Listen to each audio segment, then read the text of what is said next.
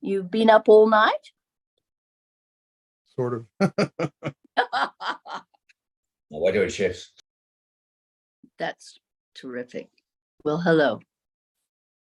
Hello. Great.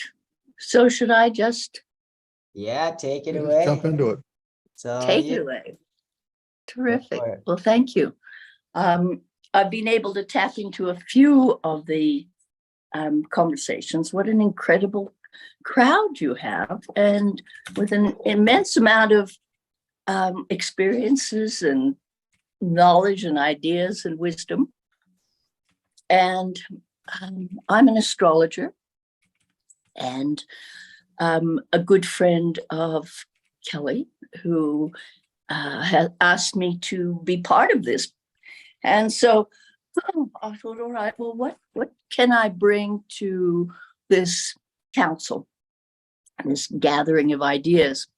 And so I went out earlier this morning and I asked for a little blessing from Venus, who is rising in the sky here where I am, obscured by cloud, which was really a hope because it is so incredibly dry here. I live in the central highlands of Mexico and a small town, and the farmers are very worried. The corn crop is suffering from the extreme lack of water. So we're excited whenever we see cloud. And then I looked over to the setting sky and I saw the moon with Jupiter very close to it.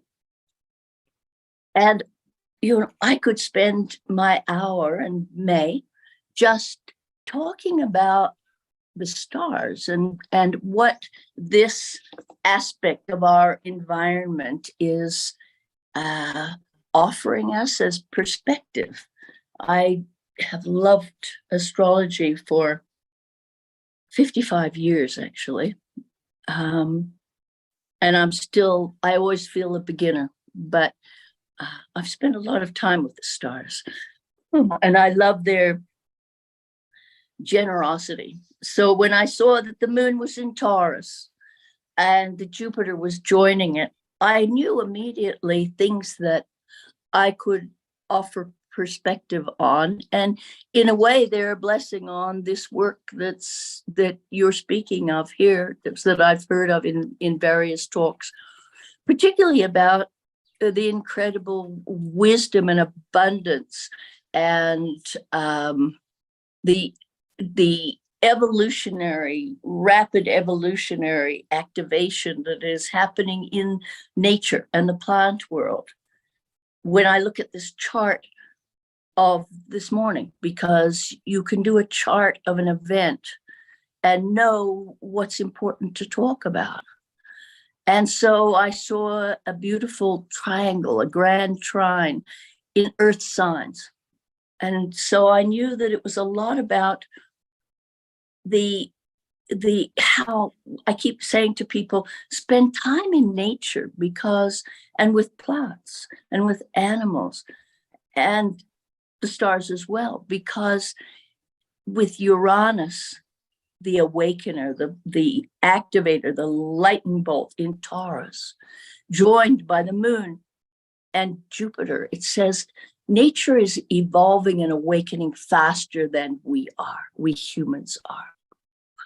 And so to spend time in nature to establish and cultivate your relationships with plants, which is clearly a strong component of many of the people who have spoken, plant friends, to spend time really feeling into the seasons and knowing how there is a progression, even if we might at times feel quite anxious and concerned about where are we going? Where's the planet going? Yesterday, I spent time with a farmer and here in this little town and talking with him about what were their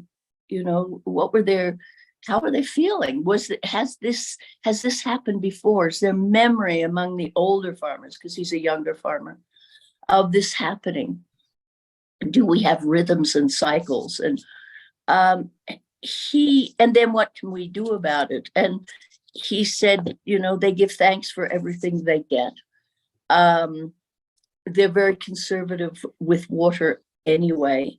Much of the water here comes from the rainfall that gathers in the mountains around me and comes down in streams and even in little pipes that they gather the water from and bring it down to the milpa, the cornfields. And I live in the middle of the cornfields. So I see this grand shrine in earth science, and I say, all right, what we need to focus upon is really how do we bring, because there's this beautiful grand shrine in earth signs. It says there are gifts from focusing on manifestation, focusing on connection, focusing also as shortly I will see over the eastern horizon here, I will see the planet Mercury will be coming up over the eastern horizon. And whatever is coming up over the eastern horizon tends to be the rudder or at the helm of the ship. And this is true if you're looking at your own astrological chart, or if you're looking at a chart of an event and experience, a time. And so I knew that Mercury in Virgo, as part of this beautiful triangle, was really helping to focus on what in the world can I offer to this fascinating community of people, sharing some of their wildest experiences. And I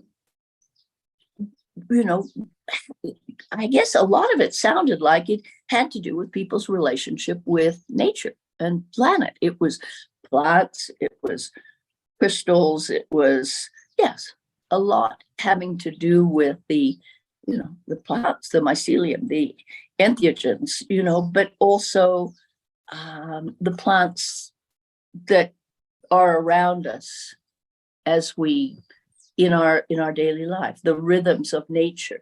Mercury in Virgo, Mercury, as it comes up over the eastern horizon, will be in the place of Mercury's joy, what we say in traditional astrology. It's so we know that the Mercury, the planet, which is the archetype of communication, the workings of the mind and the ideas, is in an earth sign. And so it's a lot about how do we bring ideas into form? How do we, Mercury having to do with communication and connection, how do we connect with nature? How do we communicate with nature, and how do we listen? So it seemed like this conference was fairly timely and quite timely. And that what could I offer would be perhaps my own application of astrology, because it's ideas brought into form. And I thought, all right, well, boy, I drew up a chart of this moment this morning. And I if I was more tech, I would pop it up on the screen. I'm just showing the few of you who are here. That a chart can be drawn and then notes placed on it. And I could be telling stories of what the stars, the perspective of the stars. I travel to the stars frequently. In my councils with people, we go on a star journey, because we're inviting the stars to give us their extraordinary perspective, because they're lofty, they're up there, they watch us, and they can see rhythms and patterns and cycles. So there's so many stories I could tell. Where do I want to start? You know, astrology is a spiritual practice. I do like telling one little bit, which is, how in the world did I get into astrology? Because it's kind of an interesting story. It came through a serious accident when I was 18 years old, on top of a holy mountain. Coming from New Zealand, my family ended up in San Francisco, California, in the early 60s. And I spent a lot of time up on a mountain, Mount Tamalpais. And one day I was up there. I had the wildest of experiences on Mount Tamalpais. You know, I heard people talking about Mount Shasta, the power places on the planets. Well, Mount Tamalpais is one of those. And one day I was up there pondering, and I was 18. And I hopped back on my little Honda motorcycle, and I went down the backside of the mountain, and I wasn't going fast enough. I hit dappled light, and not being perhaps too cautious. My front wheel went into a pretty deep pothole down the backside, and I flew over the top and managed to scrape a lot of my face, flatten my nose, scrape my face up, fracture my skull, and passed out until I woke up, and I was woken by the hissing and clicking of vultures in the tree above me, who could smell the blood. They have been allies ever since. And I kind of clambered over the edge of the road, and my bike had gone down the side, and my face was sticky. The blood was sticky. So I knew it had been a little while, and was eventually some poor person drove by and picked me up, took me to the hospital. But I laughed, and I spent the next 4 years really in an altered state of consciousness. And in that time, I met an astrologer who was a closet astrologer at that time. He was a teacher at university, and he was also a physicist, and he was doing a project. And I went back to school. I was studying to be a cultural anthropologist. I went back to school, and I couldn't think. The words would jump up and down on the page. You know, I couldn't function very well. And he suggested to me that I come and work with him on a project that he was working on, and he just needed somebody there, really. I didn't have to do a whole lot. And he was doing a work on the, as a physicist, on the proof of planetary influence from a physicist's level on life here on Earth. And I became an astrologer. It's, you know, I have holes in my head from the fracture, and the gods and the stars can speak through the holes perhaps more readily. It's an interesting thought. It's definitely part of traditions. I know the Sami in Northern Europe, the Sami shamans actually drill holes in their heads, and there's ancient skulls found with holes drilled, very intentionally drilled in the heads. And explanation was that not only did it let the bad spirits out, but it allowed the gods to speak to you directly. So I take some comfort from that. So yes. So what could I share? You know, the the planets, how they provide the coordinates for our lives, how they give us orientation. They're based on the four elements of fire, earth, air, and water. And when I look at this chart of today, I note that it's very, very high in earth. So what do we do with this? We look for the tools. We look for how can we structure and kind of draw our imaginations, our experiences. How can we bring them into form? How can we take them more seriously? So I looked at, it was kind of great. I know that I can talk astrology for quite a while, and it's interesting to see who can stay in here long enough. It's like I speak a language. But let me give you a few little bits of that might be interesting. I pray to the stars.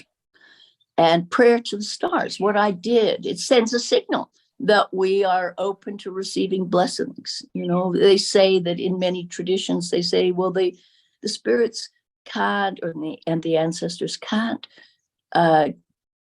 participate. They can't join unless you give them permission. And so prayer to the stars, as I did to Venus, I said, oh, please make me be somehow, make my, it's in Leo, and it make me shine so that I can offer something, so that people see, well, this woman has gotten a lot from this joy that she has. So I pray to the stars, and I pray before I take action. So I asked of Venus, and then I looked over there at the moon next to Jupiter. It was so beautiful, this still full moon with the planet Jupiter very, very close to it.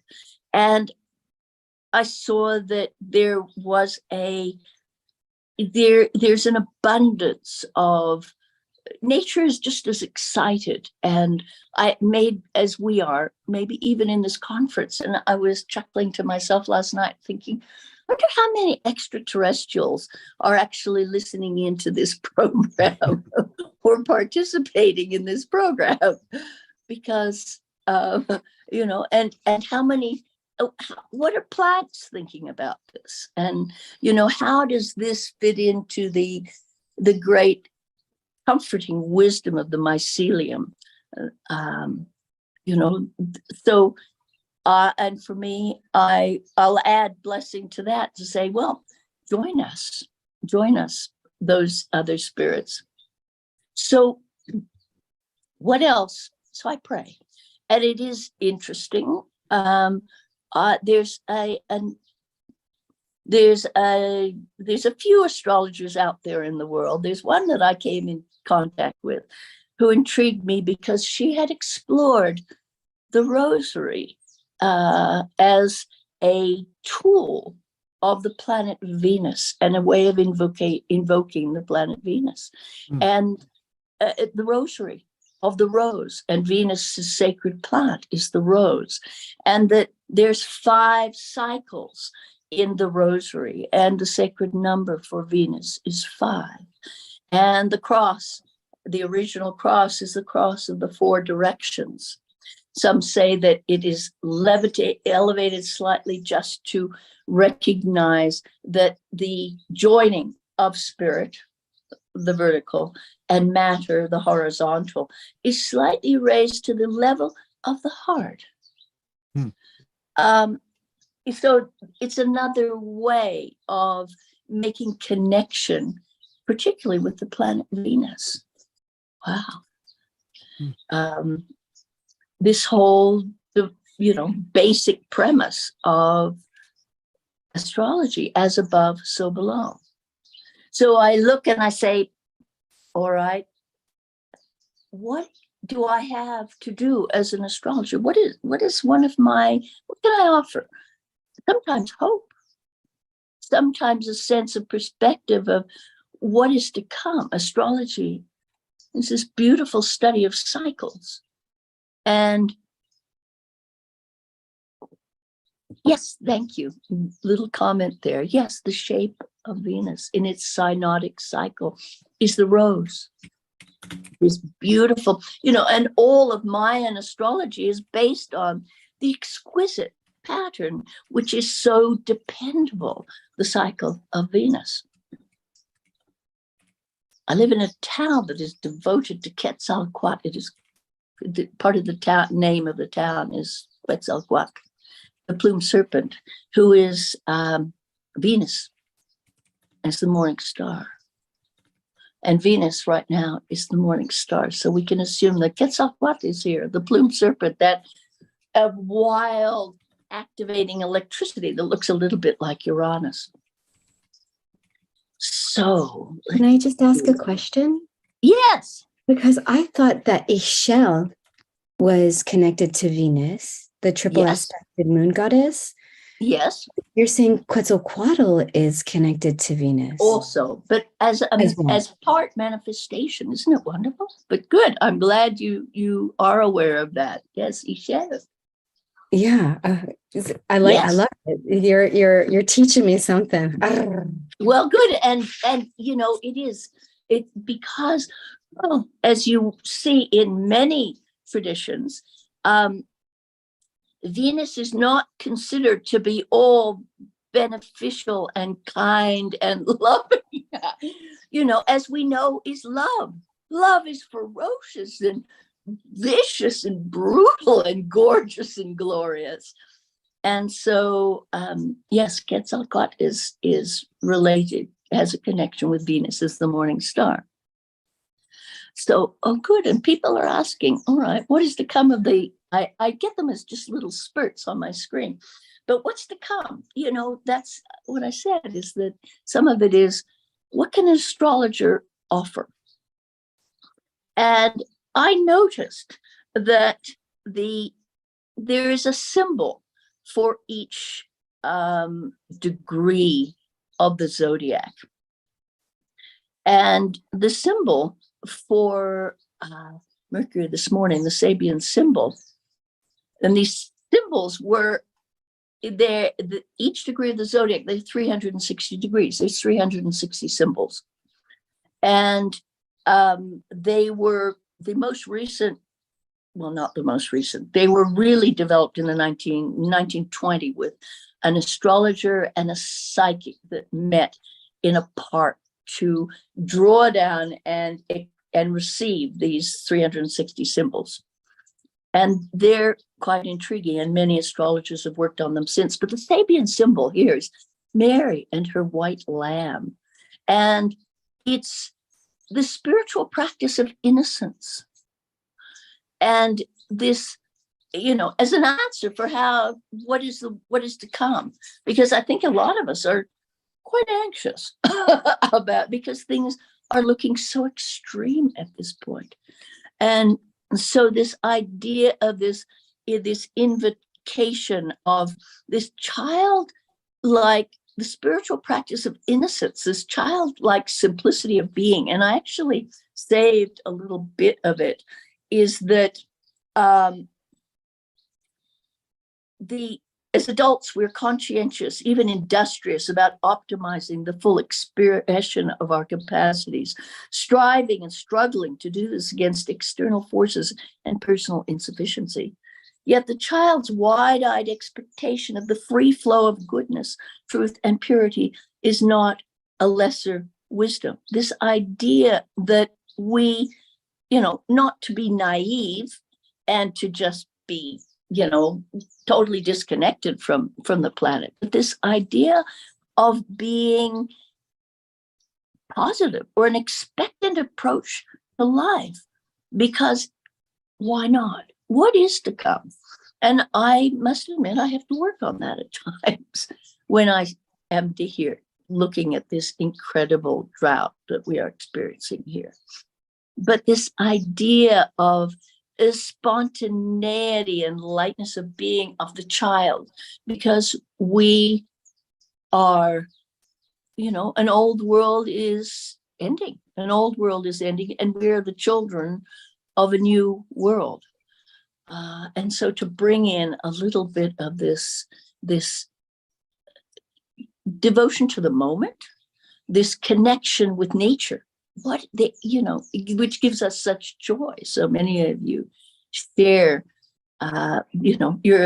your passion for these, for these relationships with plants. I love to ask people, do you have a best plant friend? And my best plant friend is Artemisia. And she's around everywhere, but she has been such a gift to my life, such an incredible gift to my life. And I enjoy her presence in many, many ways. And what's great is there's so many forms of Artemisia in so many places. And I hesitate going off into another story of how I met her. But we all discovered that plants have been talking to us for a very long time. I like to ask people too, is not only do you have a best plant friend that you spend time with, and how do you cultivate that relationship? But also, well, what was the first plant that you ever remember? And what was the first plant you had a relationship with or that you noticed? And in mine, I remembered a wonderful, eccentric old man who gave me a bleeding heart in a little pot when I was, I think it was about 7. 7's such a powerful age in your life. And I didn't think about it until later, but when I went through naturopathic college in New Zealand, two of my great joys were studying homeopathic medicine and flower essences and herbalism, but herbalism, homeopathics, flower essences. And bleeding heart is a fabulous plant for restoring the thrum to the drum of your heart when it has been battered and beaten.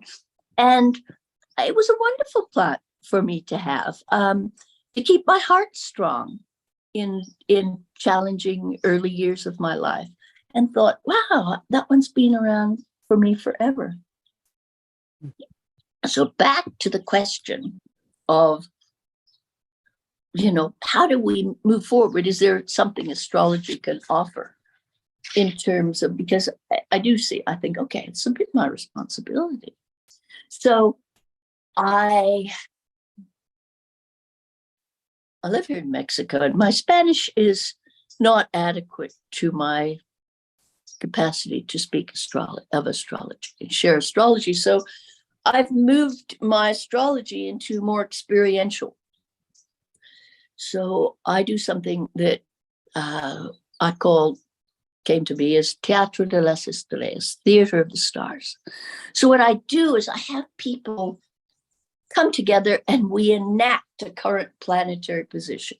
So here we are, and we're enacting Venus coming up over in Leo, coming and blessing us as she rises and disappears into the day sky.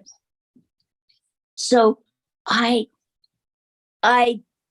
have, not only from my previous work as, really astrological theater, as very similar to family constellation work, where but we had the constellations before they did. And so this idea of of actually creating the field, and trusting the field and the wisdom of the field that is spoken of in family constellation work, where you bring in the archetypes of the familial members to be able to understand, resolve, and heal. And the same thing with the stepping into the zodiac.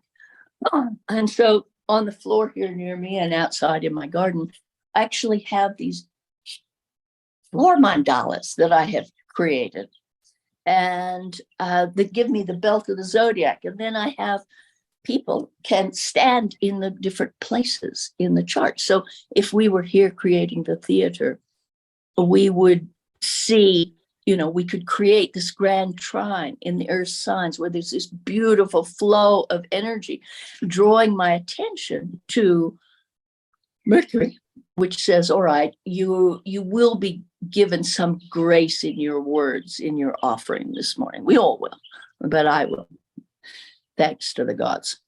And it draws my attention to the two other points of the triangle as really important for saying something about the future. The two other points are Uranus and Pluto. And these are the transpersonal planets, the universal planets. And Uranus is that lightning bolt of awakening. I like to see as light.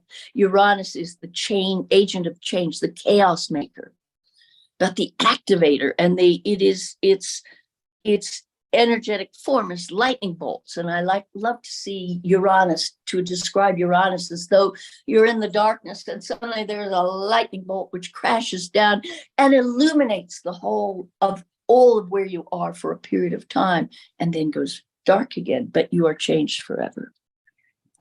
And Uranus is in Taurus, and Uranus in Taurus for another couple of years. It spends about 7 years in each sign. And when Uranus in Taurus, it's the planet of awakening, and it's in Taurus, which is the sign of earth and manifestation in the material world, and particularly the plant world.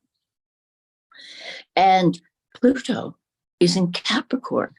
And Pluto is doing this incredible journey, which as Theater of the Stars, Teatro de las Estrellas, one of the ways we have explored this is to Pluto in Capricorn. Pluto is death and rebirth, crisis and metamorphosis. One of the images, one of the forms of Pluto is the volcano. So here we have Pluto in Capricorn, we've got volcanoes in Earth, and we've got volcanoes erupting and exploding all of the forms and structures and institutions that we have cultivated up to this point. And Pluto entered Capricorn in 2008 with the financial crisis. And then Pluto will finally leave Capricorn and enter Aquarius for the final time, because right now it's in a transition back and forth.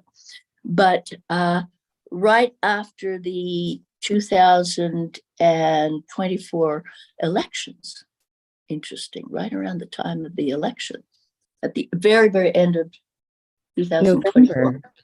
So not this year, but next year. Next year, it is going back and forth because planets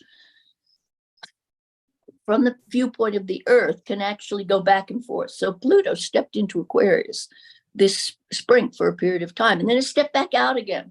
It gave us a little taste, and then it steps back in and out again, and then finally commits itself in November of 2024. So we are in the liminal field between how we celebrated as Teatro de las Estrellas a few times, Theater of the Stars, was we became two volcanoes.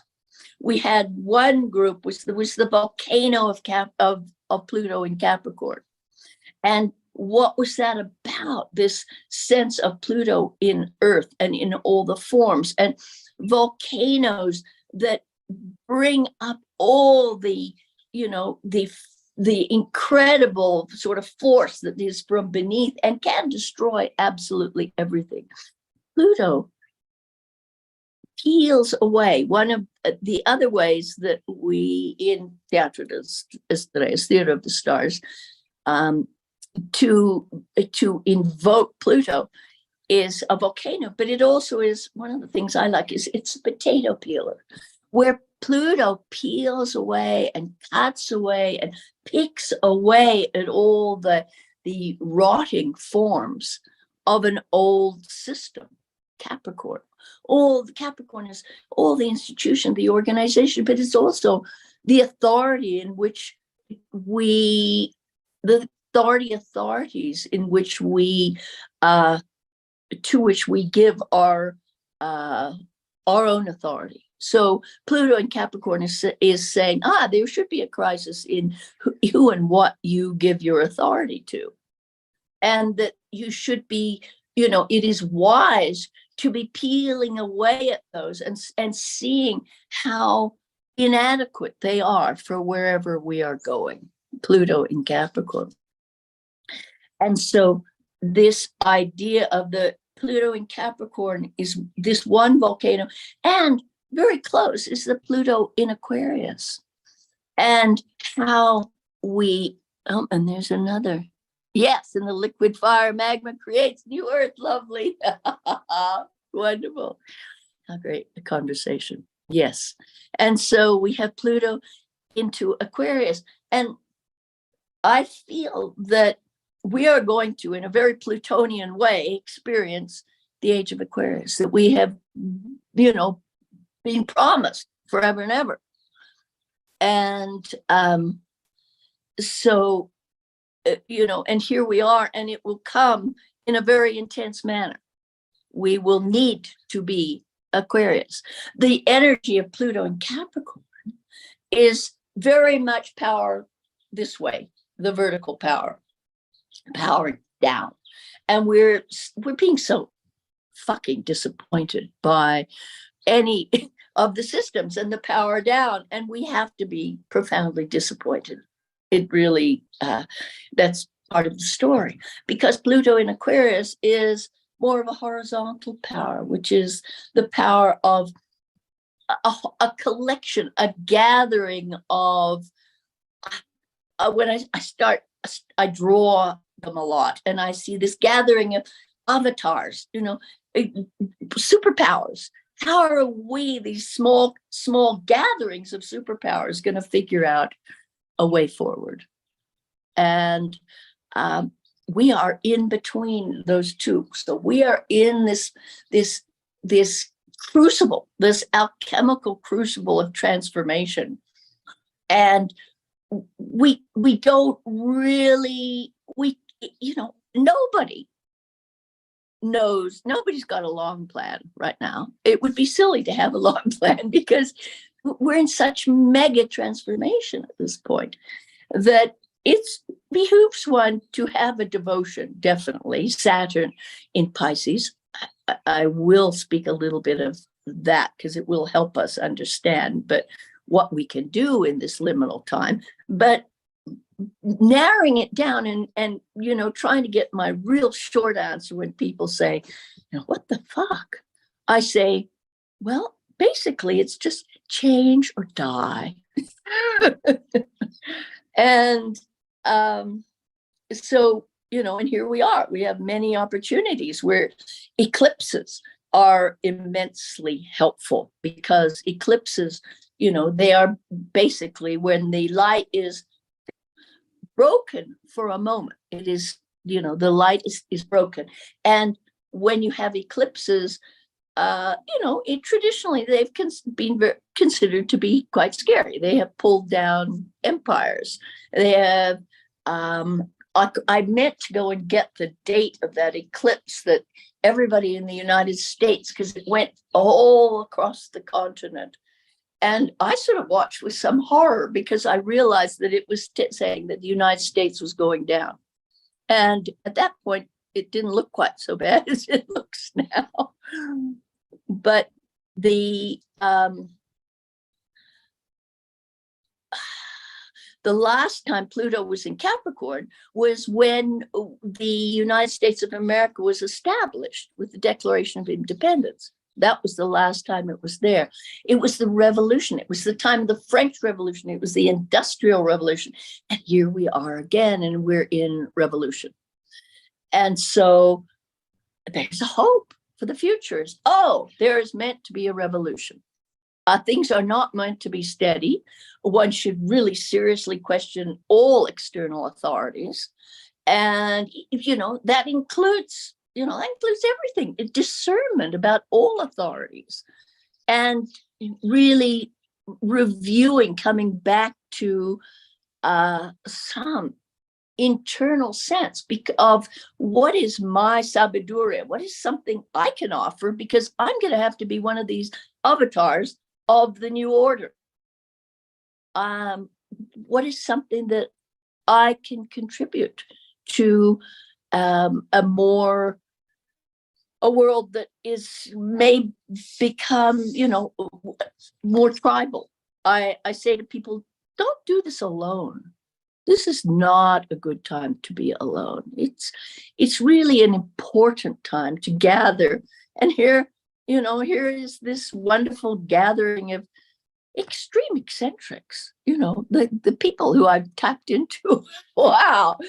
And Kelly Russell, my very good and precious friend, who helps facilitate these things and invited me. And I thought, of course, a gathering of really eccentric people who are talking about things that are completely outside the bounds, great. Because we're, with Pluto into Aquarius, says we're going to have to be very ready for a radically changed future. And we're going to have to figure it out. It's air, so it's going to have to come through connection, conversation, community. We're going to have eclipses. They're ooh, can I go there? Not yet. I can't go there, and I only have 15 more minutes, but I do want to talk about a little bit about that. But I think this Pluto into Aquarius, this is going to, there's going to be power and powerlessness experienced in these tribal, more communal, collective gatherings. Pluto, death and rebirth, crisis and metamorphosis, the great, takes us into the underworld. Pluto, that's what Pluto does. We go into the underworld and the darkness. We will have to become quite conversant at going in and out of the underworld. There's another story. Oh my gosh. And I only have 15 more minutes, so I can't go there, about journeys to and from the underworld, the inframundo here. But Pluto, when it does these incredible things, when it picks away at all the flesh on the bones, it never takes everything. It always reveals some precious pearl that is there in the core of each one of us and in the collective story. There are beautiful and essential pearls. So one of the things I do is I do Qigong every morning. And when I finish, I will go out and greet the morning sun with Qigong. And one of the practices I do has to do with the dragon that dives into the deep waters to gather the beautiful pearl and bring it up into the world with a sense of hope.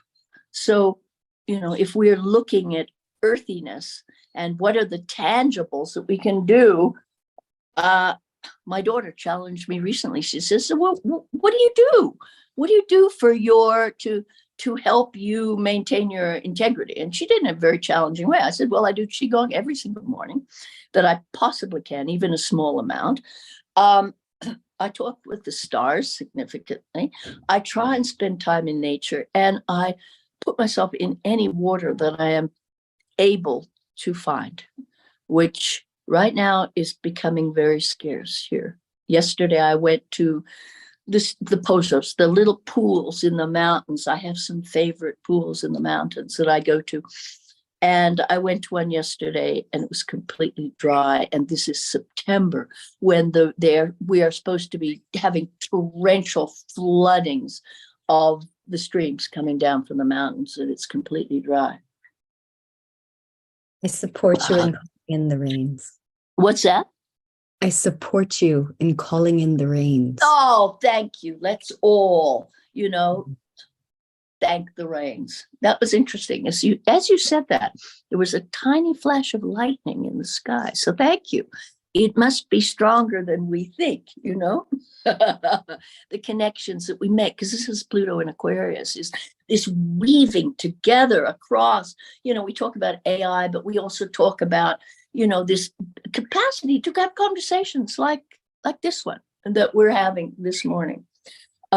So I do, yes. And I pray to the stars, and actually I was brought up Catholic. I certainly left that very early, but boy, do they have you learn by growing up a Catholic kid in New Zealand, in a very pagan Irish Catholicism. You learn, you become easy with magical ritual and ceremony. So even sometimes I just even in despair, I use the rhythm of the rosary to invoke Venus and to pray. My eye keeps being drawn to something that again brings tangible, because when we're speaking of all of this and wanting to bring down into form, we have to speak of Saturn. And Saturn is in the first degree of Pisces. Saturn is in the beginning of its 2.5-year journey through Pisces. And it is in a slow procession to meet up with Neptune, who it never exactly engages with, but it stays very close to. And Saturn is the planet of limitation and restriction, but also structure and mastery. And it's in the most nebulous, unformed, the last sign of the zodiac, the sign of Pisces, the great waters, the great dream world. And so what is Saturn telling us? Because if we can align with the stars, we can avoid disaster. And I love to share that the word disaster, disaster, means to go against the stars. And so if we align with the stars, we can avoid disaster. So Saturn is saying, Saturn's a planet of time. It says, give some time to your imagination. Give some form or structure to your art, to your the form and structure to your imagination. Is take responsibility for your imagination, because if not, it can be a very scary time, because the imagination can just go absolutely wild. So I suggest that everyone should become an artist in some way, shape, or form. And my particular art, I have to show you, is I love paper mache. And so this is one of the creatures that appeared to me when I had an experience of going into the inframundo. This one just appeared, just created itself in, and this is a great love of mine, Ishev, the rabbit. It's so beautiful. You made that? Yes, you made that? And here's another one, yes. And then this one here's another rabbit. I didn't realize, I do more than rabbits. I do way more than rabbits. But this one here was in response to my father, who said to me, you make paper mache for everybody else. He was 97 at that point. And why don't you make me one? And I said, well, what do you want? What do you need, Dad? Do you need something? Is there some, like something you need? And he said, later on the day, he said, I'm having this terrible problem with rabbits coming and eating everything in the garden. So I made him a boxing protection rabbit. And then, other rabbits have appeared. This one here is a sleeping rabbit that's part of the moon headdress that I'm making, because I'm working on headdresses for each of the planets with a small collection of students here, so that when we do our Teatro de las Estrellas, we can wear these headdresses.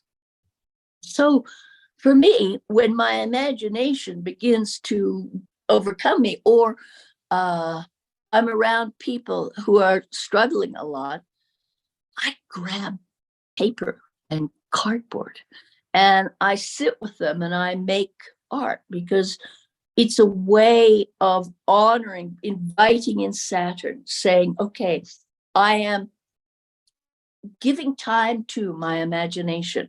I am recommitting to my imagination. And this is something we all need to be doing because Neptune in Pisces, the last sign of the zodiac, is saying there is a lot we are losing. It is the end. Said I traveled to the star. Oh gosh, these very interesting little things pop up and then they disappear, and I only get half of them. I traveled to the stars. Oh, you can, if you press the chat, so at the bottom of okay, the that's screen, right, it pops that's it right. up and then you can read it. All right. Oh my gosh, look at this. You said I traveled to the stars. Does it mean with ET? Okay, got it. Let's see. Good. Well, it's fun to see the questions and the comments. It's lovely that there's a few of you here at this very early morning. I love the early mornings. I'm an early morning person, and so I love the thought, wow, even if there's nobody there, I'm going to be able to talk about the stuff that I love so much. So Saturn in Pisces says to each one of us is find some form to your imagination. Give it something, give it some place, something tangible. Redefine, review. Saturn always wants you to redefine, review, recommit to your imagination. And so whatever that looks like, we all need to be artists, musicians, somehow find some form, because Pisces is not rational.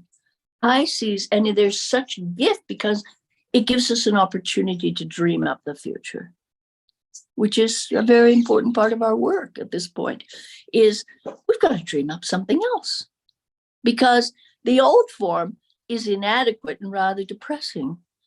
And so coming back to this idea that Mary and her white lamb, the spiritual practice of innocence, how important it is to not just, we do need to mourn and grieve. Saturn in Pisces joining with Neptune says, it is very useful and valid to mourn and grieve, to release, to let go, because we're making space.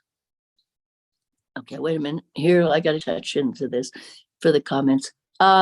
We need to make space for a future. And so if we mourn and grieve and we release and we let go, we are making space for something else. Okay, so, and then very briefly, the eclipses. What we're seeing right now, eclipses always align with the nodes of the moon. And we're in a transitional phase where we are getting not only the old nodes, the Taurus Scorpio, but we're also getting the Aries Libra. So we're sort of in transition. The eclipses are useful because they give us an opportunity to break patterns. They break the light between the sun, the earth, and the moon. And they tie in with the nodes of the moon. And the nodes of the moon have moved into Aries Libra. The north node of the moon is in Aries. And that's like an arrow that points us forward and says, we are all going to have to be wild, courageous pioneers. That it is, we have to own our own Mars, the ruler of Aries, because if we don't, and Mars is our warrior selves, our courageous, adventurous pioneers. It's the fool in the tarot. So we all need to be that. And these eclipses are helping us because they're helping us break some of the old patterns. And in that process, they break open possibility because they break the existing forms. And you can have these moments of illumination. So we've got an eclipse on on October the 14th at 21 degrees Libra, solar eclipse. And then we have a lunar eclipse on October the 28th at 5 degrees of Taurus. So we're not only getting the new cycle activated, but we're getting some help and invitation for clearing away the last bits and pieces of what's been holding us back. And so in an eclipse, to catch, even some point in the 24 hours of an eclipse, because some we get to see and some we don't. This October 14th one, there's a gathering of astrologers and archaeologists, astroarchaeologists. If anyone is interested down here, the problem is you would have to come here to the mountains of Mexico. I have a Come quick to question this for you. Hmm? I have a quick question for you. Yes. I Okay. discovered rather late in life that I'm not really sure what day I was born. And it's kind of a weird Yeah. happenstance. What happened is I was in 2009, I was in Harrisburg, Pennsylvania. I was born in Pennsylvania. I know that much. And I was a home birth, right? Back then they didn't have necessarily a hospital birth. The upshot of all this is that my birth certificate really isn't a birth certificate. It's a certificate of live birth or something like affidavit of live birth. And the time of the date is suspicious for a lot of reasons. Okay. So when I went ahead and looked at it, and it took a while for them to retrieve this information, I'm kind of suspect as to what the actual birth date is. How does that affect an astrological reading, do you think? Well, there are a number of techniques called rectification where it's possible to, through gathering a series of events in your life and watching the dominant configurations, to get to possibly get that day and that moment. It is a big work, I will admit. Some people use pendulums, intuition. Some people just have a feeling that I was born at this time. And sometimes those are accurate. Unfortunately, perhaps some of the details are just not going to be available to you as easily. But of course, I will say that, it is wise to put question into just about anybody's birth time, because who's watching the clock when you're born anyway? I made sure We may be that talking as much as a month, though.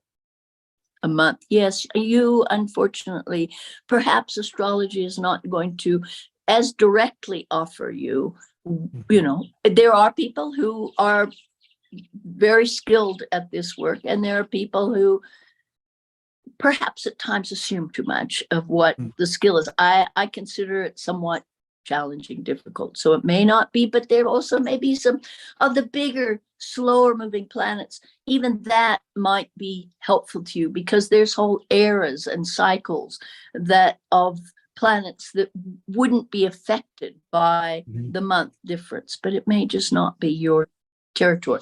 Now, I know that I need to finish because it's 7, and I just wanted to again, to this sense. Gretchen, our next moderator is running a few minutes late, so you're welcome to run over until she Okay, I'll just give it just a tiny little bit more. Thank you very much.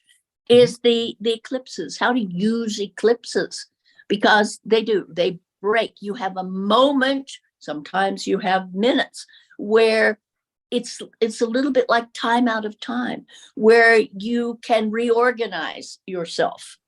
And, eclipses break old patterns. And we've seen, the fall of empires. We've seen, extraordinary changes happen.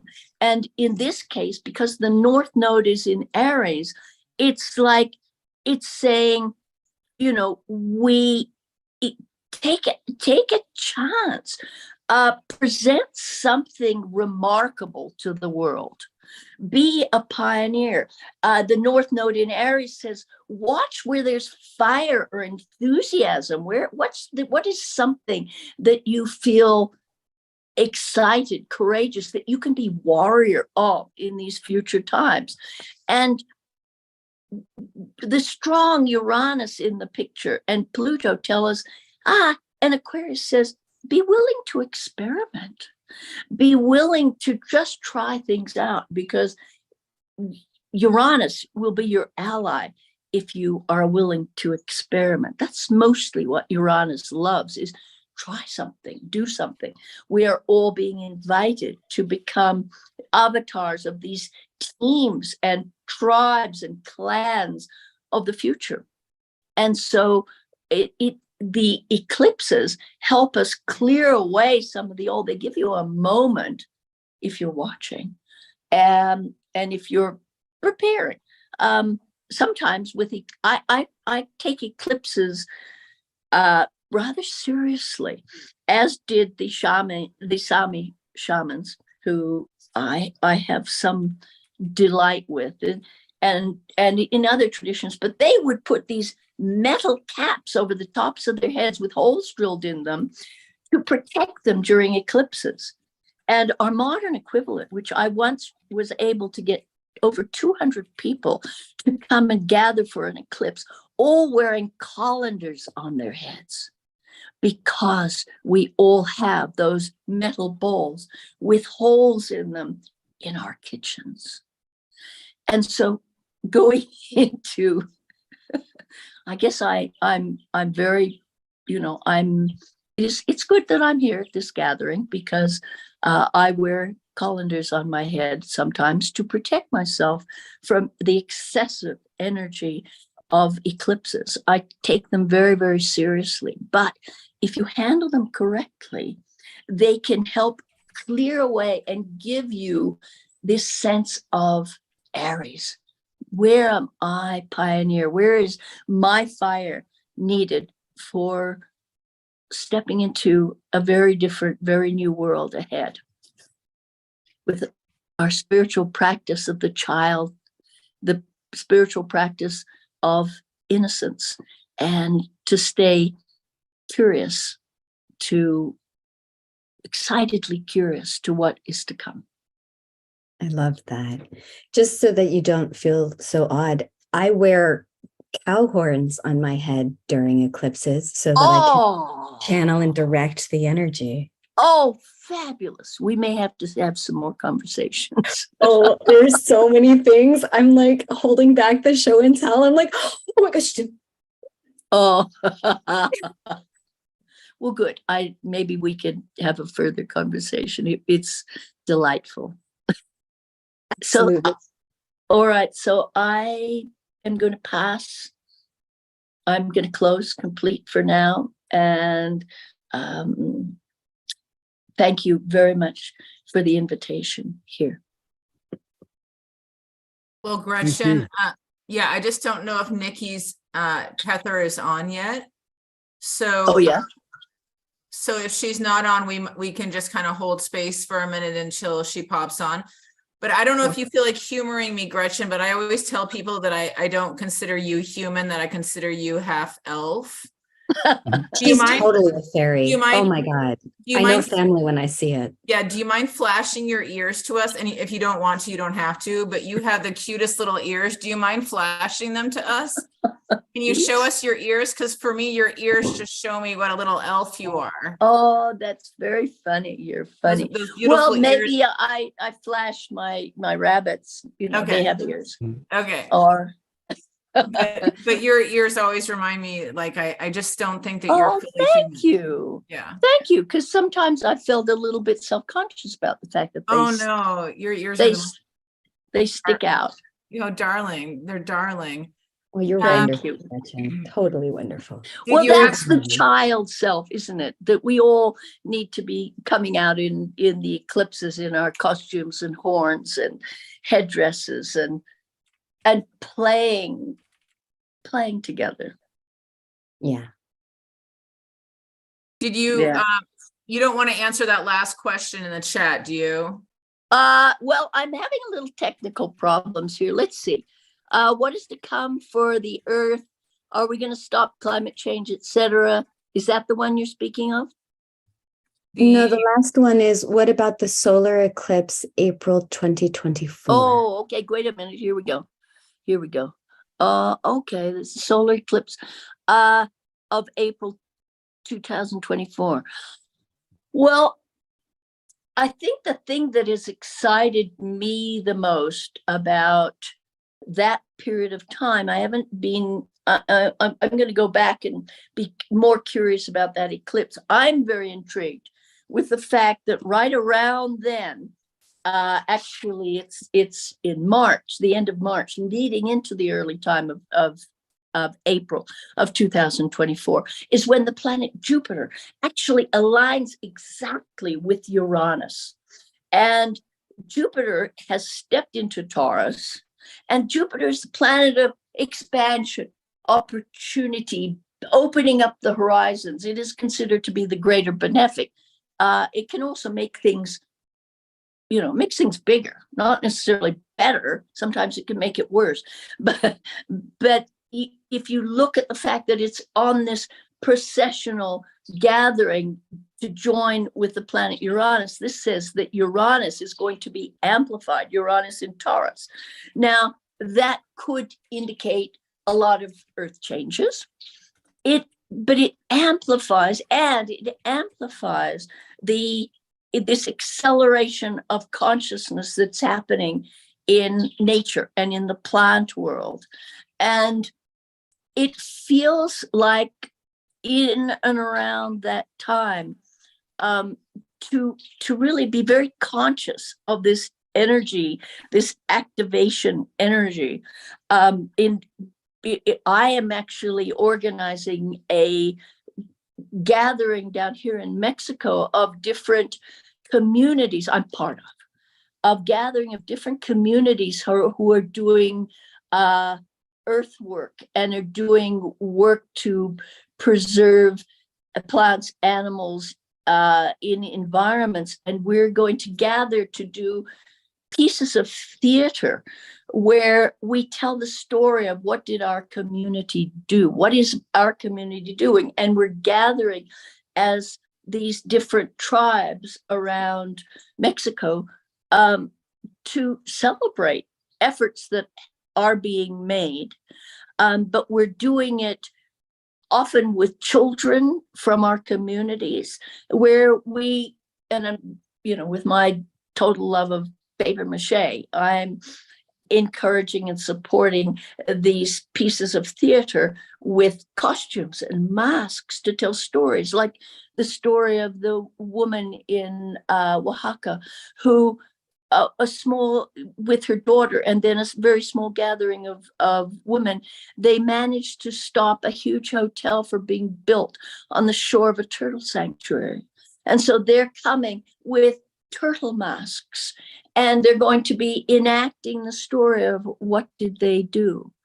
So I guess the best answer for my eclipse question of April 2024 at this point would be another opportunity to break through, to find that courageous part of ourselves, the courageous Aries pioneer in a new world, and to do so as a curious, innocent child.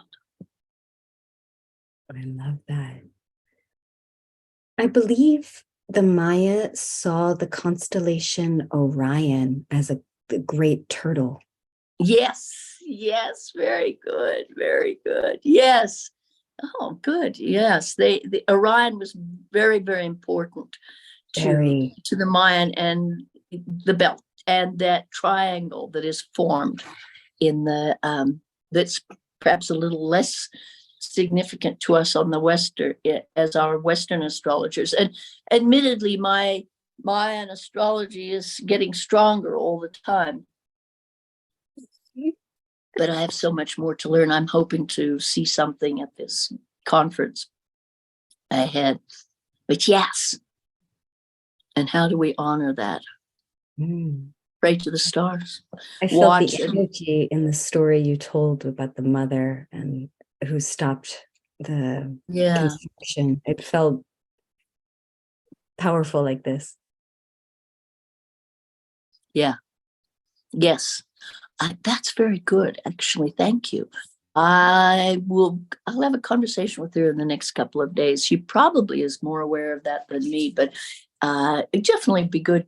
It gives me an opportunity to reconnect with her and see how it's going, because she's an extraordinary force that I met when I was at quite a fabulous gathering down in Oaxaca a month ago, where we Amazing. did a lot of Teatro de las Estrellas. Wow. I love the work that you do. It's so sacred and aligned with the ancient ways. I so celebrate you. Well, Thank you. thank you. Thank you so much. I love seeing, the younger ones. It gets very exciting to hear, what you're doing, so I'd love to hear some more. So perhaps, I don't know, we have a couple of minutes. Do you want to share something? You've tossed in a lot of juicy little pieces, and you'd go out and you celebrate the eclipses with horns and antlers. So Gretchen, I just wanted to say that for some people, they don't understand that astrology was used from ancient times to guide people, like you said, avoid disaster, like Yes. to guide wars, to guide financial decisions, to guide marriages, to guide contracts.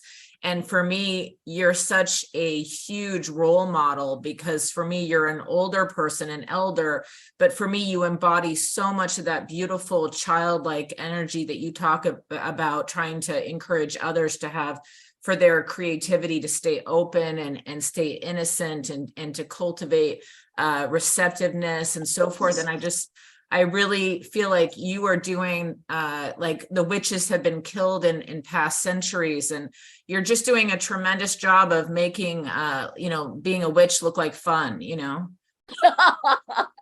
fabulous. Thank you. Thank you. I think, it's a good protection. And I will say, with Saturn joining with Neptune in Pisces, all of our etheric energetic fields are, the boundaries are dissolving. We are connecting with each other so much more profoundly than we have in a very, very long time. So along with this, giving form to your imagination, it's also very helpful to put some devotion into strengthening your own energetic field so that you can hold up. I do one practice every morning where I kind of stroke my aura with my fingertips. One of the things that I do when I do my morning devotions, and sometimes when I just feel overwhelmed, I just stroke the edges of my aura and feel a little bit of light in them, so that I can cope with what we're all experiencing, which is the dissolution of boundaries, so that we are more in the collective oceans, fields, and rivers. And we do need to stay afloat, don't we? So not, Saturn, this is always a good idea to bring in discernment of, how much can I handle? And Saturn in Pisces also says there is value in being alone in nature as well. And yet I said, don't be alone. So be alone with plants, be alone with rocks and trees, and make your connections with where you are. Okay, so Gether, I hand it on to you. Thank you. Thank you, Gretchen. Okay. Peace and blessings. Welcome, Peace. Heather. Peace. Thank you. Peace and blessings. Thank you for being Grace. And Gretchen, I will say that the small bit that I heard is exactly it, as usual, the 24-hour flow that Leo holds space for. It's flowing right into that. Oh, very good. Yeah, it's flowing right into that. Absolutely. So Gratitude and hello, everyone present and those who will watch this a little later. I am Keter. And grateful to be here. I wanted to share two stories that are connected, that allow us to go a little deeper into just how malleable this this illusionary existence is, just how malleable our matrix is, and matrix is what they is also called the womb. So I personally, I have had what one would call mystical experiences throughout my entire existence in this vessel. I have memories of many other lives. I connect and speak to my other lives, or rather, I lend skills from these other lives. I have skill sets of being able to sit with someone so that they can also travel to experience their other iterations of themselves and tap in. When I was a child, I was very, very depressed. At 5 years old, I would sit in the closet and I would see, the best way I can describe it was that there were visual representations of a dream within a dream within a dream within a dream. And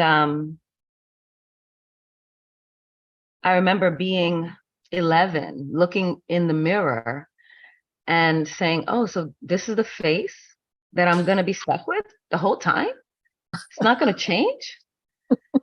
And you know, thinking back to it, you know, from this perspective, this now, I always, you know, thought to myself, well, why would that be a thing that I would think? So I'm going to I'm also going to bring us through a very physical experience so that we can learn some practical ways to tap into the malleability of this. You know, similar to Gretchen sharing about how she, you know, she strokes her auric field. We're going to tap into that subtle body and then go into the meditative state. We're going to go into the theta state, and that theta state is going to assist us in the reprogramming of the technology that we call body. So before I do that, I want to share this with, let me see if I can, I'm going to share this with my phone. So it should come through. All right, here we go.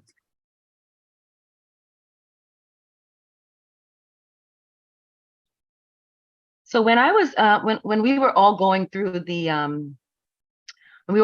pandemic, I know that it was a very great sit down. And in that sit down, what happened was it allowed for many vessels to tap into the same frequency, to tap into the same vibration, the entire world. Now, when a vessel is able to tap into the same frequency, many of the same vessels into the same frequency, what happens is you create a gravitational force. You create a gravitational force for the frequency that you're carrying. So think about how quickly it took for everyone to start wearing masks. Yes, the mandates went out and all of that, but then we all started to tap into a global culture of things. So my lifestyle, I was always living like the like the pandemic was happening. I was working from home. I chose my time. And one of the things that happened during the pandemic was I was in a great deal of pain. I was in a great deal of pain. I want to make sure y'all can see this. I was in a great deal of pain, and I had to sit. I know, put it this way. Here we Yeah, we go. can see this. You can We can see it? see, we can see it on the screen. Yes. Okay, thank you so much. Wonderful, wonderful. So while we were moving through the sameness, much of the sameness, and we tapped into this gravitational force, my experience was I started to experience time jumps while I was sitting in the same space. I started to see many ways. When everyone was sort of panicking, I would go out to a tree, I would tap the tree and listen. And I'm like, yo, are we in really grave danger? And the tree told me it's going to be very anticlimactic. You'll be fine. And I'm like, oh, okay. So also what happened during that time, for 2 weeks straight, I could not sleep at night. I was on my belly, and I have this exercise that I'll show you all as well. And I sat with my notebook, or rather I laid down with my notebook and my pen, and on my belly, like writing just kept coming out of me. And I was exhausted and I wanted to sleep so badly, but the channels kept coming through. Not only did the channels come through at night, but then in the daytime, I was in great pain. And I couldn't sleep. It was just pain. So I want to share with you some of what came through those channels, and a lot came through. And it started out saying there is another way to understand, an easier way to understand our existence, but it requires putting down what you already know. This is what the writing said. And then it gave me these 4 pillars. The first is to understand I am infinite. Therefore, everything already exists. And if everything already exists, manifestation or creation as an experience, one is having observation of what already is. As in, if it already exists, that means all you have to do is observe what's already there. And of course, in my work, I'm also a sexologist, but because of all the other labels and all the other studies, because I'm such an interdisciplinarian, I have now taken on the term intimate alchemist, the intimacy of the body, the intimacy of the world our loved ones, and the intimacy of the world that we create. Because the greater the intimacy, the greater the navigation. So I will continue. In understanding that life force energy, sexual energy, when you have more of it, it bridges your imagination to your physical plane. Now, your imagination is really, your imagination is just realms, y'all. It's just different realms that already exist. And dimensions are just aspects of sight. It's just aspects of sight. So as in dimension, right? So the measurement of. So how large does that aperture get for your observation? And the more life force energy you have, the more you can anchor the physical sight that you are looking to encounter. So I am infinite and everything already exists. The second is observation is consent to matter. So the you that has a relationship with the body, the you that has the ability to monitor your thoughts is the observer. And since everything already exists, profound, embodied, aroused observation of a thought, an idea, a sensation will bring it into matter realization. You consent things to matter. It's not just, oh my God, I want it. Oh my God, I'm going to imagine, I'm going to feel this car. But rather, it's also the gossip that you might partake in. It's also the relationships that you entertain. It's also the word is egregore. The word is egregore. So take a moment to look it up. But egregore, as in, it's a collective of vessels sharing a thought brings life to a thing. Okay. So your businesses, you know, when you date your business, your business begins to grow. The government, we gave life to the government, right? So I want to give you practical things that you're already experiencing, but understand that when your imagination begins to travel a little further, you can anchor other things. And we are currently in the space, as Gretchen mentioned, you know, our star constellations and where our planets are right now. Y'all, this is a very special time. This is a very special time, and we are anchoring New Earth. So I encourage you to be mindful of your thoughts. The third is the mirror principle. All that is observed is the essence of I am. A mirrored reflection of what is I am.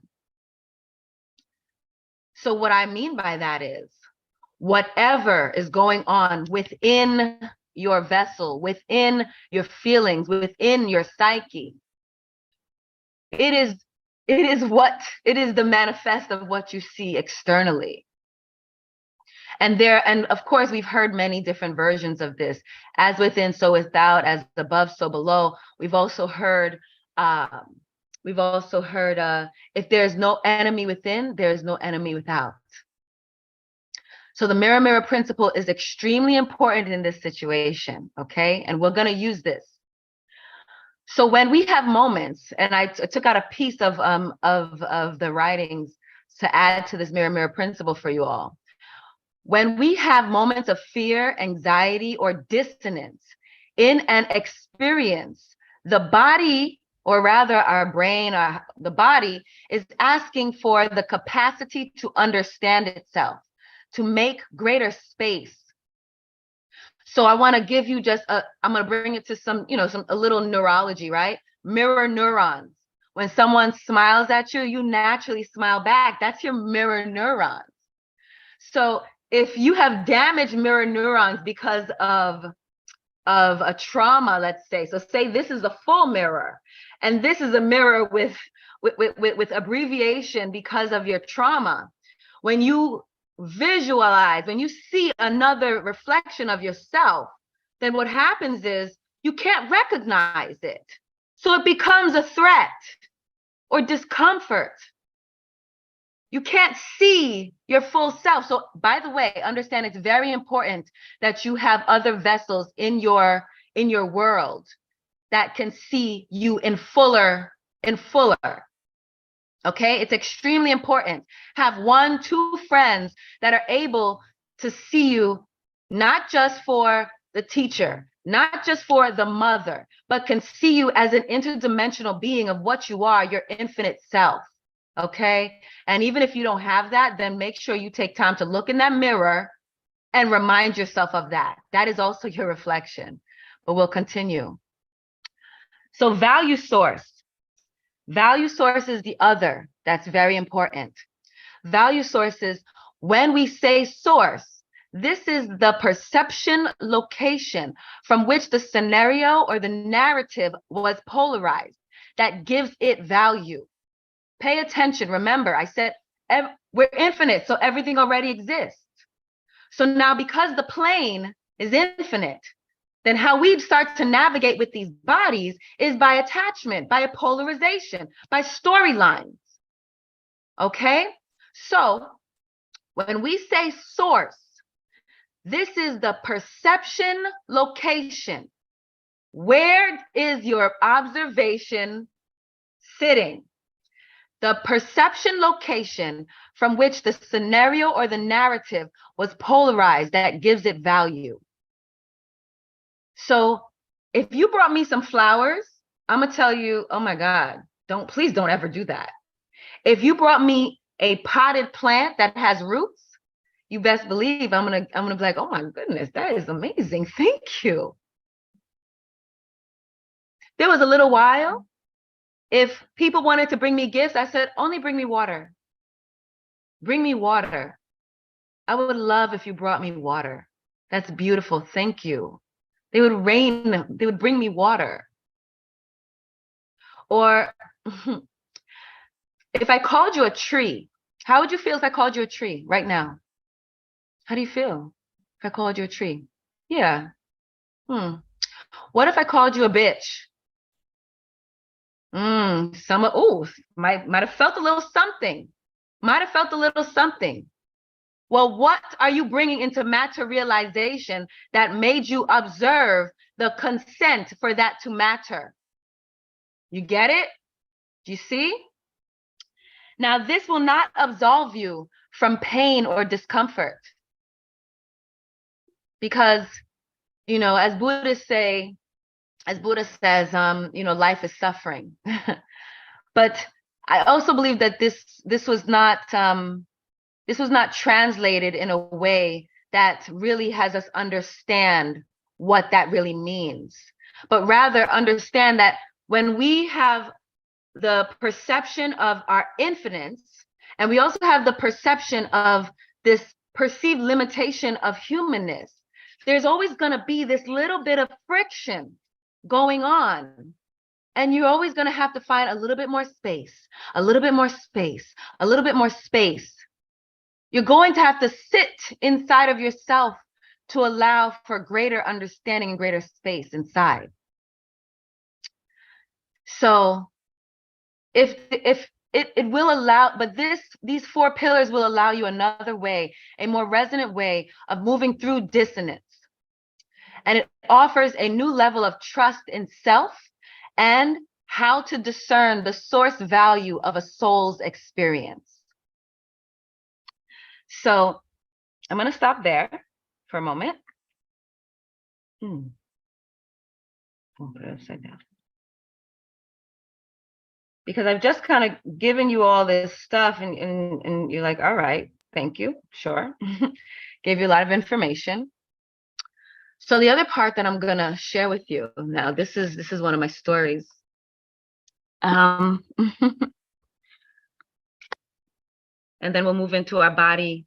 We'll move into our own magical experiences that you can do at home.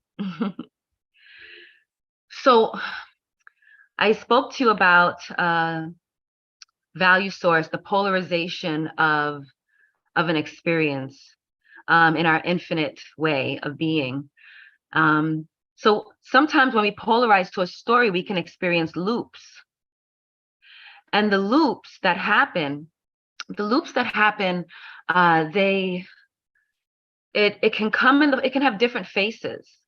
Think about, you might choose new lovers, but you're experiencing the same thing. Or everywhere you go, you might experience some kind of racism, some kind of ageism. What's the thing that really pokes you? What's the thing that really gets you? So as a sexologist, consent is a very big deal for me. And of course, if consent is the conversation, then so is understanding predatorial behavior. And in understanding predatorial behavior, our statistics in this field, 90% of violations happen by people that we know and love, people we sleep next to, our family members, our fathers, our uncles, our daughters, our sisters. So that predatorial energy, the egregore of that energy is very, it's very insidious. So this isn't something as simple as I'm manifesting a car. Oh, now I can get rid of that car. But now that manifest is a first rejection of self. So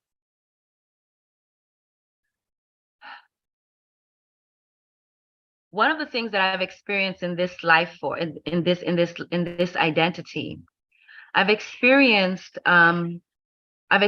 lovers transition, primary lovers in particular. Whenever I got to a place where, and it's multiple primary lovers. So so of course, the human in me was like, oh my gosh, like, am I a black widow, they call it, like what's going on? And not only do those lovers transition, but then there were some lovers, well, two lovers in particular that they had a perceived, in the old paradigm that we're putting down, a perceived mental break. And so obviously this loop got a little annoying, to say the least. And it would always happen right when I would be fully like in it, like feeling my fullest expression of love, like, oh my God, like, so, and when you're in that field, if some of you all have seen some of my other shares, when you compare the brain mechanisms of orgasm and meditation, that oxytocin that brings the trust hormones out, the gamma, the theta, the gamma waves, the theta waves, the alpha waves, it brings my brain waves into my brain waves bring my body into alignment with the planet's heartbeat. Okay, so that's where all of the reprogramming really begins. That's when you can really travel, because none of the limitations are there, because your body is responding to love, one of the highest frequencies. Love, orgasm, these are high frequencies that the body can understand when you are in that aroused state, that aroused observation. So I was in the observation of divine love, and it reflected in my world. Think about when you feel in love. And then I'll give you one example of what happened, just so you can get a feel of every time it broke for me. I was very excited. I was living in Baltimore at the time. Life was great. I was getting ready to rent an island so that I can give an experience to some of my community. And I was chatting about it, with my lover in the kitchen. I was like, yeah, oh my gosh, this is fantastic. Oh my God, this is what we're gonna do. We get to be nude without anyone getting involved, and we can be free. And and he was listening, and he was kind of playing with a knife in the sink. And then I took the food that we were cooking together. I brought it out into the living area, and he came out. He's hyperventilating. I'm like, what is going on? What's happening? What's wrong? And he says, these voices are telling me that I should kill you and me. And so I felt a wave of calm come upon me. And I sat down and I said, but that's not true. You don't have to listen to those voices, right? And he's like, I don't know that. They're voices in my head. I don't know that. And I said, okay. I said, well, do you think that you should be here right now? And he's like, I'm gonna go sit in the car. I said, okay, all right, go sit in the car. And so I sat in meditation while he was in the car, and we both came to the same conclusion at the same time. I went out to the car and I said, maybe you should go to the hospital. And he said, yeah, I was thinking that. Now, I'll spare you what happened. But needless to say, he came back out a different person. And we didn't connect any longer. And, you know, Malidoma Patrice, please, I encourage you to look up his work. He talks about mental illness and how mental illness is in West is considered an illness, but if you take it back outside of this Western culture, that this is just a means of dimensional seeing, that if you don't have the grounded support in how to navigate that dimensional seeing, it can be very troublesome. And so he saw lots of healers locked up in mental institutions. Yeah. So I hope this is mystical enough for you, because again, I want to ground this, but understand this was a pattern that I was experiencing. Okay, that's the mystical part, y'all. Recognizing that every time I reached a capacity of something, of this love, that's when it started to break. That's when my reality started to break apart and the dissonance continued. So let me bring this up for you. Yeah. Thank you. Thank you, Leo. Yes, thank you. So recently, this is recently, because you know things have been flowing, and I said, I'm gonna take a little break from this love situation in the way that I was experiencing, because you know because remember, you're not changing the world, but rather your observation is shifting. So if you shift your observation to denser places, remember, your body's going to feel and experience the pain and the dissonance. So if you push your observation further than your body is willing to understand or to receive, you can hurt yourself, and you can also trigger your self-destruct button. Your self-destruct button is death, right? So you take yourself off the plane. So take my time. So all right, I got 2 more minutes before I bring us into our physical activity. So so most recently I did a retreat, or rather I call it an immersive, and I bring everyone through an understanding of how to tap into their sovereign soul. Now, this isn't a standard, okay, I just took some entheogens.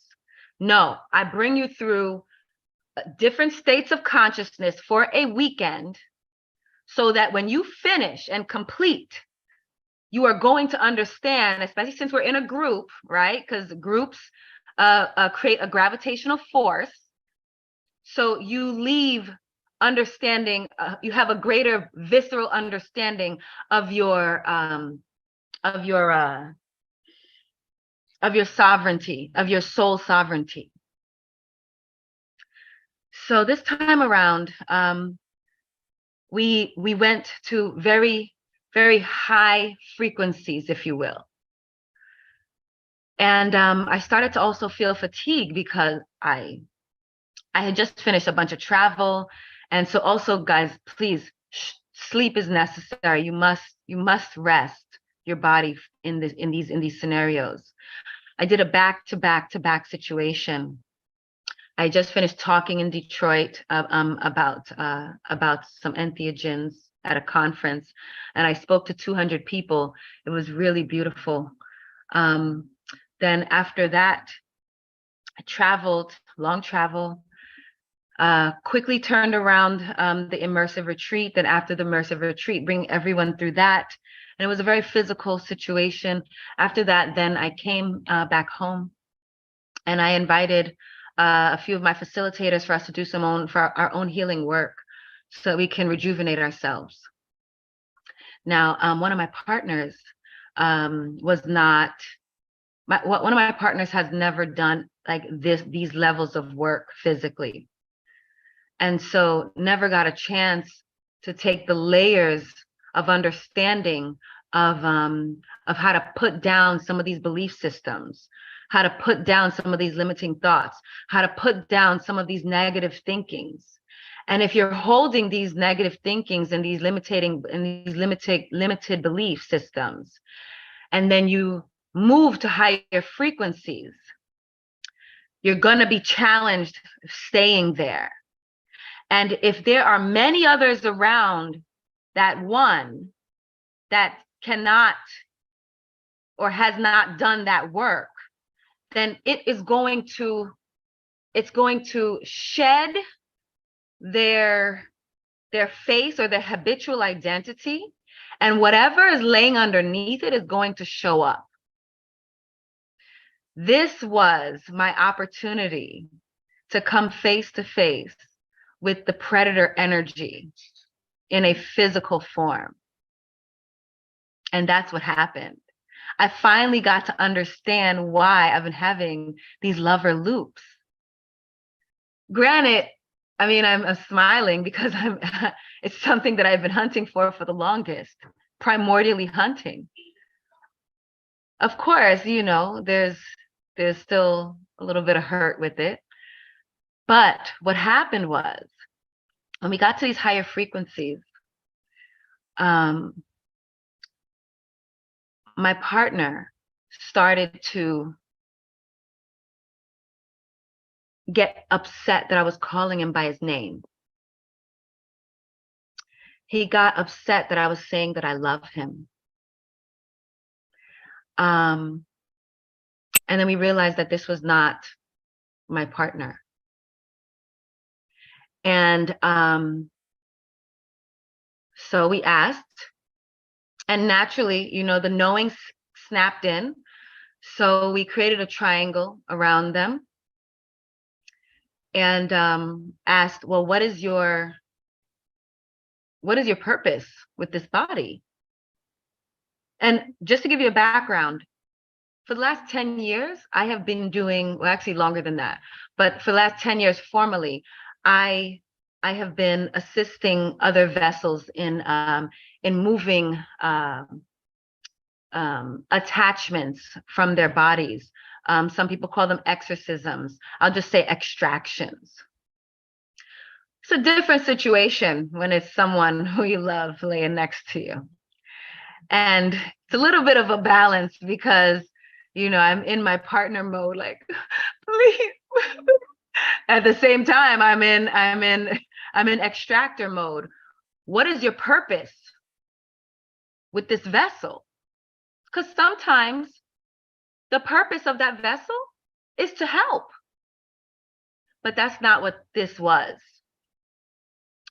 And it identified when it came in, and when it came in was not at his birth. It wasn't him. It came later. It also said that it was beyond any smoke, as in sage, beyond any sigils, beyond any of the things that you see on TV. Because it's so insidious. Of course it would be. It's well fed. It's in all of us. So, as I started to give it more love, all of the cabinets in the kitchen opened. And I just wanted my lover. And so the other two that were with me, having him in this triangle, we cultivated more of that life force energy that I showed them how. And fast forward, we were able to fracture the relationship. And as we fractured the relationship, you could see, actually, when you look at his face, you could see like part of his face kind of hung a little bit. And then the other part was still intact, but it was fractured nonetheless. And I was so happy because he was talking like him. And he was like, oh my God, I feel so good. He said, I feel like I don't suck anymore. And I don't mean suck as in this, but I mean suck the energy.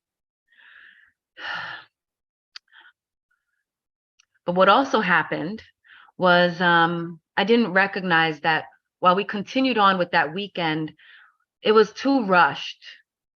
He was still purging from coffee, from habitual cannabis use, so he was still sensitive in a lot of areas. But then we went into a meditation, a sovereign soul, a supreme soul meditation, which, in that meditation, if you're not clear on navigation, you'll leave your body, which if he wasn't anchored in his body, So while we went through what we went through, he felt a disconnect. And when he felt that disconnect, I believe that is when that happened, where that disconnect then left him vulnerable once again.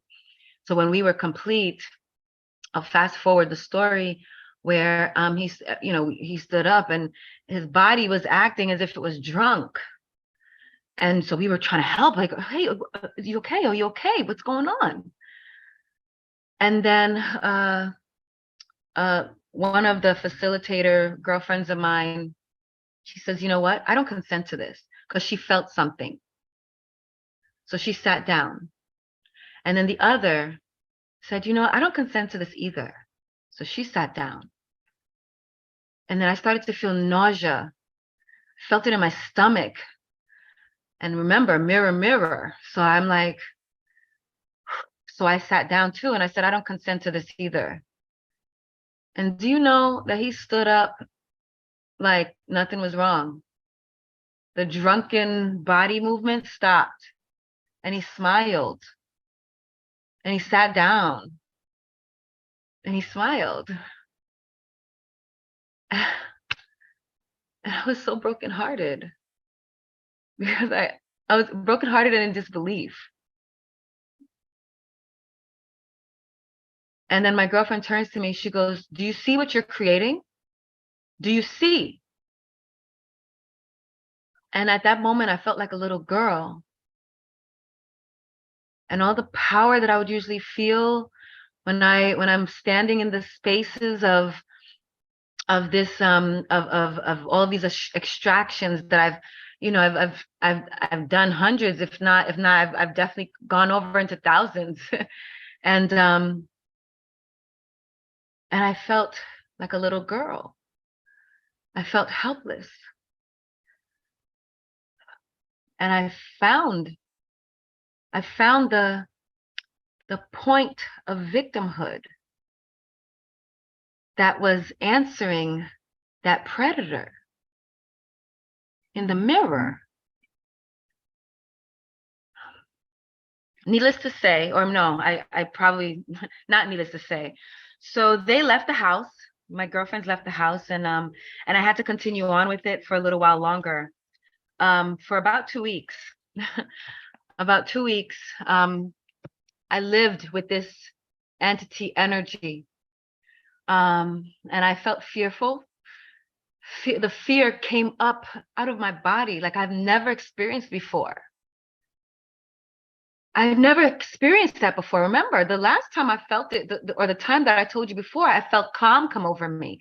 This was straight fear.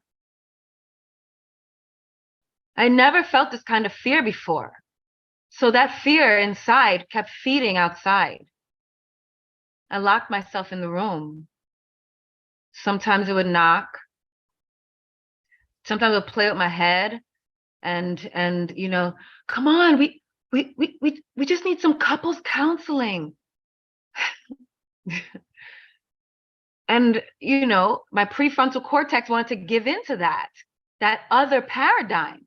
But no, I held it and I wanted to sit in the fear to understand what is happening inside. This behavior is not okay. What's happening? And so let me give you the results of this, recognizing time is going. So I was able to meet the predator. And the predator was not my partner, right? But the predator was the energy that I had been creating and putting into my part of it. It's many parts, but my part of it, I was able to meet within myself. And so the predatorial transmutation came through. Now, again, this is over 2 weeks, so I was able to work through this to really start to get understanding of it. But I'll read to you what came through.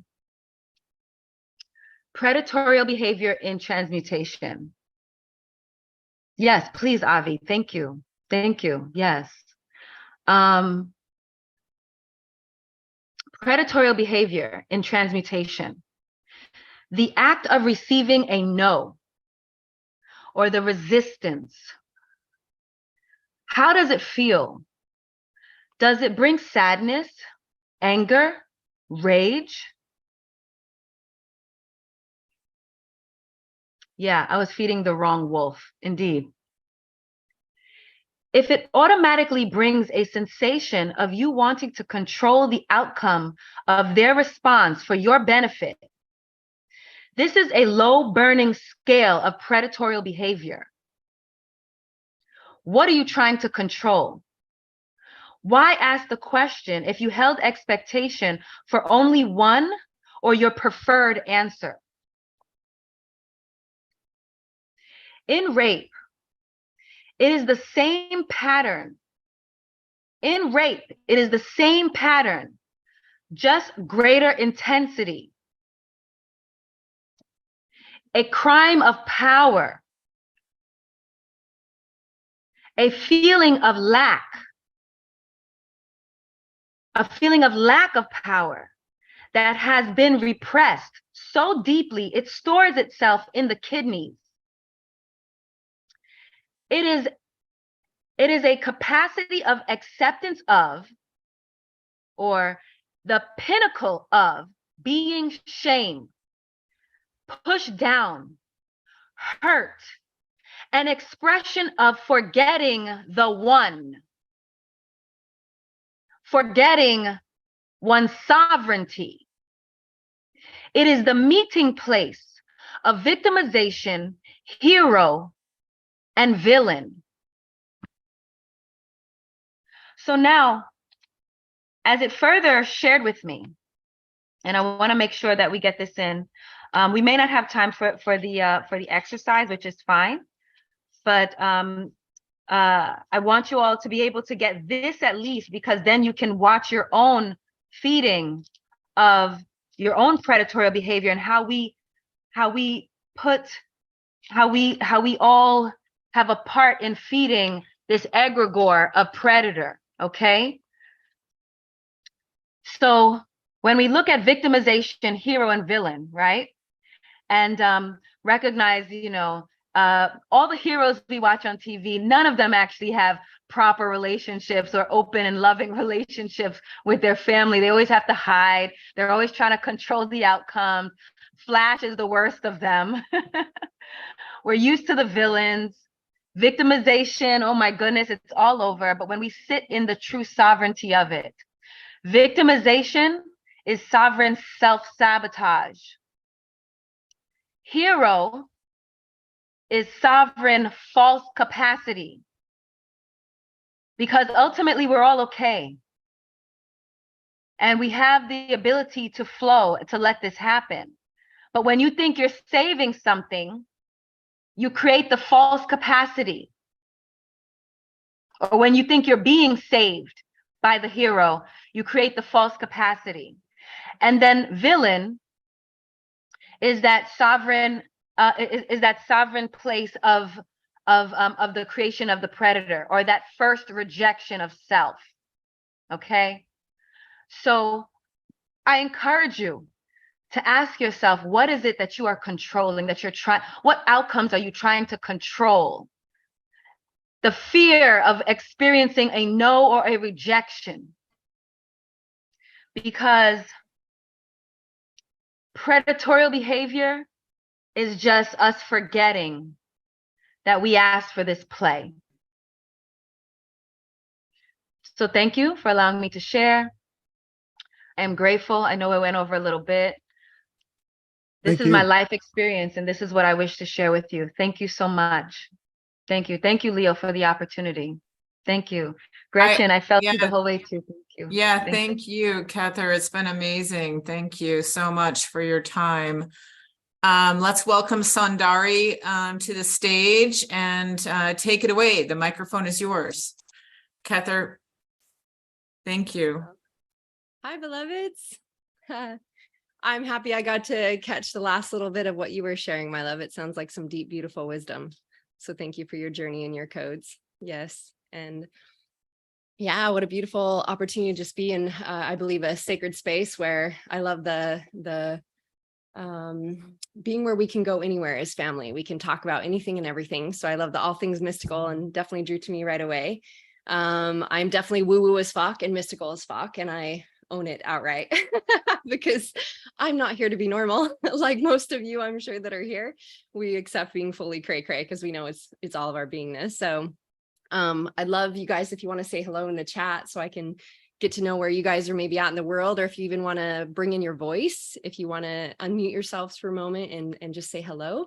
I love to bring everyone bring their essence and their frequency into the space. Hello. Hi. Good morning. Hello. Hi. Hi. Anyone else want to say hello? Peace. Hello, Yes. hello. Thank you, love. Hello, hello, hello. Steve, looks like you get to get up and venture. I took you out of your comfort seat to say I hello. switched screens and the mic button is like right in the bottom corner. You got the whole cool technical setup for you. Navigate towards Amazing. it. Hello. Yes, hello. Well, thank you, loves. I always appreciate hearing the sound, the essence that each of us bring into the space. And I think we're always intentionally exactly here and now where we chose to be as our highest selves, aligned every single moment, and who we get to convene with and reflect for. So I believe it's sacred that you guys have all chosen to be here in this moment in time. So thanks for sharing the space with me. And let's see, I like to, I'm a free being, sovereign being who just kind of goes with the flow of wherever the energy in life really calls. So I don't really, what my intention really is for here, I would say for, Leo mentioned my name, Sundari. That's actually Sanskrit, which means divine beauty, universal beauty. And it was given to me by an enlightened master in India. And when I received that name, I bawled my eyes out because my human journey, so a lot of people know me from my human name is Marcy Locke. And from my human journey, it was, there was terror in just being here, being on the planet. Like, how many of you guys have experienced knowing that you're very multidimensional and it feels challenging to feel at home here because we think home is somewhere else. And what I really want to offer through this as well is that it's just as much our journey and our calling to become embodied, to be here and now at home here in our bodies. And as earth beings, as humans in this holy human playground that we chose, as to also discover our multidimensionality, that we are either star seeds or have connections to aliens, angels, all the multidimensional, mystical, beautiful expansion of the vastness of who we are. So that name, again, was to me now reflects my journey of almost like rejecting or believing like it was for me, it was very unsafe to be seen, to be heard, to take up space, to be beautiful. And that meaning that all things, darkness and light, are all beautiful and glorious. And that's been a big part of my journey. And as I said, a lot of people also know me as Marcy Locke, so I go by the human as well, because I am very much human as fuck as well. So I'm currently in Ibiza. You guys can see this beautiful view behind me. I've been on it's beautiful, right? I know, I was so glad that I got to share this view with you. I've been on let's see, how would I call this? I've been a global citizen, Yesmatic, for probably the last 6 years. Although during COVID time, a year and a half was based in Bali. I'm actually building in Bali, the Sanctuary of Light, which is also a training center of awakening consciousness, and it's got a longevity wellness center, a retreat center, a pyramid portal activation center, a community space and living. And so my beloved and I have been on a music and medicine tour, as we also share our sound codes and transmissions and perform. And we have a retreat in the Netherlands coming up for working with plant medicines and psychedelics. And then I'll be headed back to Bali, which I've been gone for a year and 9 months since then, traveling all the world. So just a bit about, you know, my, I guess the essence, or the who I choose to be is really, I'm kind of more known as an embodied ascension mentor. I really guide people through what I call divine life mastery, living their life mastery in every aspect of their life, being to be in the remembrance of their divinity. And I do that through my online programs. I have a book, a podcast, a TV show. We have retreats around the world, working with plant medicine, psychedelics. We also do our music and sound codes transmissions. And then again, the Bali Sanctuary of Light, a lot of meditation activation products, lots of fun ways that we like to share. So there's lots of ways that I hope to continue to journey with you, beloveds, if you love to geek out on all of the fun aspects of our being. But I would say that's more of the human side. These are the human things that I do. But what I be is, I would say I connect to my avatar being not just one thing that I could connect to, but I actually see my avatar as being a Phoenix Palladian priestess. I call myself a galactic goddess, a royal alien, a multidimensional mystic, and I'm, as I said, very human as fuck. Can any of you guys relate to any of these aspects of your beingness? Yeah, and I know in the programs and things I run, people are always like, wow, there's never been any space for me to talk about all this, or to ask these kind of questions, because, or talk about, you know, experiences I have from visions or working with plant medicines or psychedelics to aliens and angels, because so many times we haven't made it normal. We haven't normalized it. So I hope that we can normalize, like coming to knowing that part of our skill set, our mastery here, is our multisensory abilities, our multisensory skill sets to tune into way more than just this human 3D thing. And I know that you guys have, sounds like with this beautiful sister that's been sharing with you before, tuning in and diving into some of these aspects and limitations that we can take on in the human 3D silliness, right? So I have been communicating with light beings and angels, ascended masters, deities, many alien species for many years. And yeah, my intention is really just to share any experiences, also answer any questions or bring any light to anything, offer any insights that I can do to support, because, you know, this is just a fun game to play together. So what I will say is that also my main desire, I guess, is that we all continue to witness that our who we truly are here to be, right? That we're multidimensional and we're human, that we're here for, I believe our soul's greatest desire is our own self-realization, is the realization of ourselves. It's not from the human perspective, which is like, oh, when I finally learn how to get down this manifestation wealth game, then I can, you know, then I'll feel safe and secure when I have enough money in my bank account, or when I can, you know, I have enough clients, or when I finally get that lovership relationship, or I get alignment and health in my body. I'm really, really, you know, that's going to give me a thing. This is such a human 3D perspective, what we think creates our happiness, again, outside of ourselves, when what I believe it is our self, our soul truly longs and desires for the knowing of our self realization. Do any of you guys resonate with that or relate to that? Yeah. So let's see. I would say that I mean one of the things I think I get asked a lot because of the skill sets, the multidimensional, multisensory skill sets that I've acquired,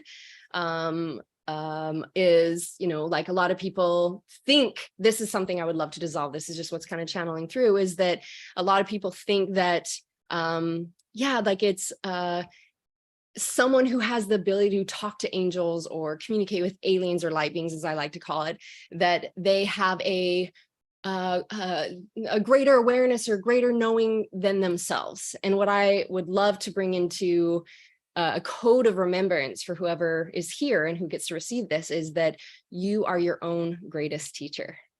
And only you can know for yourself your greatest path. Like what is, it's like the chant, the Sanskrit code to that is Om Namo Guru Dev Namo, which is, I honor the teacher within. I am my own greatest teacher. Self-realization is We got a little backlash going on, but I think we're good now. Yeah, like, because a lot of individuals will be like, especially because I train and coach in my Align to Manifest mastermind program, I get a lot of light leaders, coaches, mentors, teachers, healers. And so many of them are like, I want to be able to talk to angels or aliens, or I want to be able to, you know, and how do I get to do that? And thinking that it's outside. And so I just want to offer this knowing, or this idea that we all, I believe everyone has the capacity and the ability to open our intuition centers, our wisdom centers with our pineal gland, open our eyes, our visions, to see beyond just the human eyes, 3D illusions, to actually open our capacity, our skill sets, our multisensory skill sets to feel fucking everything, which gives us superpowers, to transmute, to send things into field. This is what makes us powerful manifestors, is that we can literally send any information into the quantum field. We can feel and sense all things and be guided, you know, by what's in the field, receiving the information that's available and being able to be high discernment to act from that place. And all of these ways of being that are our divinity, are our natural state, I believe are, yeah, they're our divine natural state. And yet most of us have shut them off as children, or been somehow suppressed in our feelings or expressions, and these things that we shut off, these remembrances of these gifts, these capacities, that it takes the journey of leaning into our self-realization that we a lot of times then activate and remember these pieces.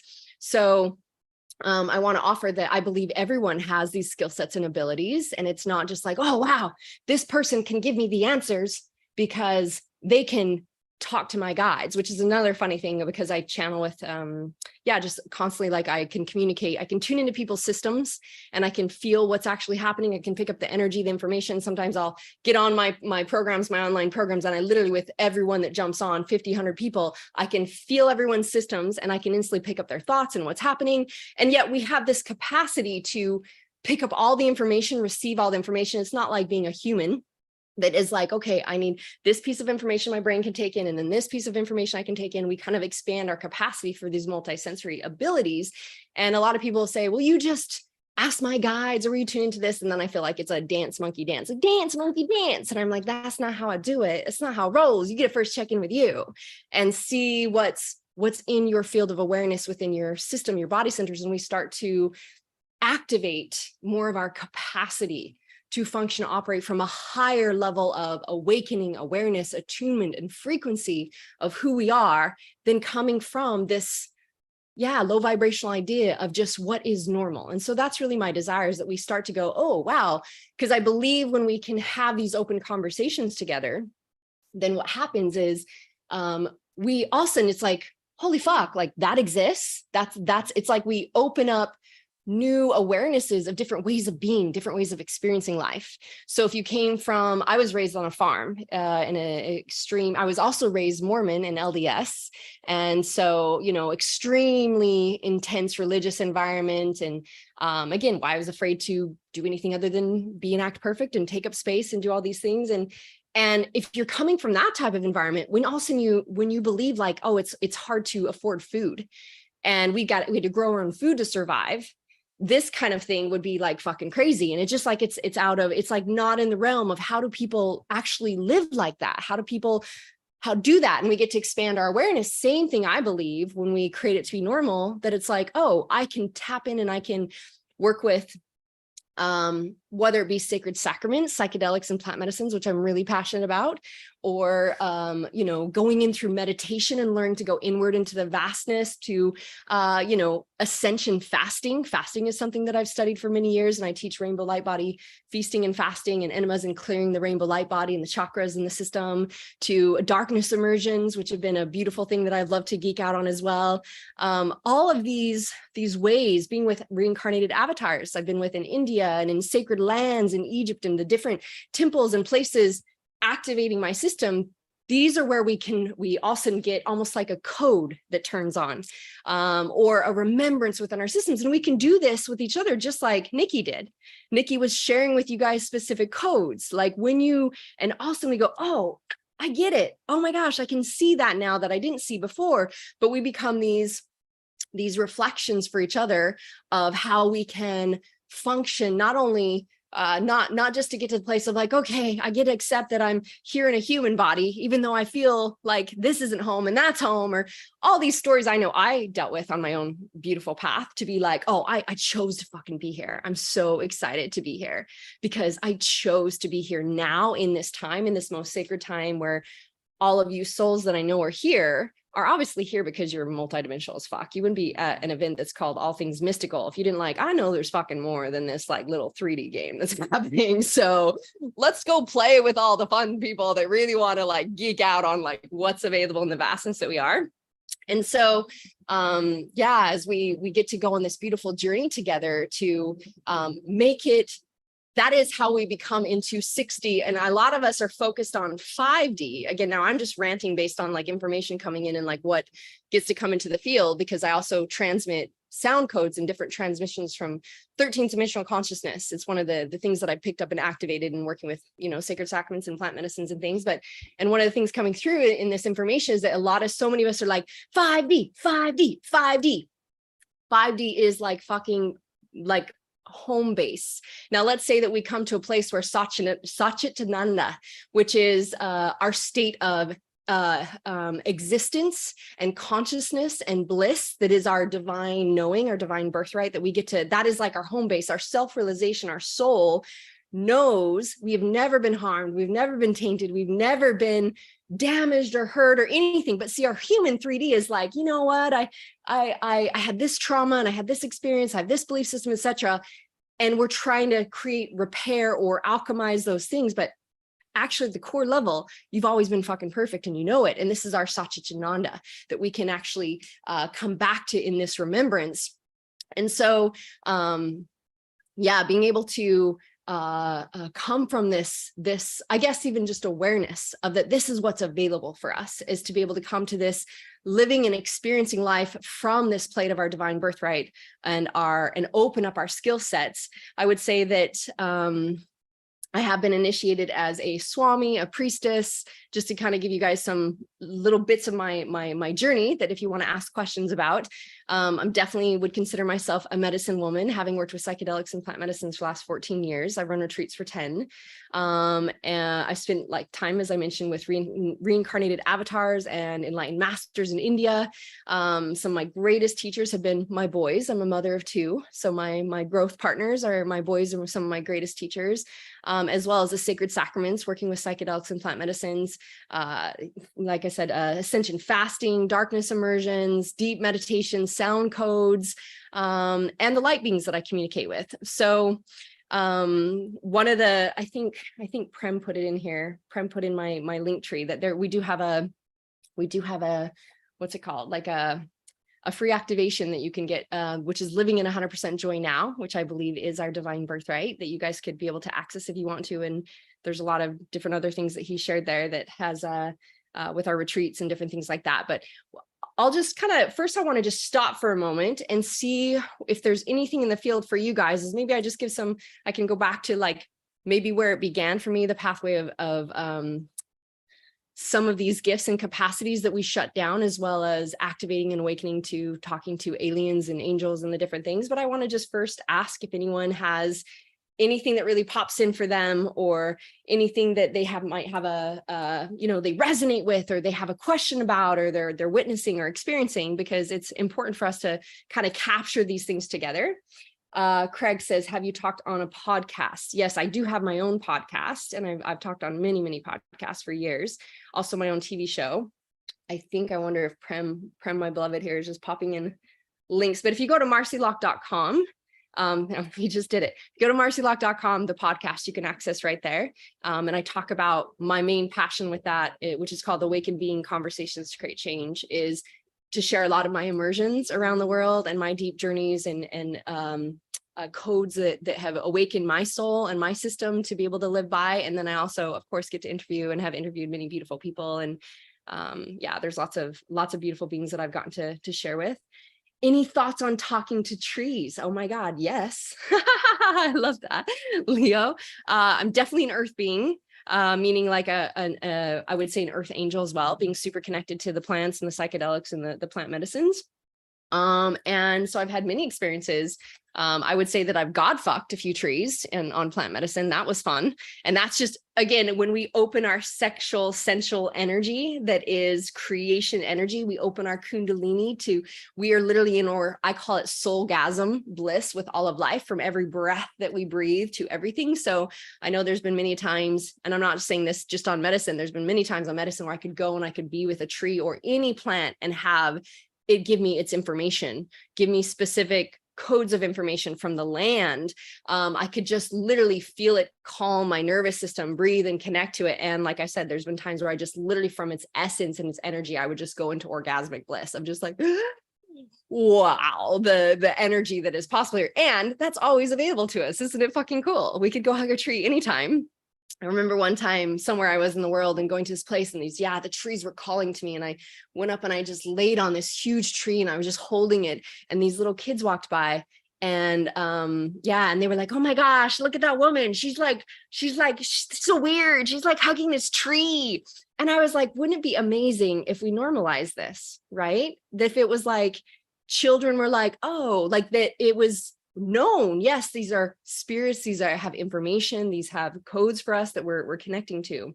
So yes, I would love that. I would love to do a whole, it's so great because each one of these subjects we could just do a whole thing on, do a whole podcast on God fucking trees. Nikki, did you have a question, my love? Yes. So while we acknowledge our multidimensional beingness, we also, I personally recognize that there's a collective story that we're also living through. Yes. Okay. Right. So, and I also recognize myself as a sovereign being.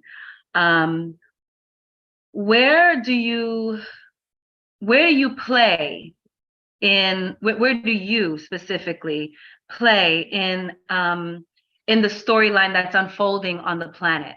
Yeah, that's a good question, sister. Thank you for that. Well, you know what? I mean, so from one aspect of consciousness, we actually dissolve the illusion of karma, which is if I did something, I deserve to have something done back to me, because that is like a conversation or a consciousness of there's something missing, or tit for tat. It's like, you know, like in our world now, codependency and love is conditional. If you do this, I like you. If you show up this way, then I'll, you know, or if I show up this way, you like me. So in a way, karma is actually this idea. So when we have this also, just because the collective frequency, everyone as sovereign beings, they're all playing out their perfect experience in divinity and their perfect timelines. This is why when we come to neutrality and awareness that everything is fucking divinity, everything is perfect, everything is light, we can no longer have a story that, well, that is dark, or that is bad, or that is wrong. That person, that way of life, that being is wrong, because that person, that experience could be the game-changing thing that they work through all their shadows, etc. And in 5 years, they're this light leader, but they had to have that space of darkness experience, right, to be able to become who they are today. So in some ways, like it was probably, I want to say 5 years ago, maybe 4 years ago, that the light beings came to me and said, there's going to be a huge shift happening on the planet. And literally the planet will have this opportunity to either choose destruction or choose full awakening and choose 5D consciousness. As I was saying earlier, that, you know, 5D consciousness is still, we still have so many layers to go through. Like the Lyrians are 12th dimensional consciousness. So there's still so many layers to activate through. But what I want to get to is, even though they're like, okay, so there can either be destruction or there can be, you know, expansion and ascension for everyone. I was like, all right, well, I'm here for the ride.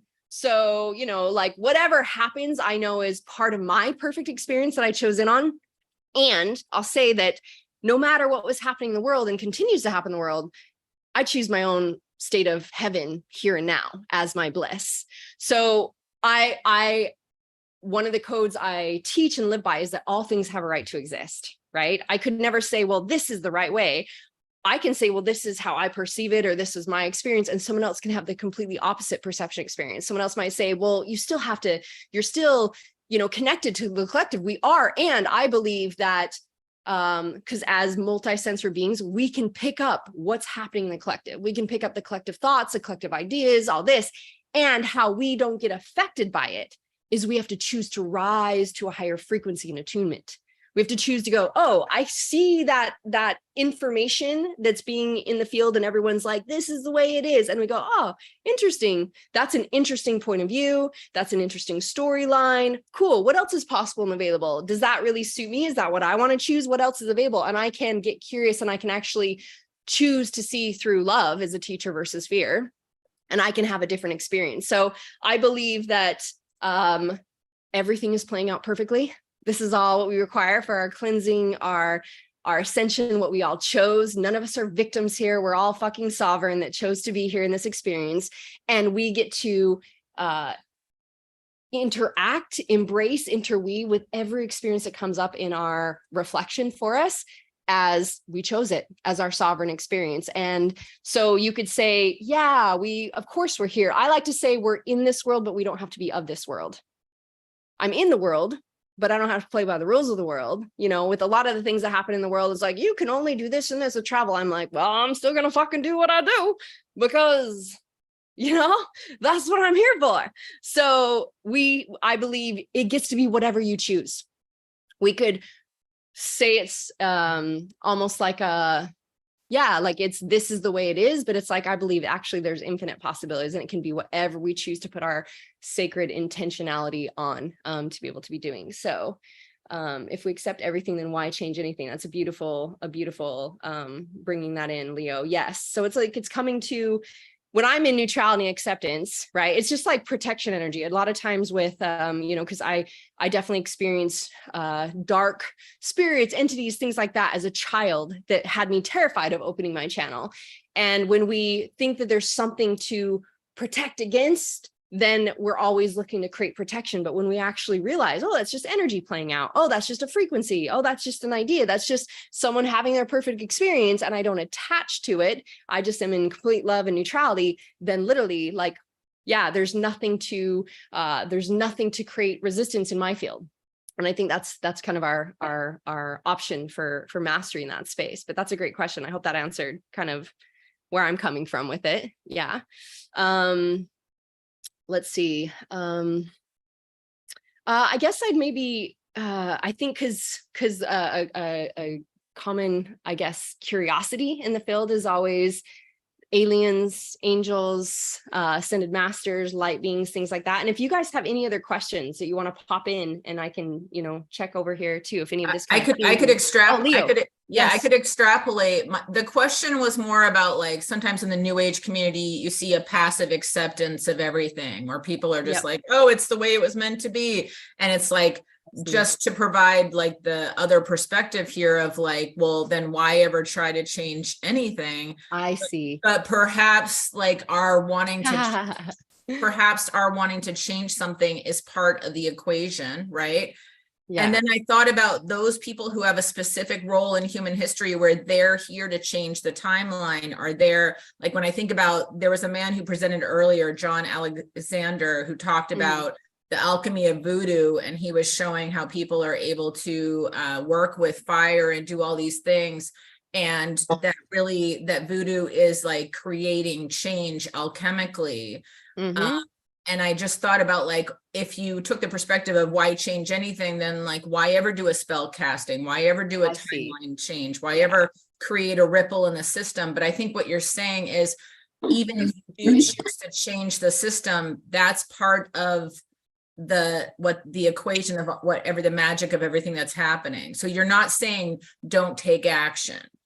Oh, of course not. Yes. And I love that you brought some awareness and some context there. And what I'll say is like, I believe we're all fucking alchemists. I mean, that's why Sundari is, my branding is the alchemist of light, because I'm very much connected to the codes of light and an alchemist. And I'm here just to alchemize everything and play with everything. So yes, as sovereign beings, it's like, so this is a great conversation. I have a friend who really well known, and he's been dancing with and playing in some of these conversations about like, well, if we've all designed it all. So one aspect of my being says, and we can refer to like different aspects, different ideas, different parts. If you guys are familiar with like parts training and the internal family system, we have many aspects of ourselves. We are multidimensional beings, right? So it's not just like all of your being is like, yeah, I feel great about that. You might have a part that wants that, but a part that kind of doesn't want that because it's afraid of this or that. So this is why it's like, well, if we look at kind of a viewpoint of different possibilities, from one place, it can be like, well, yeah, I designed everything. There is an aspect of me that says, I intentionally chose all of my experiences so that as contracts, that's like, oh, we all chose to be here together in this space so that we could, Leo, you might say something, Nikki might say something, Steve might say something, Gretchen might say something, and someone shares something that is like a specific code that someone required to hear. And they're like, I was meant to be here in this moment to receive that. And this person was meant to be here also in this moment to receive that. And it's like so more grand and vast than our human minds could actually try to logically understand. And this is one of the number one things. Fucking let go of logic. That's like one of the greatest tools I've ever gotten was let go of and release logic, because logic doesn't even exist. Logic is always whatever you're looking for. So it's how wars are created, right? It's like one side says, this is what's true for me, and you guys are wrong. And the other side says, this is what's true. And we've seen this with COVID, with vaccines, with this is right and this is right. And they're claiming their logic based on the information they're looking for.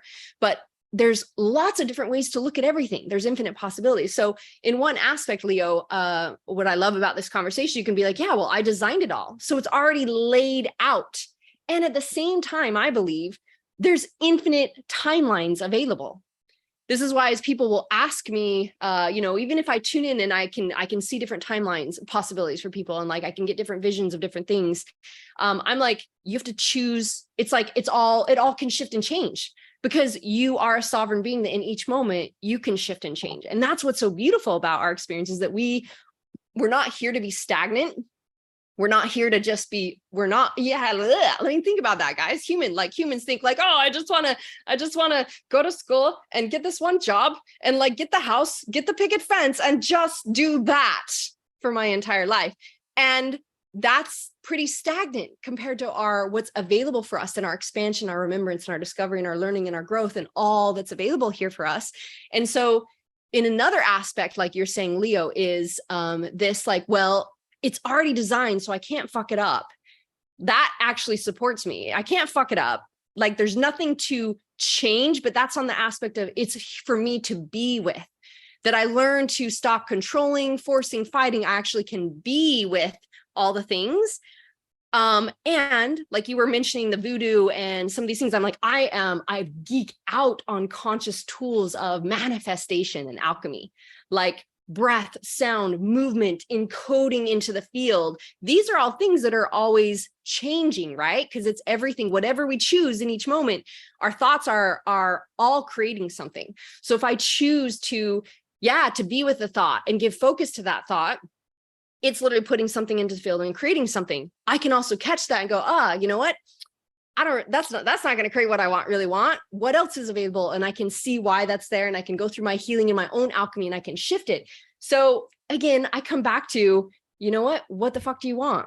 It's whatever you want to create to be true. And it can be, some people can be like, cool. I mean, I know I've had lifetimes where I've just been the fucking monk and priestess in the temples, in the ashrams, doing the things and on the mountaintop. And there's times in this lifetime where I'm just like, I just want to go fucking chill out with the ascended masters on the mountaintop and not be human. And they're like, but you've done that. And this lifetime, you chose to be here. You chose to be in the human world doing the things. And so it's like, it could be your perfect experience now to be like, oh, I get to be in this experience where I am more, I'm the monk on the mountaintop meditating and I'm finding peace that way. And it might also be your experience where you might say, you know, that's being disassociated from what's happening, and I'm called to be here. And again, how could we ever say what's right or wrong for anybody? Right? It's like, so I love that. Brian says to not become a stone Buddha. So what do you mean by checklist? Let me just see what some of these are. I'm not sure I said checklist, but you can maybe give me a reference to what you're talking about there. Craig asks a question saying, is there Okay. a checklist of how to reach? Oh, I see. Yeah. So I was actually asking him to elaborate the question. Got it. Thank you for that. Yeah. So I think what we can take from this, my loves, is when we come back to, we get to be sovereign beings that choose whatever is right for us. And we also get to be neutral and in acceptance, unconditional acceptance and radical compassion for ourselves and for others to whatever is perfect here and now in their journey. Because there is no, I'm a hierarchy, you're not, authority, That level of consciousness is actually a low vibration of consciousness. It says, well, I talk to light beings and I've been in, you know, the caves with ascended masters. And so what I deem about this, of how you go about this is right or true. I'm like, this is what I'm choosing because this feels good. And it could shift and change for me because I can shift and change. My perspective, my view, and my consciousness always expanding. Something that I used to think was, whoa, chua, is now like, oh, it's so much more chua, chua, chua, than I ever thought. Right? So, I mean, honor yourselves. That's what I think it comes down to, and catch yourselves to alchemize any sense of resistance or separation from someone else if they have a different point of view, because that is what's creating stagnation for ourselves, is a different point of view. Or like, well, why try to do this? And instead it's like, well, you know what feels right for me? What do I get to focus on is my, and what I come back to, my loves, what is the greatest support for my own system is because everything is energy and we are interwoven, interdimensional beings with energy. Is I just come back to energy and I go, is it expansive and it's opening my heart to more? Is it seeing it through love? Is it hearing it through love? Is it expanding me into more love, more more bliss, more flow, more light, more harmony, all that's amazing? Or is it contracting my energy? Is it closing off, shutting? And then that, if I'm like, if it's not love, it's a lie. And that's one of my greatest codes that the light beings did tell me at one point. They're like, if it's not love, it's a lie. It's the illusion. It's the 3D matrix. And what is here for me to alchemize and see beyond it to how is this actually love? How is this actually for the greatest and highest good? And that can be really fucking confusing as a human to witness the things that are happening in the world and to you know, again, when we give it stories or ideas versus what does that create? What does that allow us to grow into? So let me check back in here.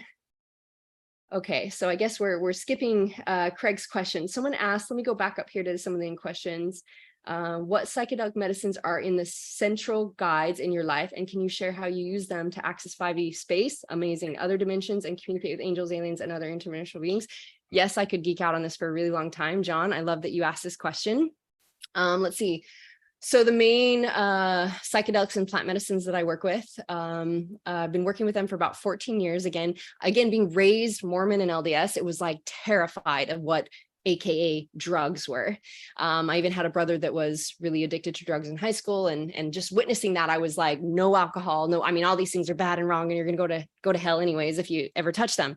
So when I was called by grandmother ayahuasca was the first medicine that called to me, and got to begin, you know, working with these medicines. It was grandmother ayahuasca was the first medicine that I worked with.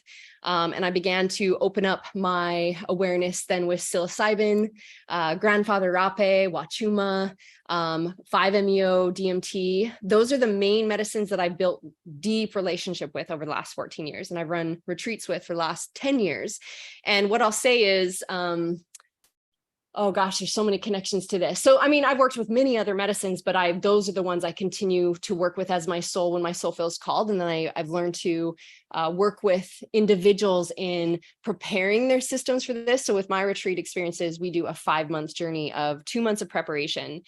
Everyone goes through my medicine expansion formula, learning how to actually dissect, first prepare their body vessel to be really ready to receive it, as well as start to do a lot of healing of whatever's not in the highest alignment in their lives, so that there's already all this surface stuff done, that the medicine can go right to the deepest root core stuff. And then we get to learn to engage with medicine. So this is one of the things I love, John, that you brought up this question, because I think so many people hear either the scary traumatic stories because they haven't been shown or shared with that there's many pieces, I call the formula, that I believe get to all be a part of working with sacred sacraments in a very intentional, sacred, safe way.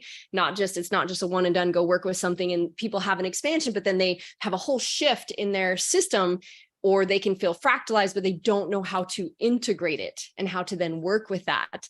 And so when we have an awareness of how to engage with these medicines, it is when a lot of us have, instead of getting, because the things that want to come up out of the system, it might be that there's a trauma or fears from lifetimes, from different programs that are stuck in the energy body and in the system.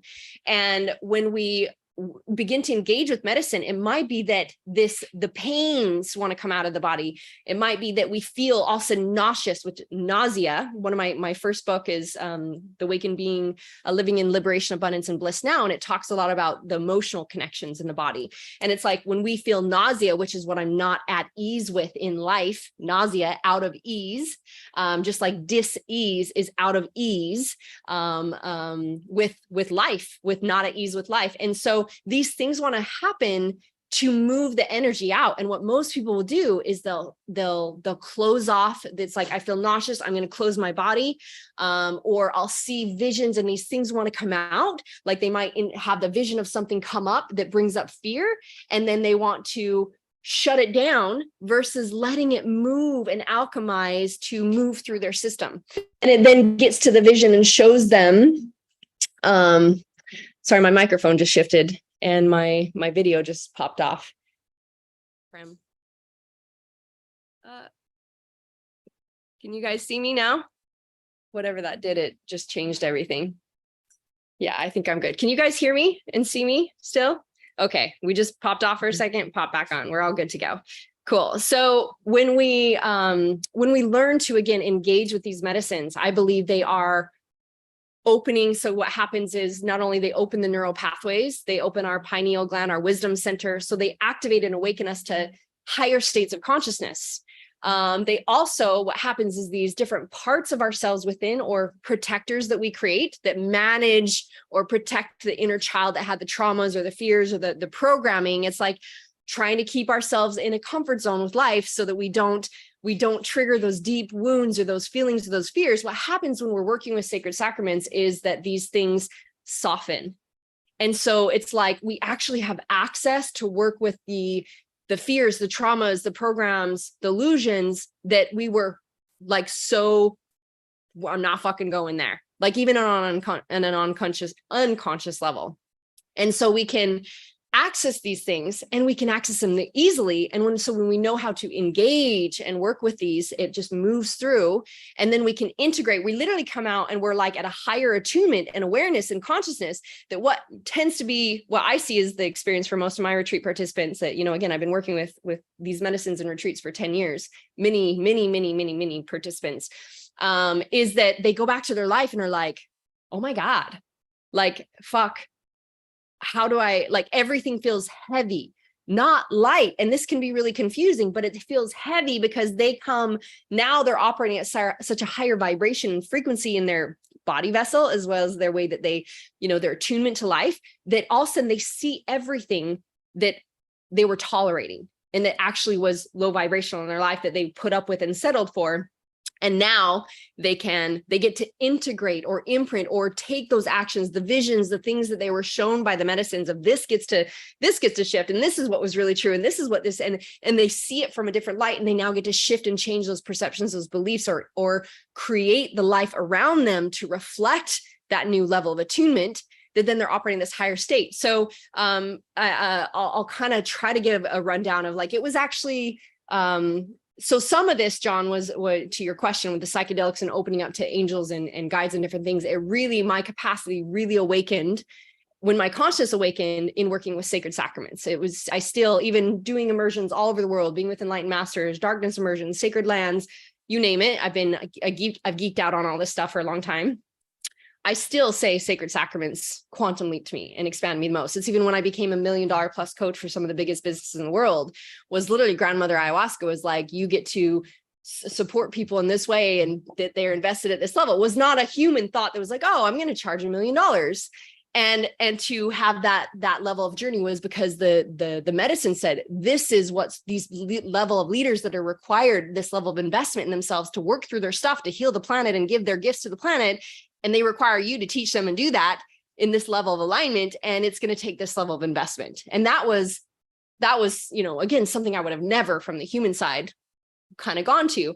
But I do remember as a child, as a baby, or I would wake up sometimes, and I really struggled with sleep from the time I was little, because I would have all these spirits kind of come in when I was even like, I remember being in my crib as a toddler. And then as I was just a little girl, and we had bunk beds, my sister and I, and there's so many times I would be kind of shook awake by my mom or my dad that would find me on the middle of the floor.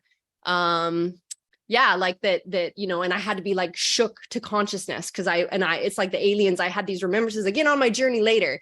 I had these remembrances of communication with light beings and aliens, and being in these dimensions, and where they would, in some way, I think, take me, but then put me back, not even in bed, put me back on the floor. That was like really the only connection to those things I had, other than I remember now going back and being like, oh, I always knew when people were going to die. I had this sense of awareness. Like I would tell my mom, oh, that woman down the street, we should go see her and visit her because she's going to die soon. And they're like, oh, that's silly. That's crazy. And then of course the woman dies, and they're like, oh, that was just silly.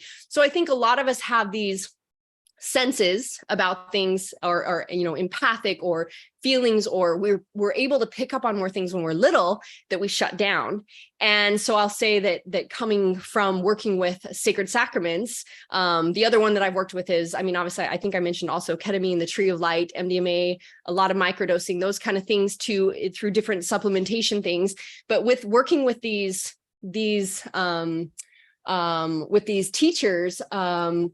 and around different places in the world was when like Archangel Michael came in, and I had clear communication with him, a direct assignment. And from then on, Archangel Michael, like I talked to all the time. And I started working with Isis directly after I was in Egypt, and I was in the temple of Isis, and I had direct communication with Isis. Now I can just tap in before I go into the etheric realm at nighttime and go directly to the temples and wisdom centers of Isis and have direct communication with Isis. And she's the one who taught me sex magic ritual and the alchemies of Isis. And I can communicate with the plants at any time. I can communicate with grandmother ayahuasca. So it's not that you have to be on medicine once you activate these things. I remember one time being in the jungles, and so to give it some context, I've definitely worked with ayahuasca probably 80 plus times, but that's because I've been working with it for 14 years. I've probably done psilocybin, or 5-MeO DMT maybe 50 plus times, as well as worked with hundreds of participants. And then I'd say psilocybin is the next highest. I probably worked with 40 plus times personally in my own journeys and experiences. And so developing this relationship with these, I've each time activated and awakened more of my capacities. So I remember one time being in the jungles and literally opening my eyes and seeing the quantum field. And all of a sudden I could see all the energy lines and connections. I can see, so there's like something I can do now where I can be looking at the sky and looking at everything in the human 3D eyes. And all of a sudden I just remember, and I just intentionally open up my third eye, and I can also see all the energy lines and connections, all the grid lines. I can see stars communicating and the different, like all the things happening. And this is what's made it like, oh, when I speak something or I think something, I'm literally putting it into the energetic field, and then I see it go and blast out everywhere. And then like, that's how fucking easy it is, that when we just give these things out, we literally can receive. It's like putting the codex or putting the programming into the field and the encoding into the field that we can be able to receive. And this is something that I call, there's a tool of manifestation that I use with this called frequency wave activations that the light beings had shown me many years ago. They gave me specific codes.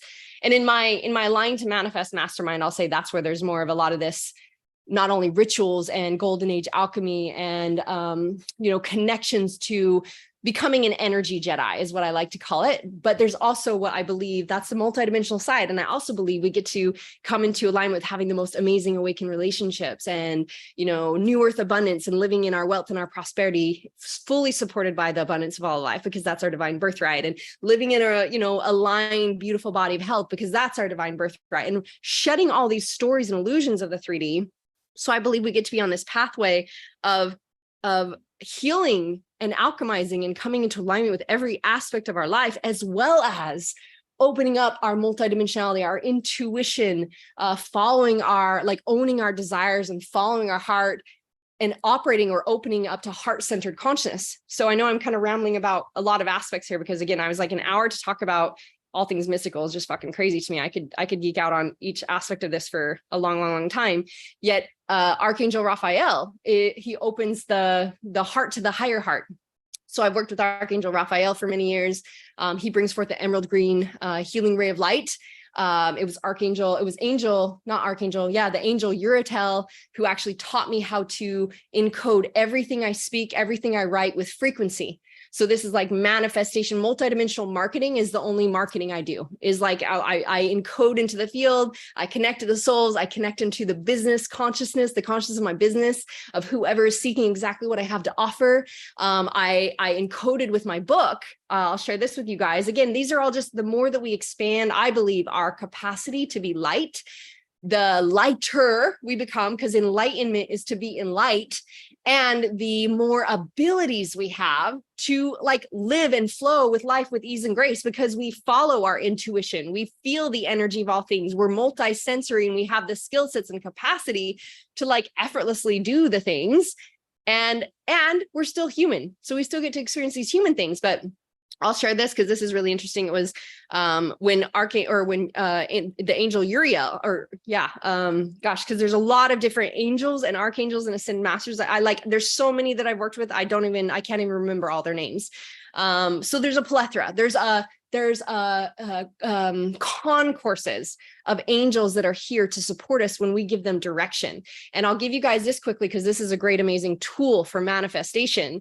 Is, as I said, there's the frequency waves, which I actually share an abundance frequency activation in my new Money Magic course, which we have a equinox fall special that's just ending, because it was equinox at the beginning of last week. I think it's almost finished, and it's a 50% off with the code transform 50. And it's a really, really quick, cheap, meaning cheap as in it's really inexpensive, but it's a really quick course on shifting your energetics with money. And in there, this will give you an example of the frequency wave, because otherwise the module that I teach these tools is in my Align to Manifest program, which again is a whole pathway of everything if you're more interested in the path.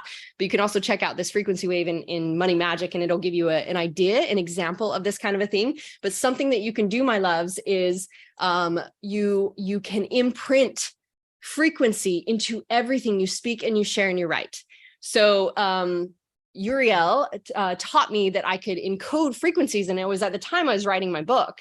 And each time I would sit down and be like, my intention, what is my intention that people feel and experience from this transmission of what comes through?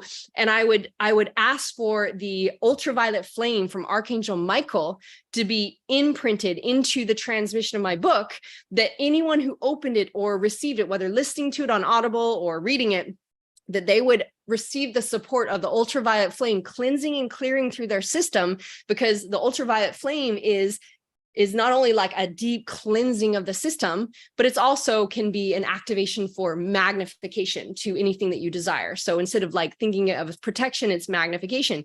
So I literally encoded that this is so that when people would read the book, they would instantly have the support of their system being cleansed with that frequency, that they could receive the transmission. They would be clear to receive the transmission. And then I also encoded that Archangel Raphael would allow them to feel the emerald green healing ray of light to open to their higher heart, so that they could follow that energy to their remembrance, to more love, to whatever they were called to. And I had one time, this woman had said to me, had taken a picture of had opened my book. And she said, every time I open and read your book, there's this purple light in the binding, this ultraviolet flame And she took a picture and I was like, oh my fucking God, it works. How cool is that? It works. Like it actually, I could see the ultraviolet flame. And not everyone, but when we shared that, then all these other people sent in pictures and was like, oh my gosh, I can see it in my book too. So there is I'm going to reconnect to this tool that you guys can use. If you're into the multidimensional way of, for me, it's like, this is way more powerful than, okay, I'm going to buy an ad, or I'm going to try to do this or try to do that. Again, I created $1 million clients back in the day when I focused on that without any ads or marketing or launches or things like that, because it was the alignment. And it was also following where I was called and guided to go. But it's the multidimensional stuff that for me was, I'm going to blast out into the field and let it all be taken care of. And so they showed me, the angels had showed me, they're like, there's concourses of angels always available here for you that are always here to support. And they showed me, they're like, so see yourself as like kind of above the earth is how they showed me and showed me the picture of it. And they're like, you kind of come up and you're like, hi guys, and there's concourses beyond what the eye can see of angels, and they're all waiting there just to support you. And you say, hey beloveds, thanks so much for all your support and help. They love to be acknowledged and appreciated. And then you say, please. And so for me, I would say, please go gather the individuals that are seeking their remembrance, their divine remembrance, they're seeking unconditional love, the remembrance of who they are, to live in their greatest life, their purpose. Like those individuals that are seeking what I share and offer, please go gather them and bring them to me and connect them to me. And I would see the angels just blast out and go grab these little lights all over the world and then pull them to my energy. And you also can go into in the etheric realms, because I teach a whole module in my Align to Manifest program on working with the etheric realm before you go into sleep, and how, again, you can go and tap in and work with ascended masters and angels and guides and get information from the universal and storehouse warehouse of abundance. You can connect to the universal and warehouse of, the universal, the libraries of wisdom, as well as the storehouse of abundance, and connect it to your business consciousness. You can go into the temple of healing, where millions of souls go during their sleep time requiring healing, and you can actually connect them to the ones that are seeking what you share and offer to your business. So there's all of this is available to us, but it's very different and multidimensional than so like Leo is saying, like numeric frequencies, Akashic records, there's so much available to us. And I realize I skipped a bit, so I want to also go back to John, and I know we've just got a few minutes to close up here, is that all of those things, it was when I was, again, I began to expand my capacities, that then I had the Sirians. It was right before COVID, the Sirians and Pleiadians and Lyrians came in, and they gave me assignments like to do. I did an online thing called Peace for the Planet. Then they gave me the assignment of creating this Align to Manifest mastermind that was teaching people the pathway of being new humans of the new earth. Then the Arcturians came in, and like I said, there was lots of not only angels and angelic guides and ascended masters and teachers that came in, but different species. So I remember one time I was just meditating, and I just felt like before bed, and I felt this presence, and I just opened my eyes, and standing right next to me were the Sirians, these blue beings. And then the next day I went to do some sort of energy healing, and I had this blue cord through my system. And this person was like, I've never seen this. It's like goes up into the universal cosmos, and you're like connected. And so, and I remember one time waking up and like feeling and seeing, this energy. And there was I don't even have a word for them, but the aliens that have cat faces. And so I've just continued to grow and evolve and experience with my abilities to be able to tap into all information in the field, to tap into the information connected to, again, with the people I work with in my masterminds. We do a breakdown, a breakthrough call every other week, where people can just ask questions. And then I literally can see what's happening in their system, where they're stuck or blocked in things. And we just, and boom. And it can be that simple, the more aware and awakened and light we become. So hopefully that answered a lot of things. Let's see. I probably could go off on the whole history of witches and all those fun things too, but I know I'm at time right now. So unless there's any other questions that I can answer quickly for you beloveds, I would love to continue to connecting and being on this beautiful journey together. I'm just really grateful that I got to be here and geek out with you guys. And I was like, we actually have, I think, about 5 more minutes before the perfect. next moderator. Cool. Well, yeah, it kind of reminds me back in the day when I first did TV, when I was a nutrition fitness expert and I got offered to do TV. This was after coming from being a $2 an hour waitress and a single mom. I found out my former husband had cheated on me, which is, again, we talk about the things that the stuff that shows up in life that just catapulted me on my journey. And I used to be like, how much information can I give in this certain amount of time? So I'm sure a lot of that was fast to try to just blah, blah, blah, blah. So yeah, but I appreciate you guys getting to be here with me and yeah, just sharing the space. And if there's, I would say, I think my beloved just popped it in. There's you know, if you go to my website, there's the podcast has lots of just juicy stories and codes and shares from my journey from all over the world and doing different things. And that's, you know, free and available to everyone for whatever you're experiencing. The TV show, my TV show is Divine Life Mastery. That's actually on the Infinite TV platform. So you do just have to join the Infinite TV platform, which we probably have a code here or a direct link to be able to get into that. And then let's see what else. Yeah, everything should be on my website as far as like book, you know, the programs that we have. Again, the ones that I think are more for the beings who are really here to fucking expand is my Align to Manifest mastermind. And then I have a lot of these other programs that are directly about what aspect of life you might be healing and expanding into, whether it be awakened relationships or new earth abundance with, I have my money medicine program and the money magic program. And then I have 2 that I highly recommend if you're really wanting to go into what's underneath that you haven't been able to discover is my freedom activators and my unconscious commitments program, because they help you recognize and find what has unconsciously been operating and how to actually learn to move through and process through anything, to alchemize anything. So some of those are some of my favorites. And you know, yeah, beloveds, thank you. Is there any other questions that I can answer, Leo? Anything that I can do to support in the space? Yeah, well, I think if there's any last questions, feel free to jump in if anyone has any last questions. I mean, I can answer to your, unless anyone else wants to pop anything. You asked about the history and hatred of witches, fear of psychic women, so many ceremonies and working with plant medicine, etc. I got to heal and witness and envision the many times I was imprisoned and hung and burned alive, and being a witch, being a priestess, being a, you know, someone who, you know, we learn to work with plants, we learn to work with energy, we're healers. And yet again, the 3D collective is like, that's not acceptable. So I fully am like, yeah, I'm a witch. I see it as being like, I'm an alchemist. I'm magical. I know how to bring the witch and the wizardry into everything to heal and alchemize anything. I love, you know, I geek out on the body. Again, I was a nutrition fitness expert on TV for many years after being that $2 an hour waitress.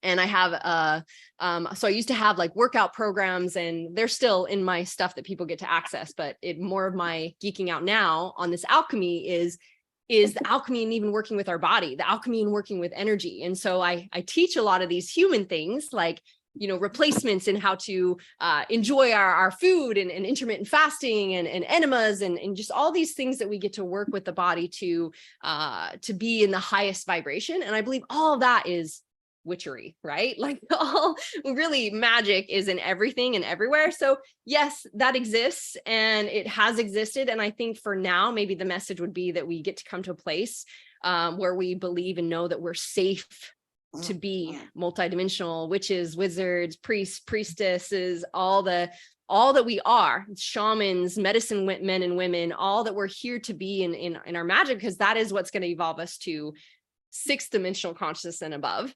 And I remember Joe Dispenza actually saying, I know I can't remember if this is an event that I spoke with him, but he had said that he remembered being in a lifetime where, again, he was like teaching in the center, and then he was captured and he was beaten, and then he was thrown in prison, and then he kind of got pulled out in front of everyone and you know, like tortured. And they made him promise he would not share whatever he was sharing. And he basically did, and then ran off and hid in a cave for the rest of that lifetime. And how he remembers that, and how it's like, of course, then, so those of us that are here to be light leaders and share these, again, a voice of these things being available, it's like we can have this inner deep fear of, I'm going to be beaten, I'm going to be abused, I'm going to be burned alive, I'm not safe if I'm seen. And this actually happened to me the very first time, right before I started being the weekly expert on TV. I had a whole thing show up in my body, which again, it was showing me the emotional connection to it. And as I went inward, it was my inner parts was like, if you are on TV, you're going to be abused and attacked and beaten and burned alive and literally hurt. And I had to alchemize that story and go, oh, thank you, lover. I can totally understand that. And what's really true, I understand we used to believe that to be true. But what's true now is it's when we're in the light is when we're safe. When we're being seen is when we're safe. When we're being seen is when we're here with our beloveds going, there's my friends, there's my loves. How can I expect to receive you as my beloveds if I'm not willing to raise my hand and say hello? But when I'm hiding in the shadows, is when I am in the low vibrations to be in the fear and all that. So I had to alchemize that and then grow in that. It's come up for me with writing my book, with starting my podcast, with, oh my gosh, when I was called forth to do peace for the planet and the Sirians and Pleiadians and Arcturians, and I start to channel, I'm like, what? You want me to get on live with all these people that I don't know and just let this stuff fly out?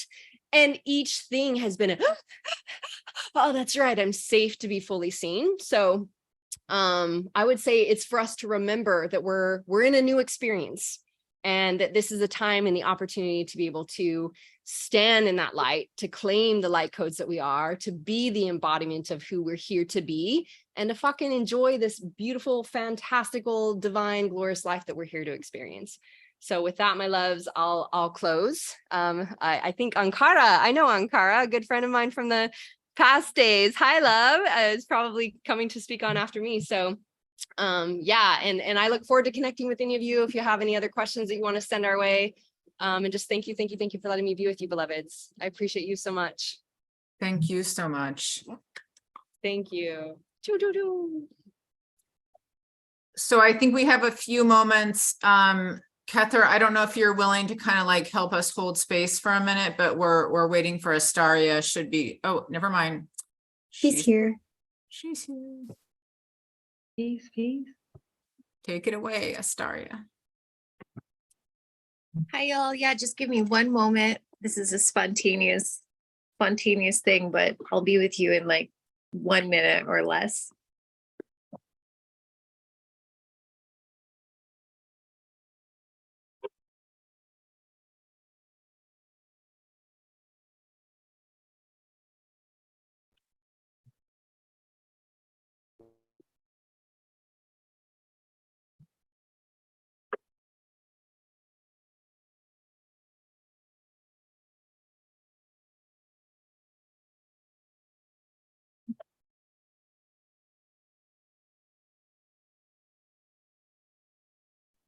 While we're waiting, just this hilarious thing popped into my head. This 1950s intermission song when they would change the reel of the movies. Let's go out to the kitchen during this intermission. Let's go out to the kitchen and get ourselves a treat.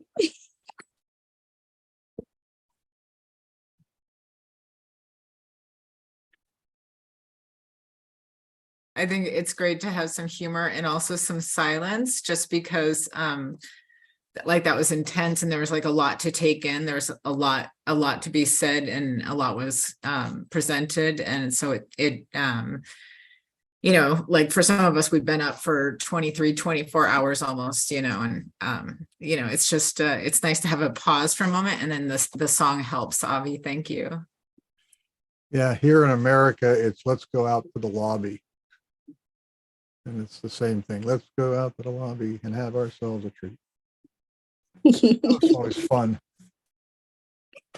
Aw, thanks for singing too. I'm going to say happy birthday to my one daughter today too. So happy birthday, Pamela. She said she Aw, would happy tune in. birthday, Pamela. 24. Oh, to be 24 again.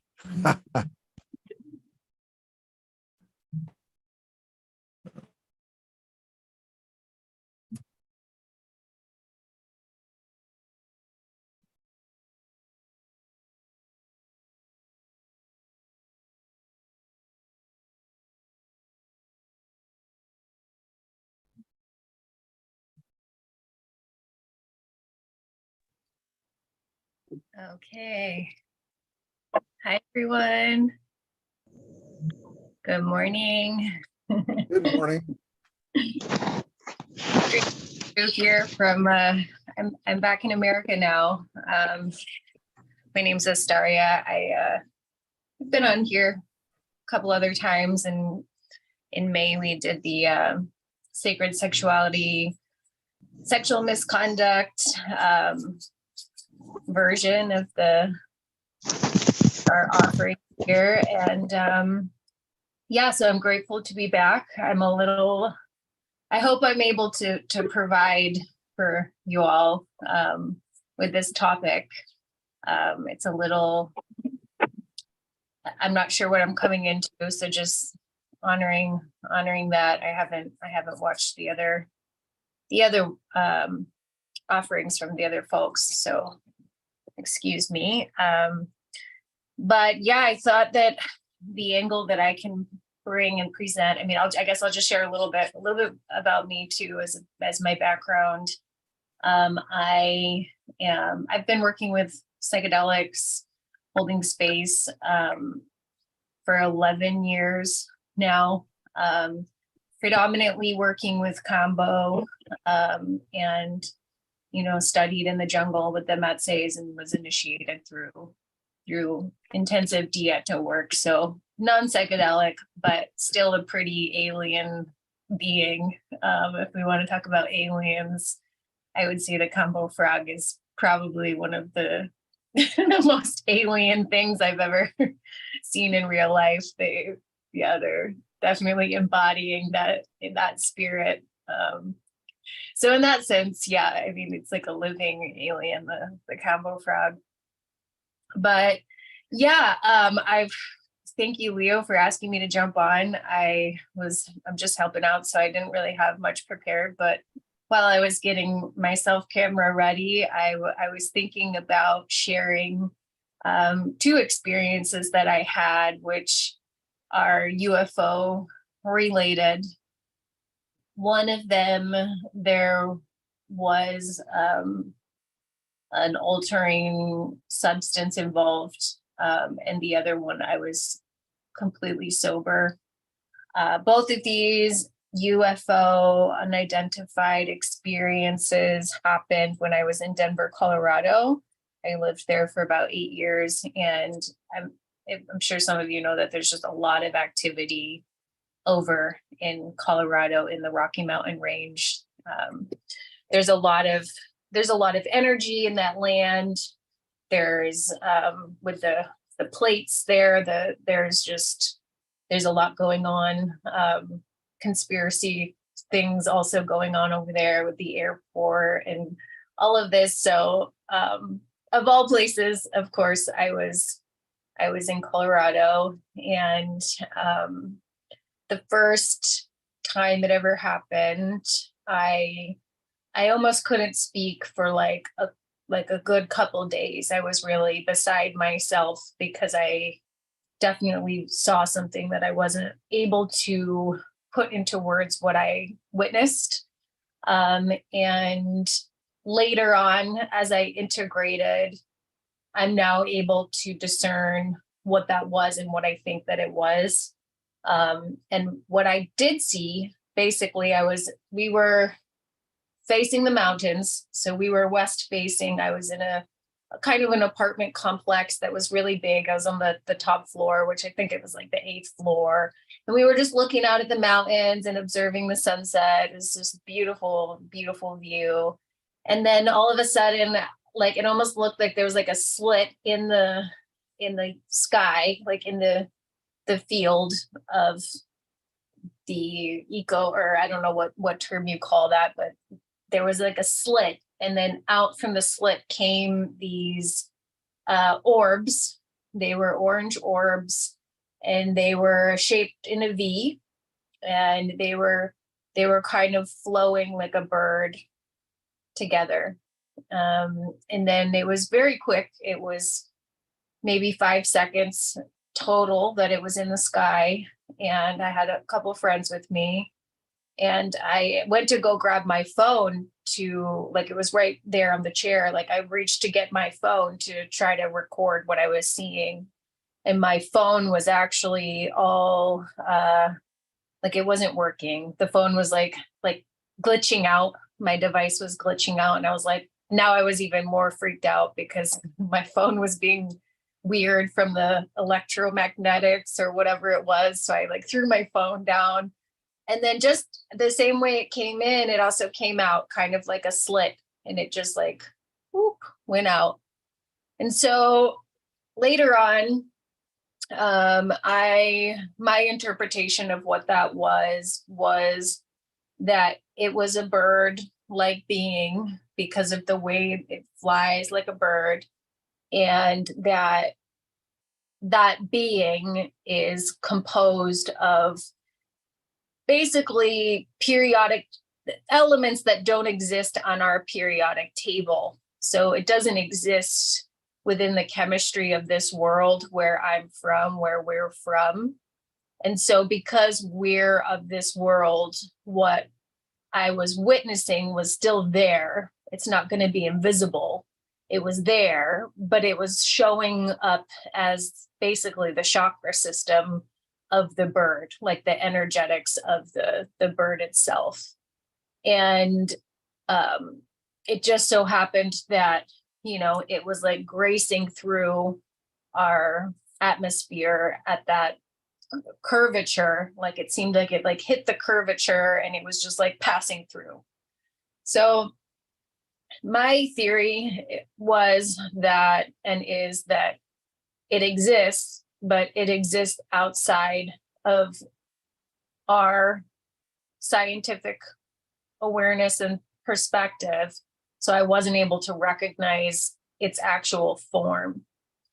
So with that being said, and the point of what that is, I'm leading to kind of my other hypothesis here.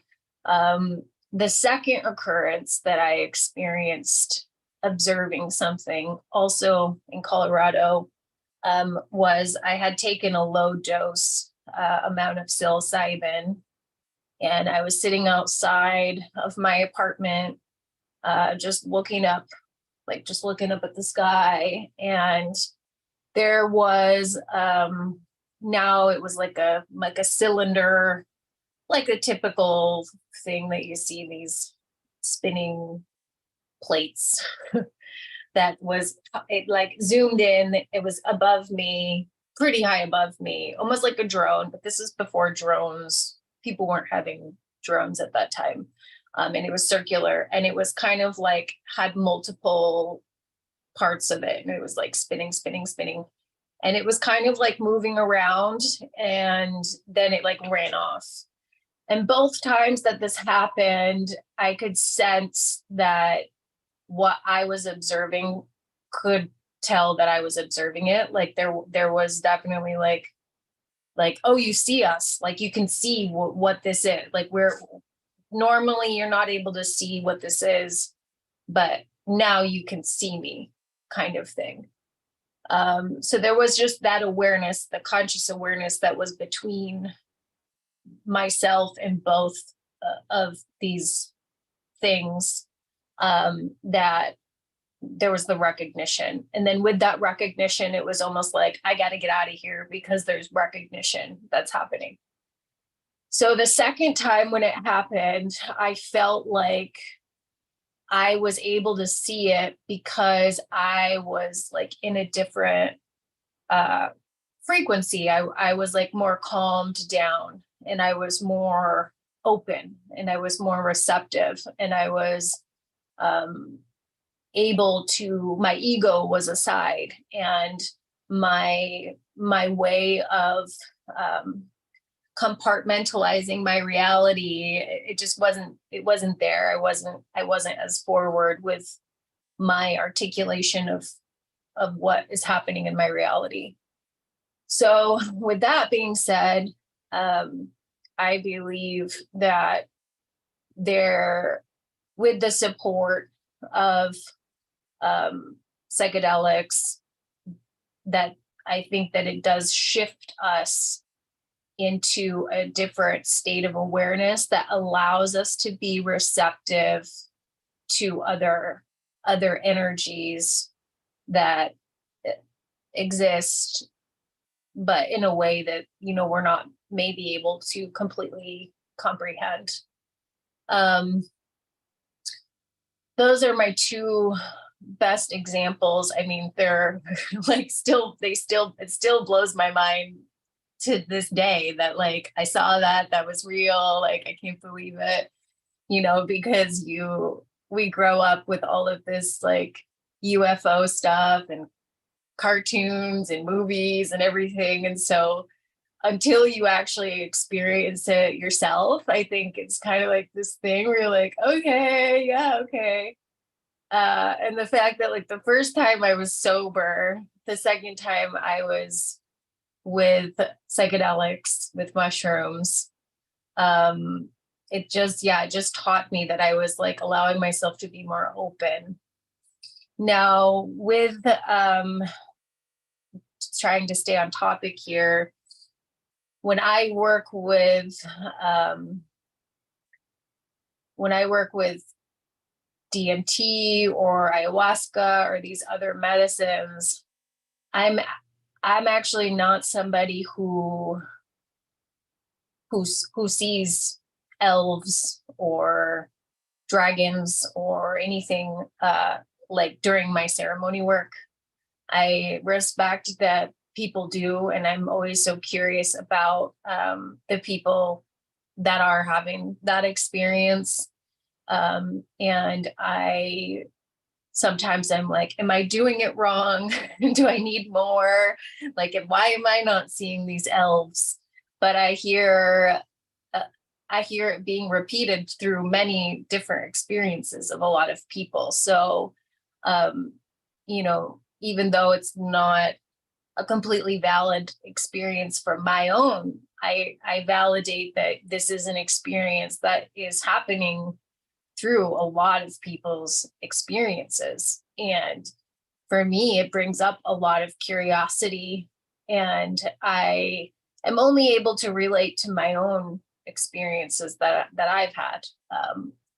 And when I have worked with Bufo versus the synthetic DMT, I have noticed when I'm working with the synthetic DMT that there are more I don't know what to call them. I don't personally call them elves, but there are beings that are more present in my observation when I work with the synthetic. So when I've gone into the synthetic spaces and I've seen these beings, there's been a part of me that actually feels unsafe and like scared of the synthetic, because I wonder what that is. Because when I work with the Bufo, when I work with the naturally created, I'm not having that experience. That when I work with Bufo, with the DMT, it's more about me and God, and there's no external beings that are coming in. So with the external beings, I'm kind of like, is this like dark? Is this, you know, like my mind starts getting involved in trying to like wonder, like, why isn't it just me and God? Why are these beings here? So I kind of get a little freaked out, and I'm like, okay, I don't want to do the synthetic because I don't want those beings around me. Could I ask a clarifying question? Yeah. When you were referring to synthetic, are you referring to the lab synthesized 5-MeO DMT? Would it still be considered 5-MeO? I'm not sure, but the lab synthesized, yeah. Okay. I want to clarify because you had said synthetic DMT, and I was wondering if you were referring to NN-DMT or if you're referring to the lab synthesized 5-MeO. I think it's lab. Yeah. I mean, anything that I mean, it's basically like when I work with Bufo, I feel safe and I feel like that's it. I know that the other, like the synthetic or the other forms, I know that that's helping people. So I don't want to speak that it's not something that's good for some people, of course. It's just a personal thing that I notice almost a difference too in like the sacred geometry that I'll see is it's like more kind of glitchy in the synthetic. Like it's not as perfect as when I've worked with Bufo. It's like fine details, but I notice it enough where I'm like, oh, I can tell that this is synthetic. Like if somebody were to blind test me and give me different ones, I could tell you which one is from the toad, which one's from the lab. Yeah. Which is Does that very clarify? interesting. It does. Actually, the question I had was actually different. I didn't catch if you were referring to synthetic NN-DMT or synthetic 5-MeO-DMT, so you're talking about synthetic 5-MeO-DMT versus Bufo.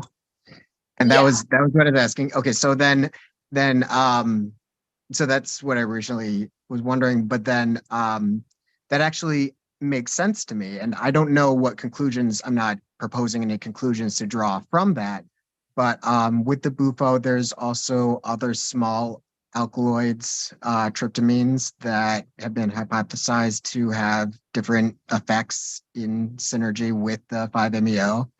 And so I think it is very interesting that to look at what experiential differences there are when you combine a more complex pharmacodynamics compared to the straight 5-methoxy-DMT experience. I don't remember off the top of my head, but Hamilton Morris has been a wonderful representative on discussing this topic, but thank you for expanding into that. Yeah, and I hope it helps. I mean, it's my own experience, so I wouldn't say I'm pro in those realms. I very gently work with the 5-MeO-DMT and DMT. I know there's people that they do it all the time, but I only work with it probably once a year for the regular DMT, and when I'm clearly told by the spirit of the toad that it's time to work again with the 5-MeO. And the last time I worked with it, I was told until and unless you are going to work with this medicine and then basically go into retreat with yourself and isolate yourself and just write everything that's coming through for a good month and a half, then don't touch it anymore, because the consciousness that's activated and coming through me, it needs to, what I've been told through the journey is what's coming through me needs to come into form. And I'm almost wasting it by walking around and engaging with that high level of consciousness with the rest of the world. No offense, no offense to the world, but if it's in form, then it's more of a gift instead of it going out and then it's slowly fading away. And then part of it stays and integrates, but part of it, fades away. So I haven't worked with it in 3 years now. And yeah, it's just, it really lifts me out of this realm for a good 3 to 6 months. So it's something that I take very, very seriously and don't use lightly. But yeah, I'm maybe not the best candidate to be a speaker for this specific topic, only because I don't have so many experiences, and I'm curious, and I think about it a lot, and I've really gone into what is that, and are those is that of nature, and is it of the divine? Is it our mind? Are we just creating this because we're imaginative beings? But again, with so many people having similar stories, it's hard to deny what that is. And what I've also noticed for people, I mean, I'm mostly working with ayahuasca, is like this dragon energy that seems to come through people. And it's almost like a dual dragon, like the kind of with the playing with the Kundalini energy.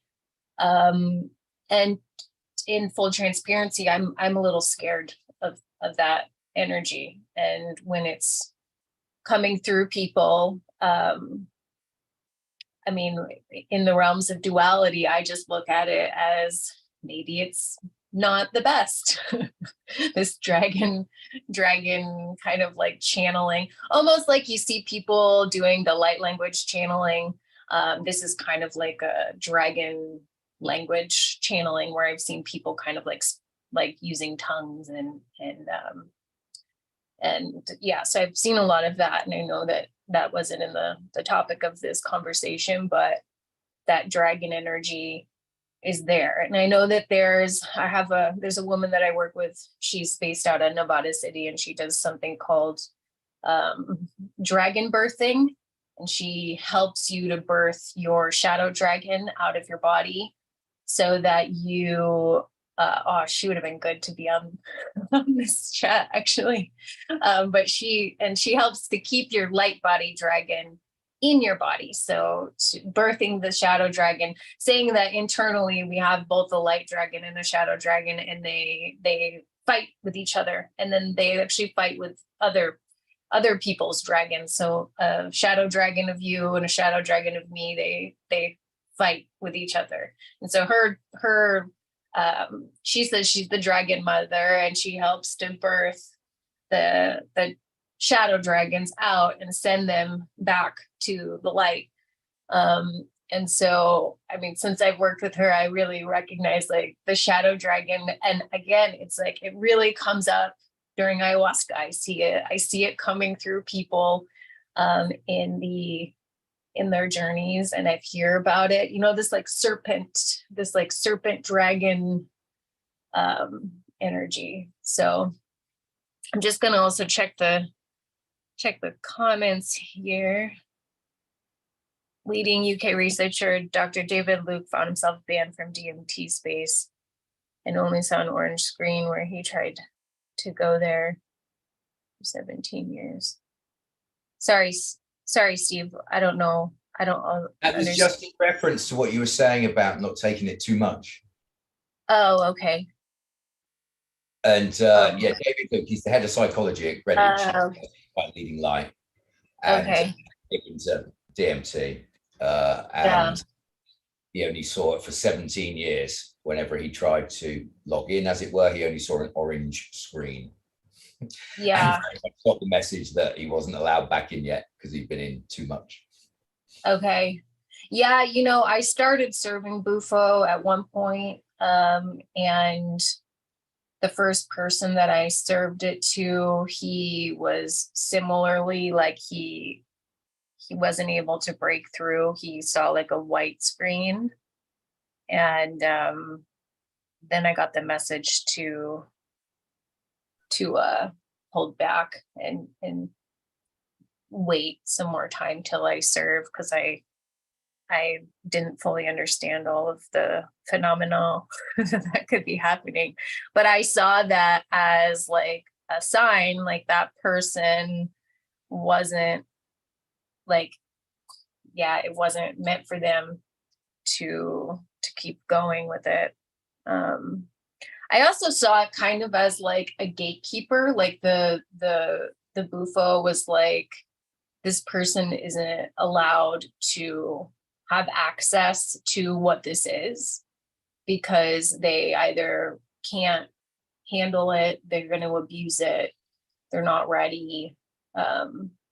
I saw it as a really, I saw it really important. I saw the intelligence of the medicine. I was like, wow, that's awesome, because, you know, this person could have really turned it the wrong way. Let me just read. So Lana, you're back in the room if you wanted to share. Can't see. Did you want to share, Solana? I see you're back. You're back in here. Yes, hi, good morning. Good morning. Good morning. Oh, beautiful people. Now Qualis Cloak All CM, Aisquatachi CISEM, Solana Ishtene Weji, Leslin Blue, Dewayu. Yeah.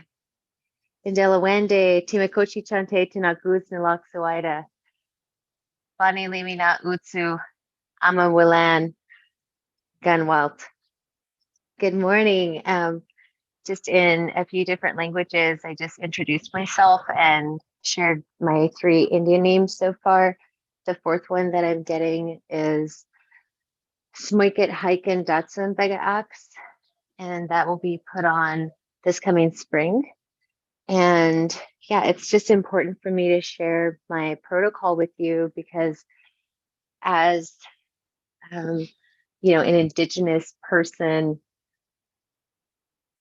there's a collective of us typically when we speak, when we're sharing, especially publicly, like outside of our home, outside of our family.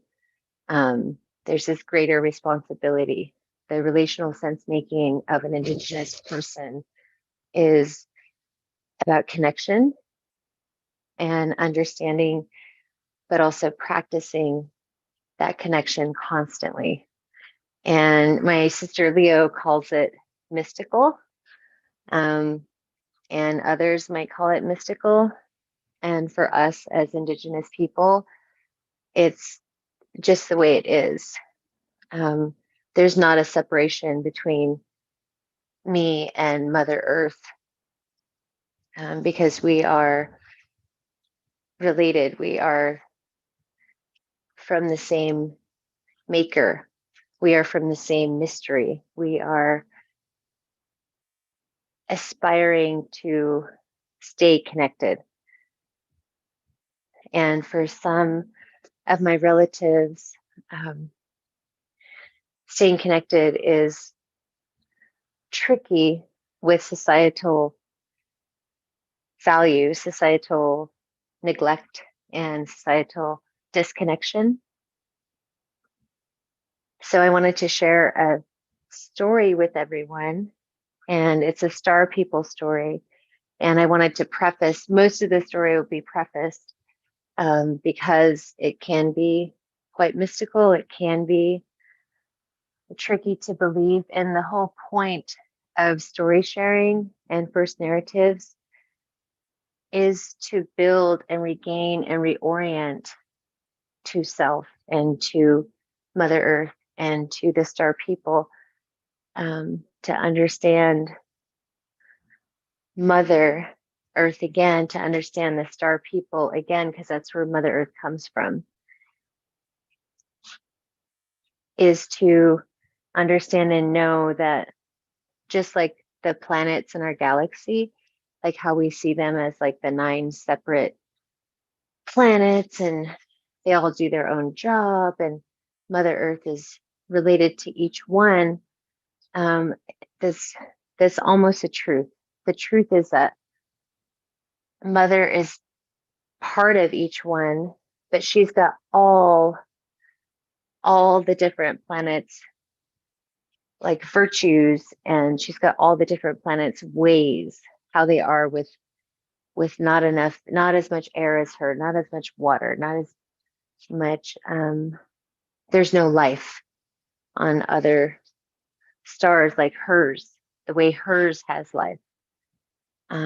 There's a lesson here. There's a lesson about how the stars gather around her, like her family, her relatives, that she's not the same as.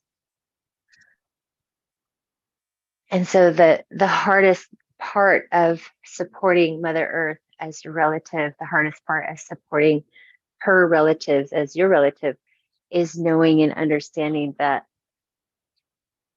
we're all part of the same breath. We're all part of the same wish, the same prayer, the same dream, the same hope. And so sometimes it can be irrelevant and thinking, and okay, before I go on, I just want to, since I have some people's ears, I have a question. And so feel free to just raise your hand or unmute yourself. This question is an Indigenous person's kind of daily, nightly question when it comes to leadership. And as people in this movement around Mother's Breath, or what people call psychedelics, I call Mother's Breath.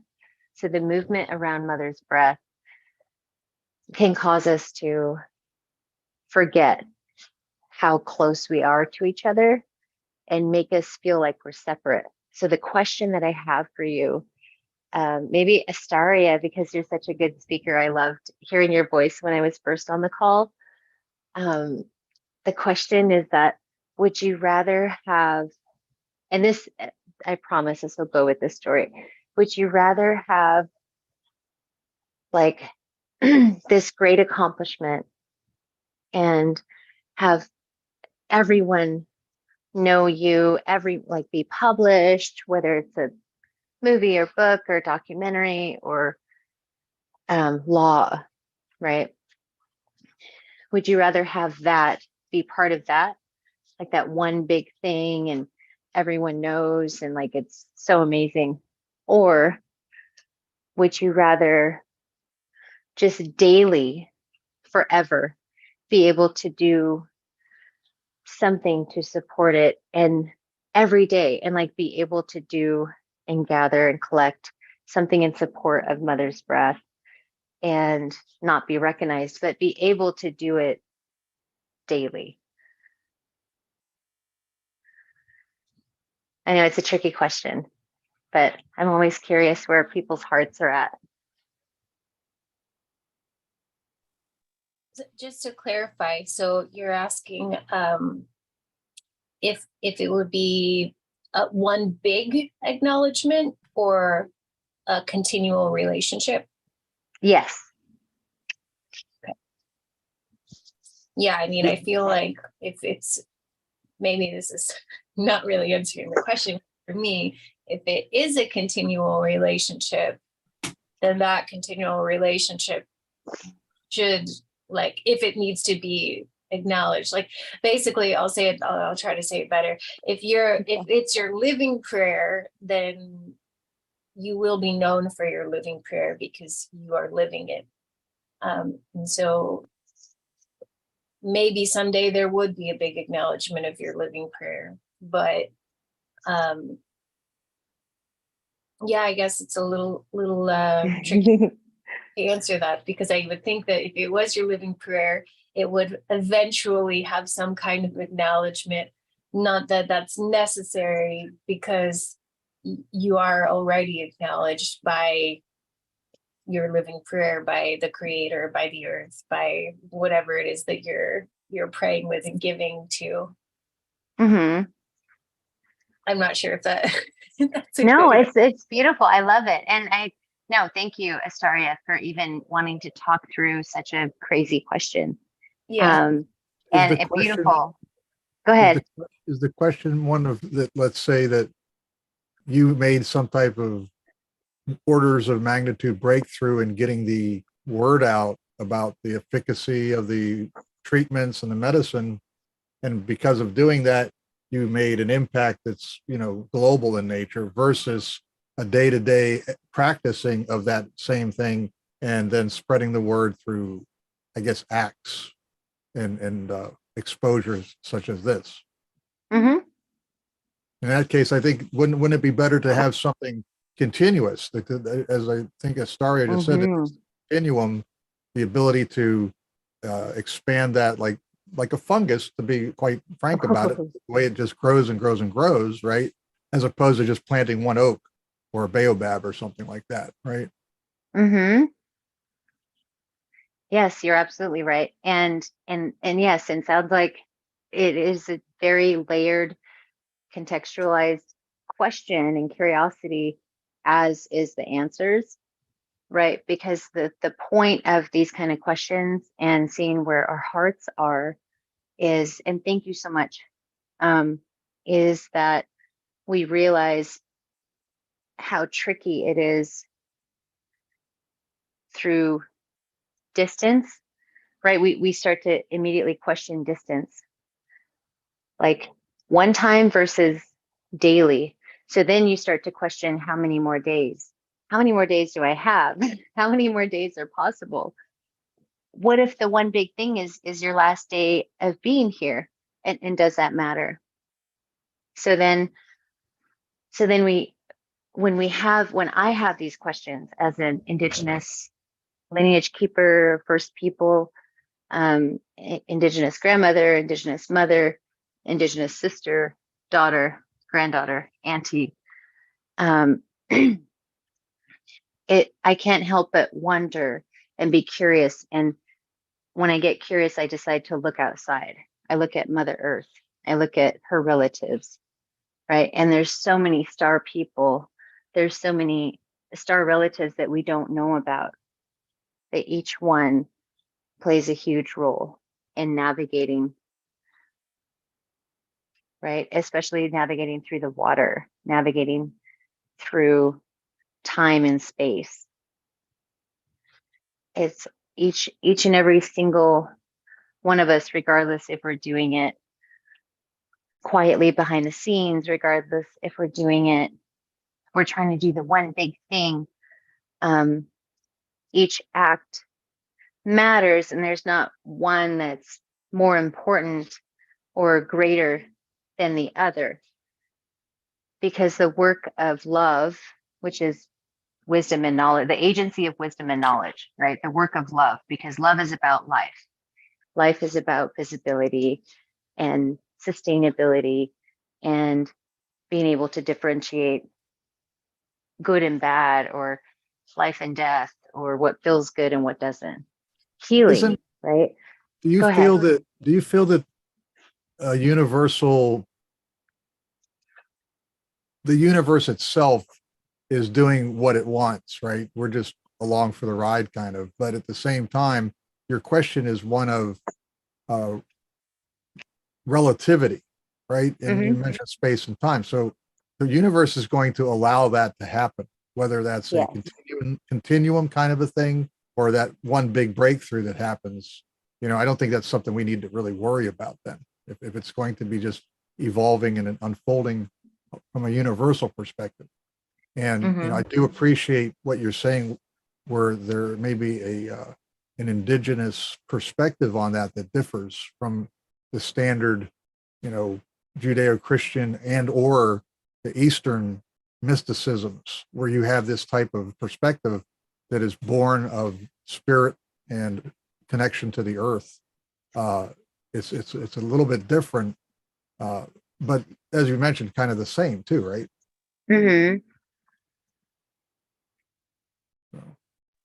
Oh, you're right. Yes, it is a little bit different and kind of the same. And the little bit different part is actually quite vast. So when you talk about the universe, dear, sorry, I don't understand what your first name is. Just call me Bill. Everyone calls me Bill. Bill. Okay, thank you, Bill. Good morning, Bill, or afternoon, Morning. Wherever you're at. It's morning. Okay, great. So the difference is the greater difference, right? The difference is the greater difference in both time and space and relativity in regards to understanding that the wisdom and knowledge agency, right? The love, the life, the sustainability, the star people, the truth, right? The truth of the matter, which is your body, your matter, which is Mother Earth, her matter, which is each and every other star and that matter. The truth is in between, because we're all just kind of wanting the thing to happen. We want to feel good. The time is irrelevant to love, and time is relevant to pain. And when we have right relationship to time, we're open and can receive spontaneous healing, spontaneous recovery. Love heals generations just as pain destroys people and generations, just as, pain and trauma saves us from the pain, but it hurts each and every one generationally. And generationally, right? So 9 generations, so 100 years of generational separation, generational disconnect, generational curiosities and wonderings and misbeliefs and disbeliefs and disconnects and lies, denying relativity, right? Denying relationship, denying not being able to hold, let alone hold space. How could you hold space if you're not related? How can you really have diversity without differentiation and wanting to actually link? How could you actually want to connect if you don't fully have your own diversity? And that's the mystical part. My dear relatives, like that's the best part, is like when we talk about mystical relativity and star people stories, it really is all just about love. It really is all just about life, just about truth, and wanting to find the symbolisms and the metaphors that are of nature, that are naturally happening without any people doing the thing, right? Like how spring comes. We're so fortunate, like fall is here now in Seattle, around Washington State, like the frost came already. So we're going to miss a big fall time, and we're going to go straight kind of into winter. So it's being able to understand and relate to her, how she's naturally being, not what we're thinking, not what we predicted, right? Because you cannot predict mother. You don't know what mother's going to do. We know for sure that when we have an issue in our minds, in our hearts, in our bodies, that she is going to respond fully in a good way. She's like, boom, I got this plant. Boom, I got this mushroom. Boom, I got this water. Water, I have this life. Life, I have this love. Her heartbeat, your heartbeat, the drum.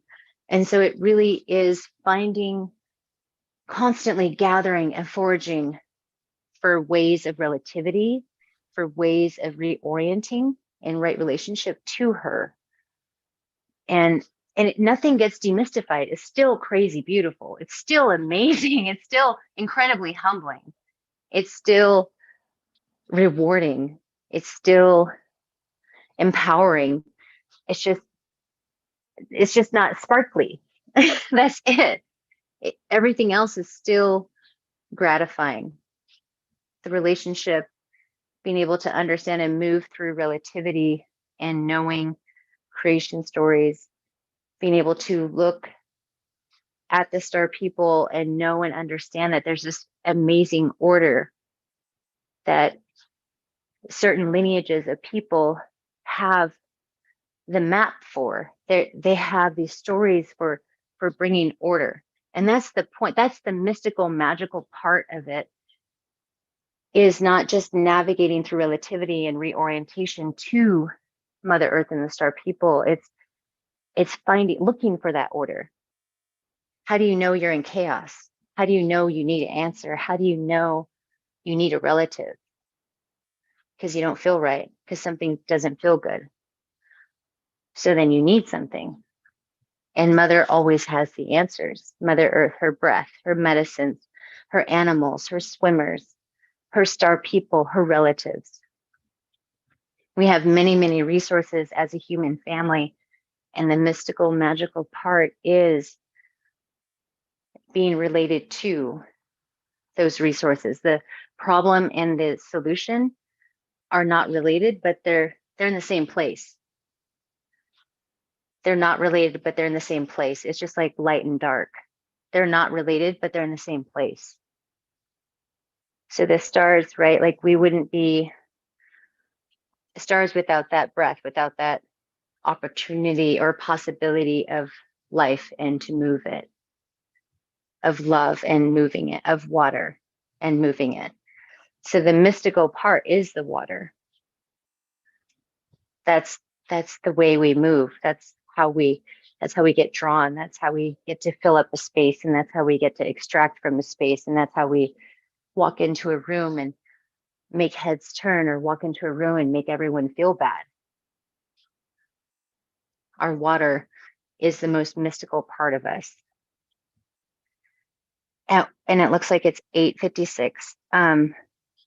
So it looks like I joined a little bit later than I planned. I'm just going to stop talking and ask if there's any questions, and invite people to go to my YouTube if you want to hear more stories. It's, I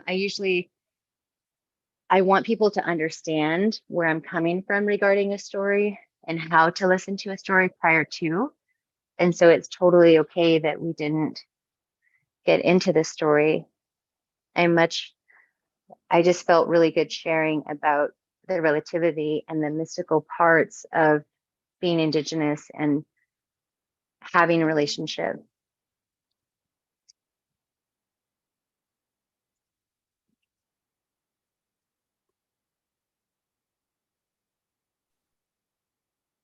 Thank you. Thank you. Thank you, Bill. Nice to meet you this morning. You as well. Yeah, Astaria and Solana, both of you, if you want to put any information about the work you're doing in the chat, feel free to share that. Our next moderator and last moderator for the 24 hours has not arrived yet. We still have 3 minutes.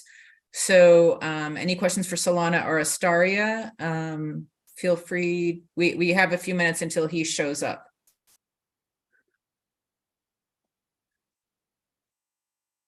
Okay, thank you, sister. I just wanted to just share gratitude. I don't have any questions as much as just feeling the emanation of your words and how it resonates, all that you've shared. So I just want to be in gratitude. Thank you, Nikki. Keither? Yes, Cather. Oh, Yes. Cather. Okay, thank you so much, Nikki. Cather. Appreciate you. Same.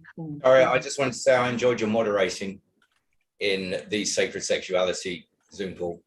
And thank you for coming on at the last minute and sharing so capably like that. Well done. Oh, thank you. I've got Thank a you, really Steve. male factual question. Okay, go ahead. Is this for me or this is, sorry. You, yeah, for you. Okay. Is Bufo like the same as Changa? It's different. Yeah. Yeah. In my understanding, Changa. somebody else could also chime in on this question, but whenever I've worked with Changa, it's like there's also other plants that are involved. So I've worked with lavender, and I think there was Damiana in there. But yeah, it's, if someone else wants to chime in, I've never made it, but I know that people make it. So In the messages, we're having a conversation on what I brought up earlier about 5-MeO. John had said when sourcing DMT, there a difference between synthetic 5-MeO. Anyway, what had came up in that, like under that in the replies, was Yopo, which is another interesting source of 5-MeO, because I was also thinking about, if there is potentially differences, potentially benefits to natural sources. With DMT, we have natural sources in all sorts of root bark species, but with 5-MeO, if it's limited to the bufo toad, then there's ecological risks you have with extracting the venom and disturbing the toad population, possibly having harm there.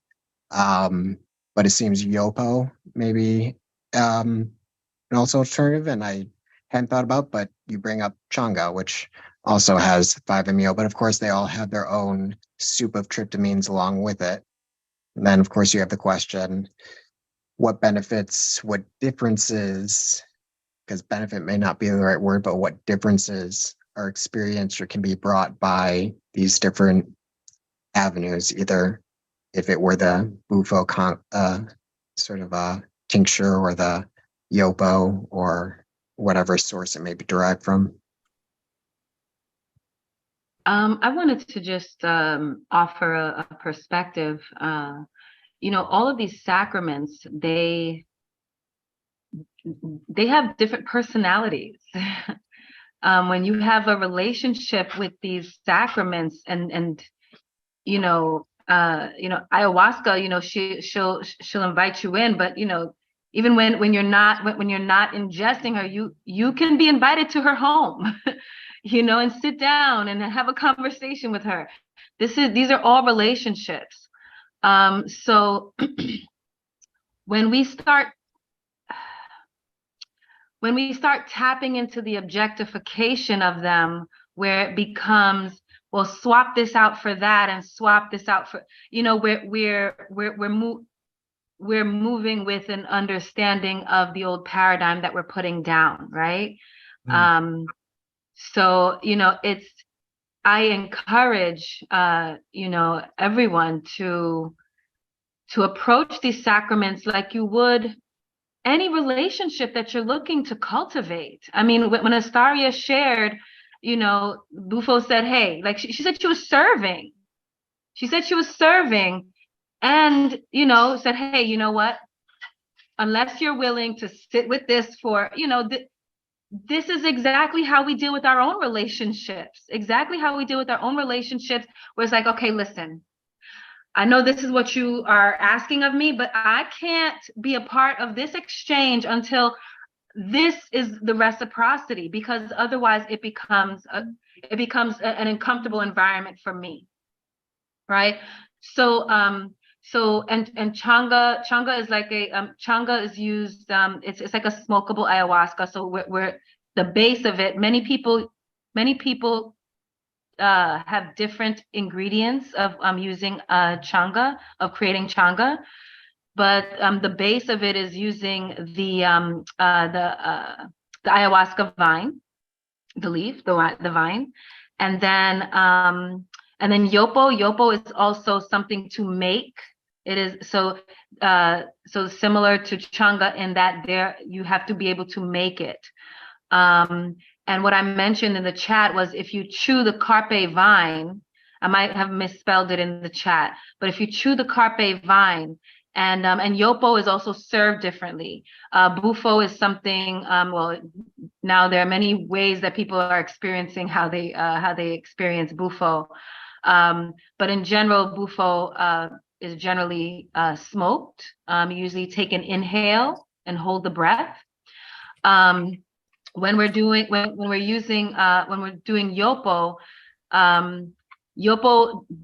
Yopo, you can find yourself in a similar environment, except you can experience what is perceived as a longer time by chewing that carpe vine, and then and if you're also tuned in with the numbers, like the dimensions, also speak to. When Tesla did the 369, or if you play with the matrix and you're playing with the 369, or all of the dimensional understandings, again, dimension is the perception of how large, how wide is the aperture, and how you ground the vibration in your body. So when you serve it 3 times, that Yopo, and Yopo is served similar to Jarape, which is blown up your nose. So it's blown up your nose, and so you chew the carpe vine, you would be served the Yopo up your nose. You let a little bit of time pass, you'll blow it again, a second time, and then a third time, and then it sort of opens up. but truly, not but, and truly, when Solana speaks to the love piece, that's in essence what it is. Like we're all tapping into this love frequency, this oneness, and Mother will always, always provide. And the only reason that we are not truly allowing ourselves is just the perception of control, the perception that no, this is how I have to do it and it has to be like this. You know, this is the corporatism. This is the supremacy conversation. This is you just not allowing us, not just allowing and really completely trusting, because of that depth of fear that if I put that down, what's gonna happen? What's gonna happen? So give us, give ourselves an opportunity, I think someone in the chat mentioned step by step, allow yourself, allow yourself more and more. It's a weaning off is what's happening. And I'll just compare it again to orgasm, our cosmic orgasm, the blissful place that we usually find ourselves in. You're not reaching for the orgasm. You are surrendering to it. You're surrendering to it. You don't have to do anything. So you don't have to reach for it. It's just, I know I'm really upset about this, but I'm going to put this down. I'm going to put this down. You're passionate about it. It's passionate. That's not upset. It's passion. Passionate. Yeah. Yes, It's yes. exciting. It's very good. It is very, yes, it's true. And actually in yoga, they talk about 3 modes and passion being one of them. And there's nothing wrong with any of them. Everything does have a place, right? But recognizing that when it's out of balance, that passion won't necessarily offer way of whole consideration and cultivation. Mm-hmm. Rand's here now too, so we're going to try to allow him to, maybe he can shed some perspective on that for us. Welcome, Rand. You there, Randall? Welcome, Randall. The stage is yours. Take it away. Yep. He's our last moderator. Thank you so much for being here. Oh, not that one. This one. There we go. Ah. Oh, wait. Try that again. My bad. Okay. There we are. You got it. Can you hear me? Yes, sir. Oh, okay. I'm trying to get my camera working. For some reason, it's not doing that. Hi, everybody. That's awesome. Where are we at here? Hello, hello, hello. Let me see if I can help you out on this side. Start video, see if that worked. Nope. Did that work? There we are. It does. Hi. Hey. Hey, guys. Good to see you all. Afternoon. Sorry, I've been traveling so much. I've been, it's been a little, quite a time. So I just came in at the end of what you guys were discussing, so I'm not fully up to date completely. Well, for the last 23 hours, we've discussed probably every concept of reality that humans, I don't know, but the main ones that humans have thought about, from Akashic records to remote viewing to psychic, witchcraft to hoodoo to, angels, everything. We haven't really delved in crop circles, but we haven't really delved hard into abductions. So, except we did have a professor that talked about abductions being like synonymous with transcendental shamanic states, and drawing correlations between the two. He teaches a course at the university in Washington State. But we've had 23 moderators. So you're just kind of like, you're taking us to the stars now. Okay.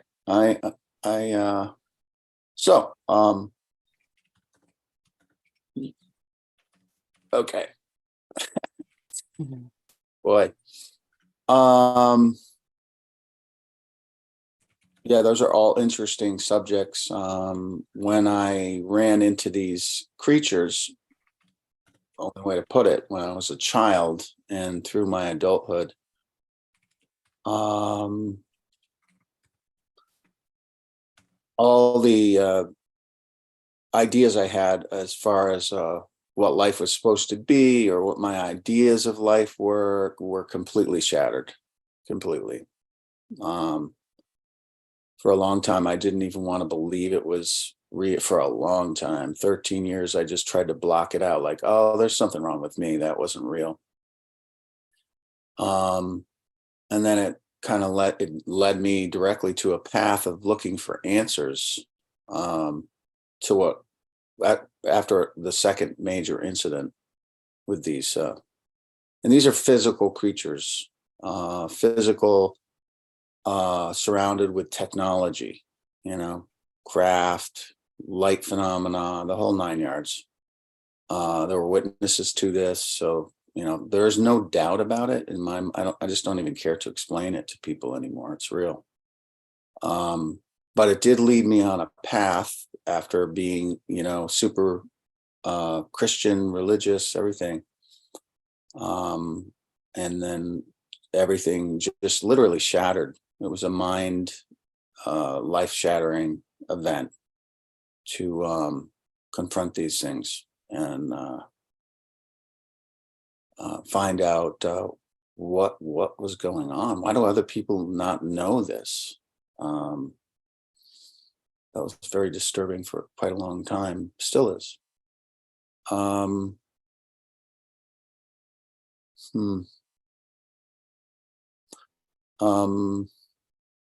Yeah, so it just led me to two things that I went over to see, quite a few things to find out who knows this. Where is this in history anywhere? All those questions. It's led me all over the world to different places, Egypt, the crop circles. I spent a weekend, all the locations around the world that were military, that were potentially not anymore, people that knew. So, and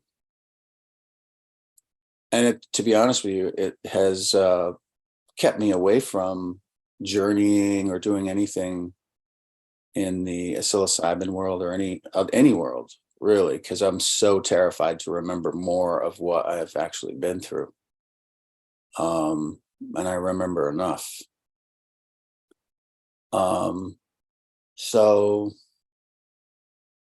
that's where I'm coming from. It's been a long time. It started when I was 4 years old, when I first saw the lights coming to the window, and then 10 years old was when I first saw the creatures themselves, which they are incredibly, crazily weird. They're amazing, and they're also the most terrifying thing I've ever met in my life. Not met, but was that I encountered. So I just want to open it up to conversation because I don't want to talk the whole time.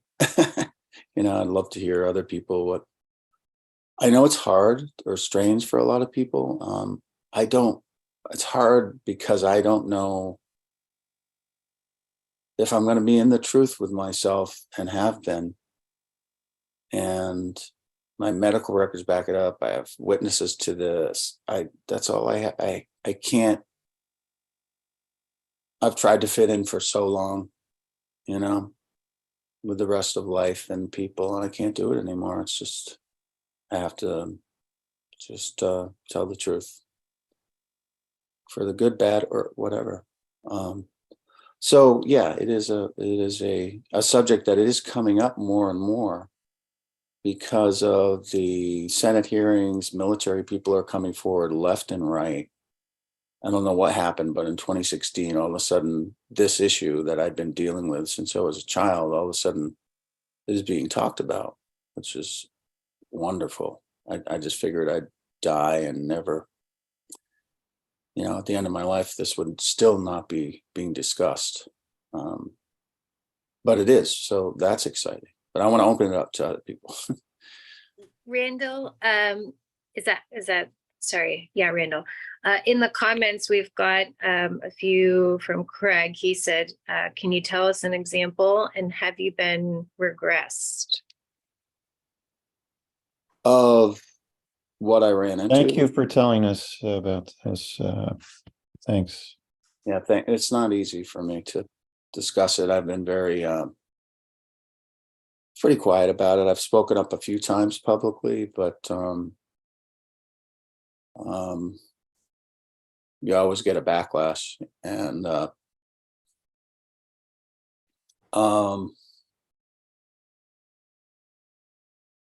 So you're coming out with a film about this, or a different film? no, I came out with a film about instead of speaking up about it myself personally, I made a decision probably in 2004 that the only way to really communicate this was through film. And I was already in the film business anyway. And I made a documentary called Ariel Phenomenon. It's a school called Ariel, Ariel, in Zimbabwe. Thank you. What's that? Thank you. Great film. Oh, This is Craig. Yeah. yeah. So I put my life into that to, because I just thought it was such a good story that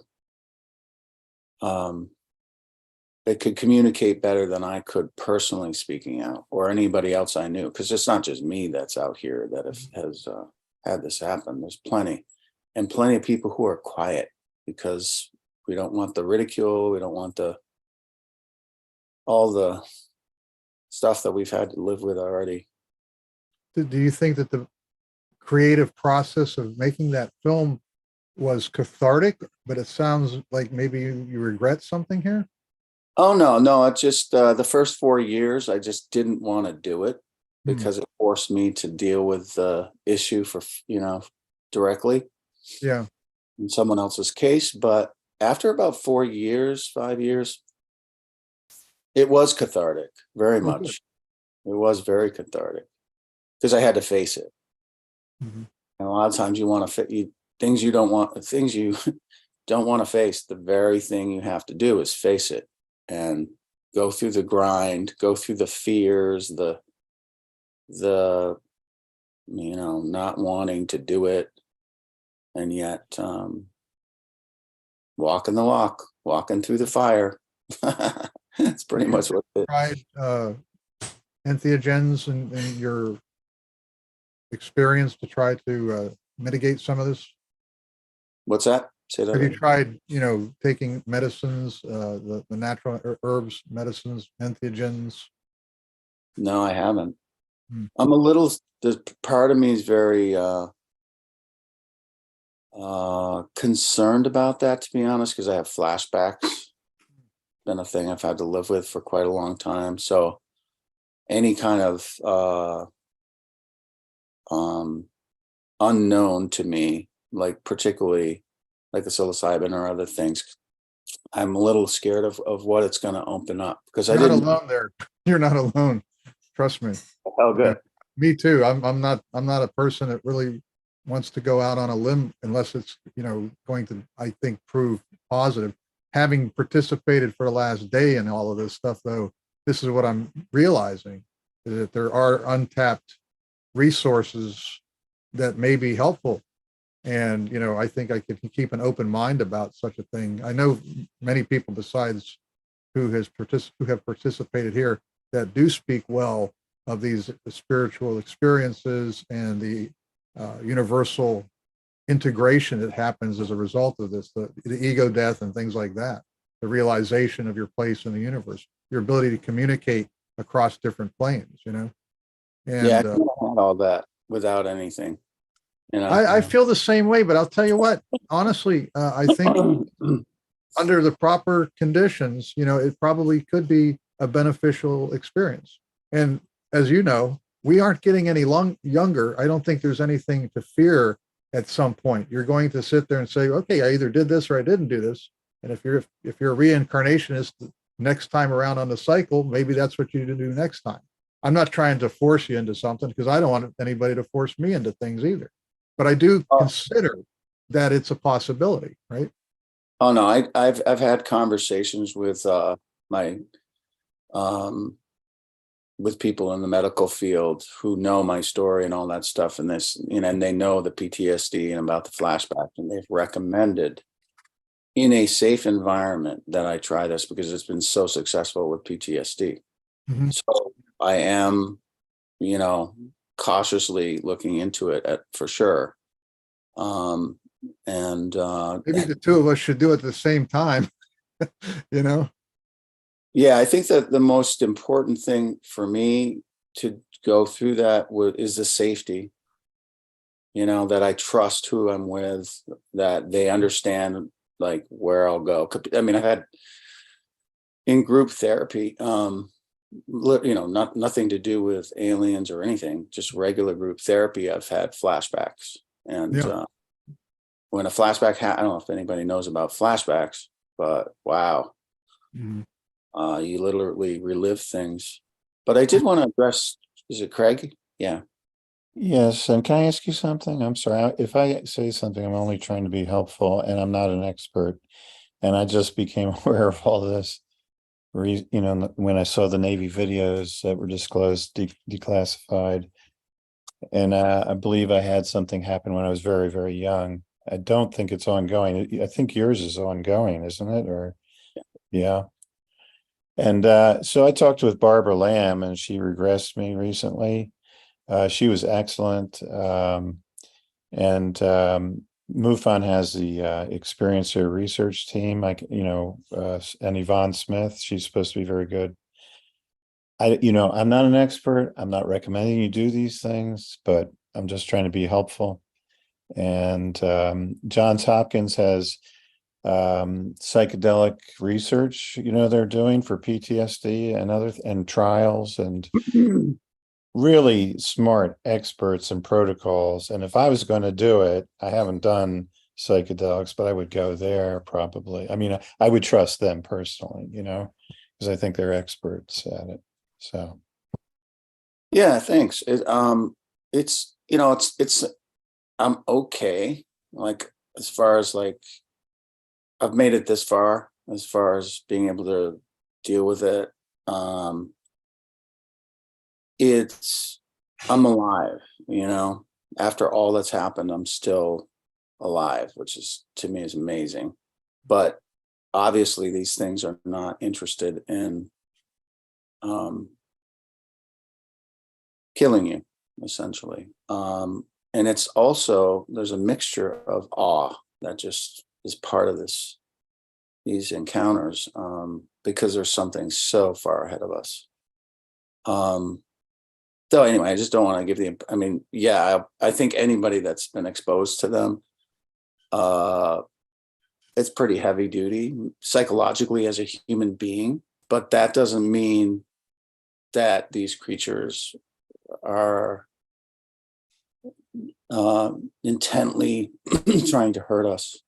And definitely one of the byproducts of encounters like this is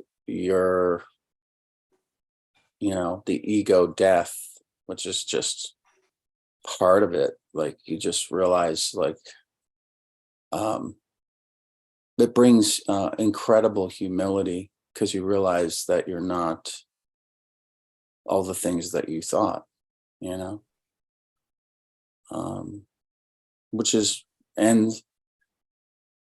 it brings things like the Akashic records, which I knew nothing about whatsoever. But the existence of things like that, it just goes on and on in that respect, but it's all very personal inside. But what I find so interesting is what I've been dealing with is how the human psychology deals with running into a superior species, because it doesn't like it. human beings do not like to, I don't think any species likes to know that there's something more intelligent than them, more capable. And how do you deal with that? I've seen people deal with that in many different ways. You know, they spiritualize it, or they, you know, there's a million ways you can do it. Where they block it out completely, or they never address it and focus all their energy on being successful in the human world, which I've seen many friends like that who've become extremely successful while completely ignoring what they went through, even though we have those conversations. Okay, I'll stop talking. No, it's okay. It's a safe space to share this. It's very interesting that you're going down that path. What are your feelings in light of the revelations of all this stuff by the government? Do you think that they're going to come out and say, oh, we found, or we have had conversations with, you know, these species? Or do you think that they're going to take a slower burn approach and say, hey, we found life on Mars, but it's bacterial in size? Right. I think the wise move on their part, and it's kind of what they're doing. They're trying to do the slow walk out. It wouldn't surprise me. They'll talk about the objects and the craft and all that stuff. I've had discussions with these people. So that's the plan. And the thing they're very nervous about is the actual life forms themselves, the species. What rationale are they giving that why they wouldn't reveal that? Do they share that with you? Yeah, they're afraid of public panic. Straight up. Whom? Just the religious people, or everybody? Everybody. Really, that's that big of a deal to them. Can I jump in for a second on Yeah. this? So I, like 10 years ago, I was a part of Hollywood, and I was an actress, and I actually started making my way up the class system. And when I was contracted by Hollywood, which I later learned is it's the culture of America. It's owned by the government. We know this. Back then, when I was 23, 24, I didn't know all of what I knew. And so when I signed my contract with them, which it's, Hollywood's like ran by the CIA and the governments and the military, basically, they actually put me through military psychological testing prior to even bringing me on to their production, which I didn't realize was happening until later. But they had me sign a contract, and it was basically selling my soul. That it's true when they say you sell your soul to Hollywood. They were basically owning everything about me.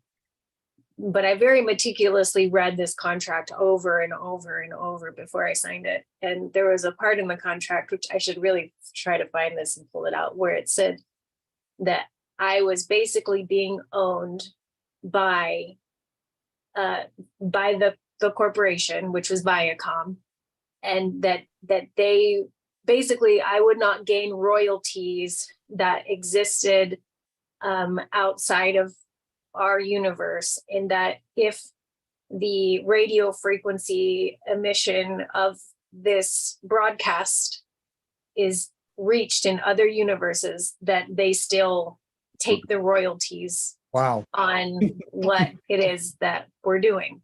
So it said in this universe and in other universes. And so I was like, what is this saying? Why is it saying in this universe and in other universes? Has there ever been an inter-universal lawsuit that's happened that I don't know about yet?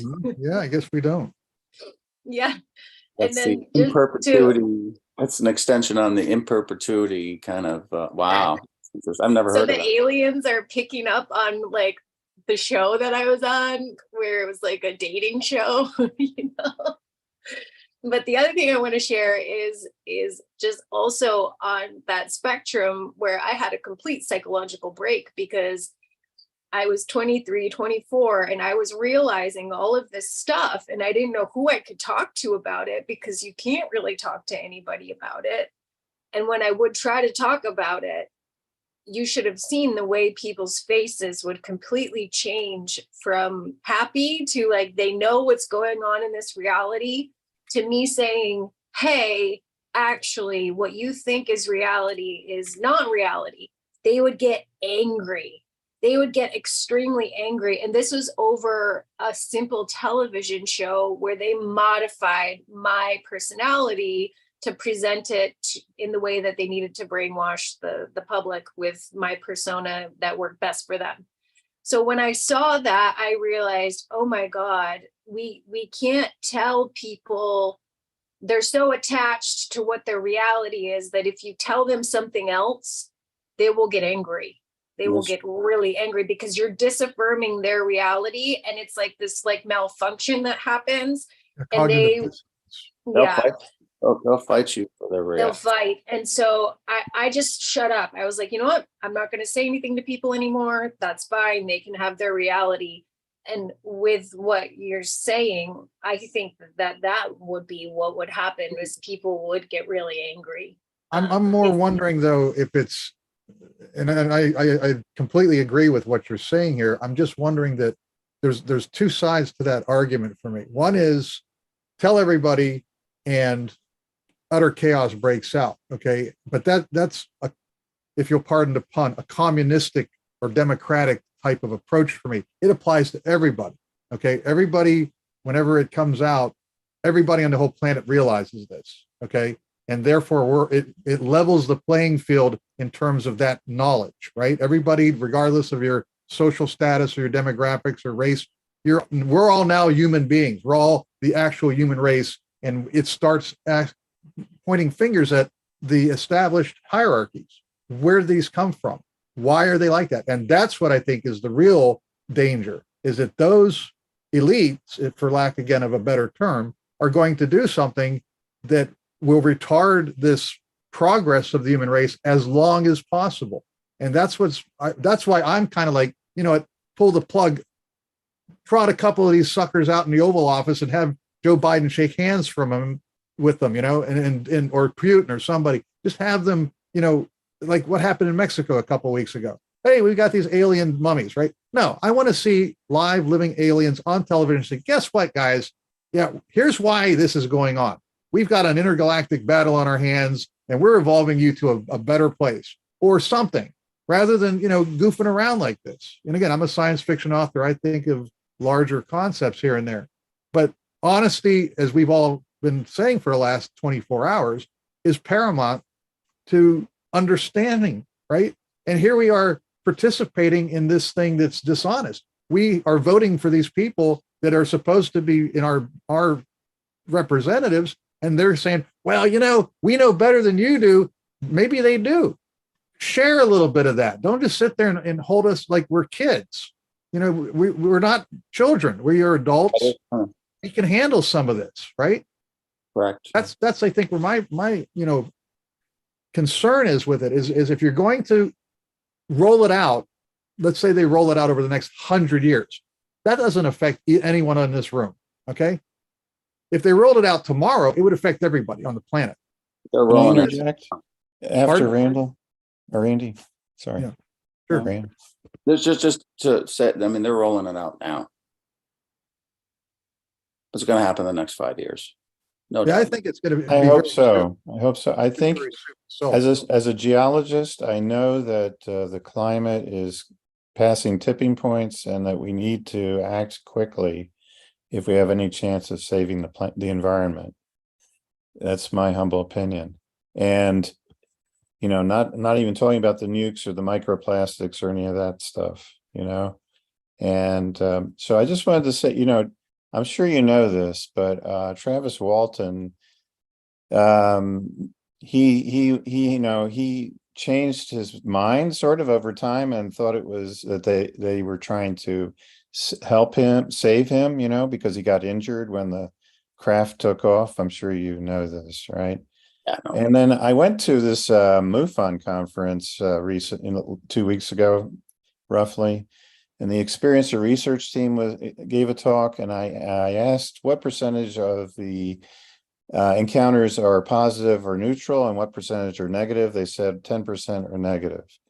So maybe most of them, or quite a substantial amount, are benevolent and would help us if we made contact. I don't know, so I'm not an expert. Well, this is a very unresearched field, to be honest. And I think what we're going to find out, because I've seen it and been through it myself, is it the whether it's benevolent, it doesn't even matter whether it's all the same. It depends on if they get to the human being with their ways of anesthetizing and influencing the human being quick enough. If they don't, you're going to have a bad experience, because you're going to be viewing it in truth and in reality without anything influencing you. I've had both.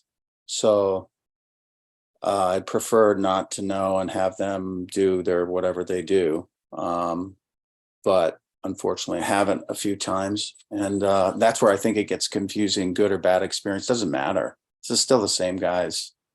Depends on how conscious you are. If you're asleep or you're affected by what their technology before you even see them, you're going to have a completely nice experience. Yeah. So that's and I think we're going to find this out. But Craig Campobasso has a book about all the different species of extraterrestrials. I don't know. So maybe I don't know who you're interacting with, but maybe there are others. I just, so that's another thought I had. Yeah, I don't know. I mean, I've been dealing with one species, and that's okay. I don't think they're evil. I don't think any of that. I haven't run into anything else. And there's also the question of, are some of them us from the future? And there is a hybridization program, some kind of harvesting, egg and sperm and all this. And maybe that's to keep us, humanity going, because we're certainly making ourselves sterile.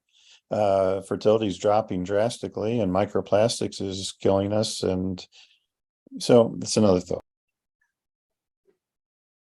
Yeah, we've got a lot going on. That's all coming to a apex or a point. Yeah, I mean, it's hard for me to comment on things I don't know, because I haven't experienced it. But I think we can get lost in the good, evil, benign, malignant argument when at least I haven't seen that. And I think this is beyond good or bad, because that's kind of a human thing. Right. I brought that up yesterday in my presentation, that aliens, by the fact that they're alien, there's not any way to figure out what the heck's going on up in their head, because you can't map that to human experience.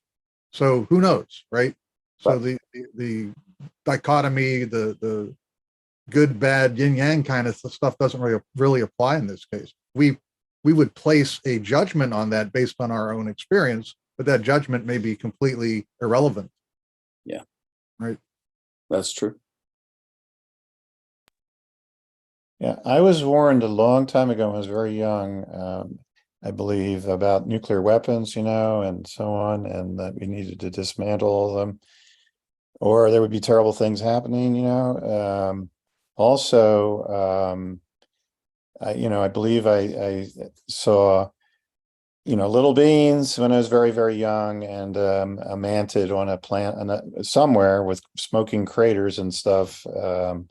A desolate place. I don't know if it was the earth or where it was. Scared the shit out of me. But unfortunately, I feel bad for you. I'm not having ongoing things after that. Oh, yeah. No, it's interesting. It's interesting. I mean, I don't feel bad for myself. I do, but I have to deal with it. So, but I don't consider myself a victim at this point. I'm very proactive and trying to working at getting other people to realize it in a way, however they need to, so we can make progress, because really all this all needs to be studied and understood on, you know, and the only thing that will help us do that is enormous amounts of people taking it seriously, for one, and then as a group, as a species, we can come together to maybe understand and very possibly communicate with these things, which is the first thing. A question was asked in the chat about the timing of this. Do you think it's I think you mentioned it's going to be coming out within 5 years. Why that time frame? That's what I've been told. Someone told you that. Okay. Oh, many people have told me that. Can you speculate as to why you think that number's where it is? Why not like next year versus 10 years? I don't know. I mean, it could be next year. It could be this year.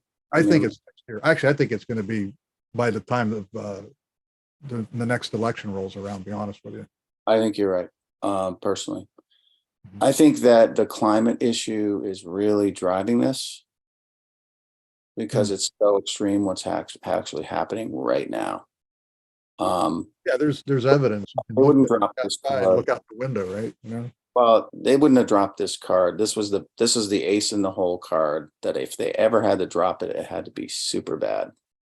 So I think we're approaching something very, very eventful for sure. Correct. Yeah. Enough to It's a say paradigm shift for sure. It's a And I feel paradigm. like there's probably multiple ones occurring. So I was actually the one that had made the comment about during the Cold War, there were significant increases in sightings. And that's right when we were at the brink of basically self-destruction with nuclear technology. And, you know, along with these other crises that have been brought up, we are again at a point of the risk of nuclear destruction.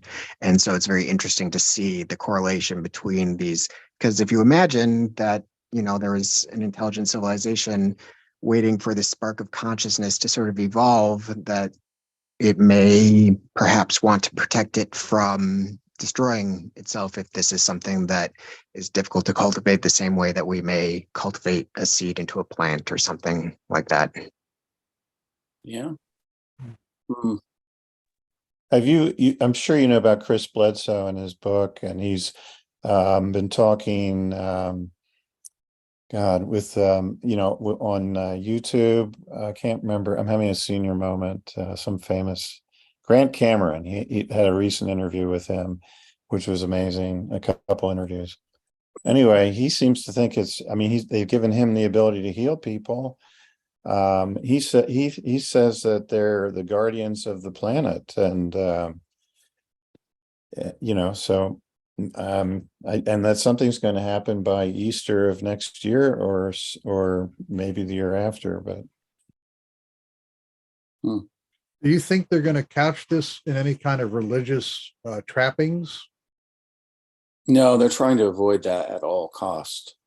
See, that's where I think you're going to run into, as we talked earlier, a lot of pushback is from established religions. They're going to say, or else they're going to have to figure out some way to fold that into their dogma and doctrines and tell all these people that they've been saying all these years, oh yeah, guess what? By the way, Jesus was, you know, Antarian or something like that, you know, or Buddha was actually from a different dimension, or, you know, maybe there's some kind of spin they can put on it to try to lessen the cultural impact. But well, they've had meetings with the senior.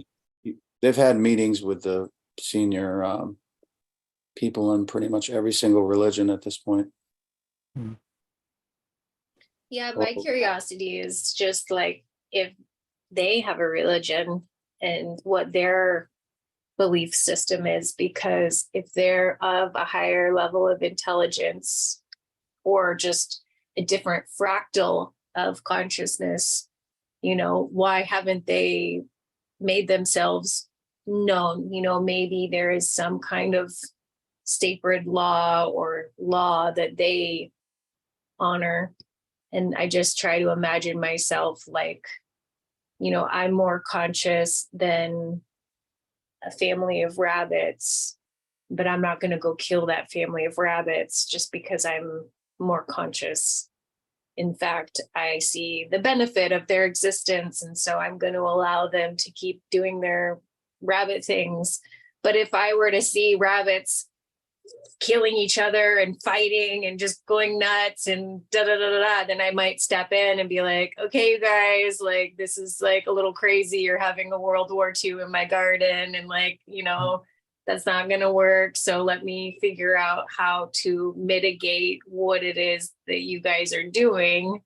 And I might look scary to them because I'm this human and they're furry and small and cute. And like, so to them, I'm an alien, you know? So I try to like put it in a different perspective. And that's because I have, you know, care for other beings. So maybe it's just something we can't understand in that concept.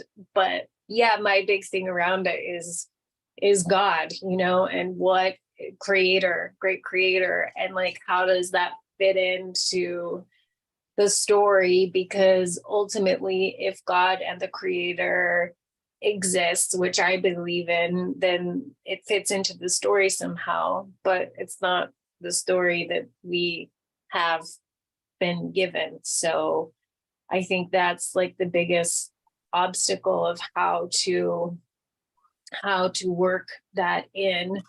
If that's reality, how do we work that into the reality of the shared collective consciousness and understanding? And you know, it also might just be a generational thing, and like waiting till those that are holding strongly on to specific belief systems are essentially phasing out, and then the youth that are coming in, they're slowly like introducing so that it's not So it's that not sharp. alien. Yeah, so it's not that sharp of a Break. Yeah. yeah. A culture I shock. don't know, just some of my reflections. Yeah.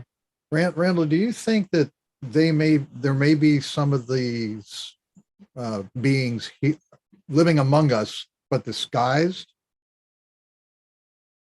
pretending to be human? I've been all around the world. I have not seen that. Okay, so there's a I'm not definitive saying, species thing, right? sorry? There's a definitive difference between them as a species and us. They're not going to be able to like pass for human. I just have never seen anything like that personally. I've heard stories about that, but I've never seen that personally. Mhm. Yeah. I heard that our programming also shifts our sight. So rather than them passing, we see what we see because that's what we want to see. Very So when we get to know truth, we'll be able to see a greater scale of what's already in front of us, or Yeah, there's a not in front. concept. There's Very a concept in the Hitchhiker's Guide to the Galaxy that Douglas Adams wrote. It's called the somebody else's problem perception field, right? So basically, it's like you're walking down your favorite street, your Second Avenue or whatever, Main Street, and you go past this place for years, and all of a sudden, you notice that there's a bistro there that wasn't there yesterday, right? And you go and ask somebody, and they're like, "Oh, this thing's been here for 15 years. I've been walking past this for 20 years. I never saw this store, right? I never saw this bistro." And what Adams says, it's because it's generating what's called a somebody else's problem field.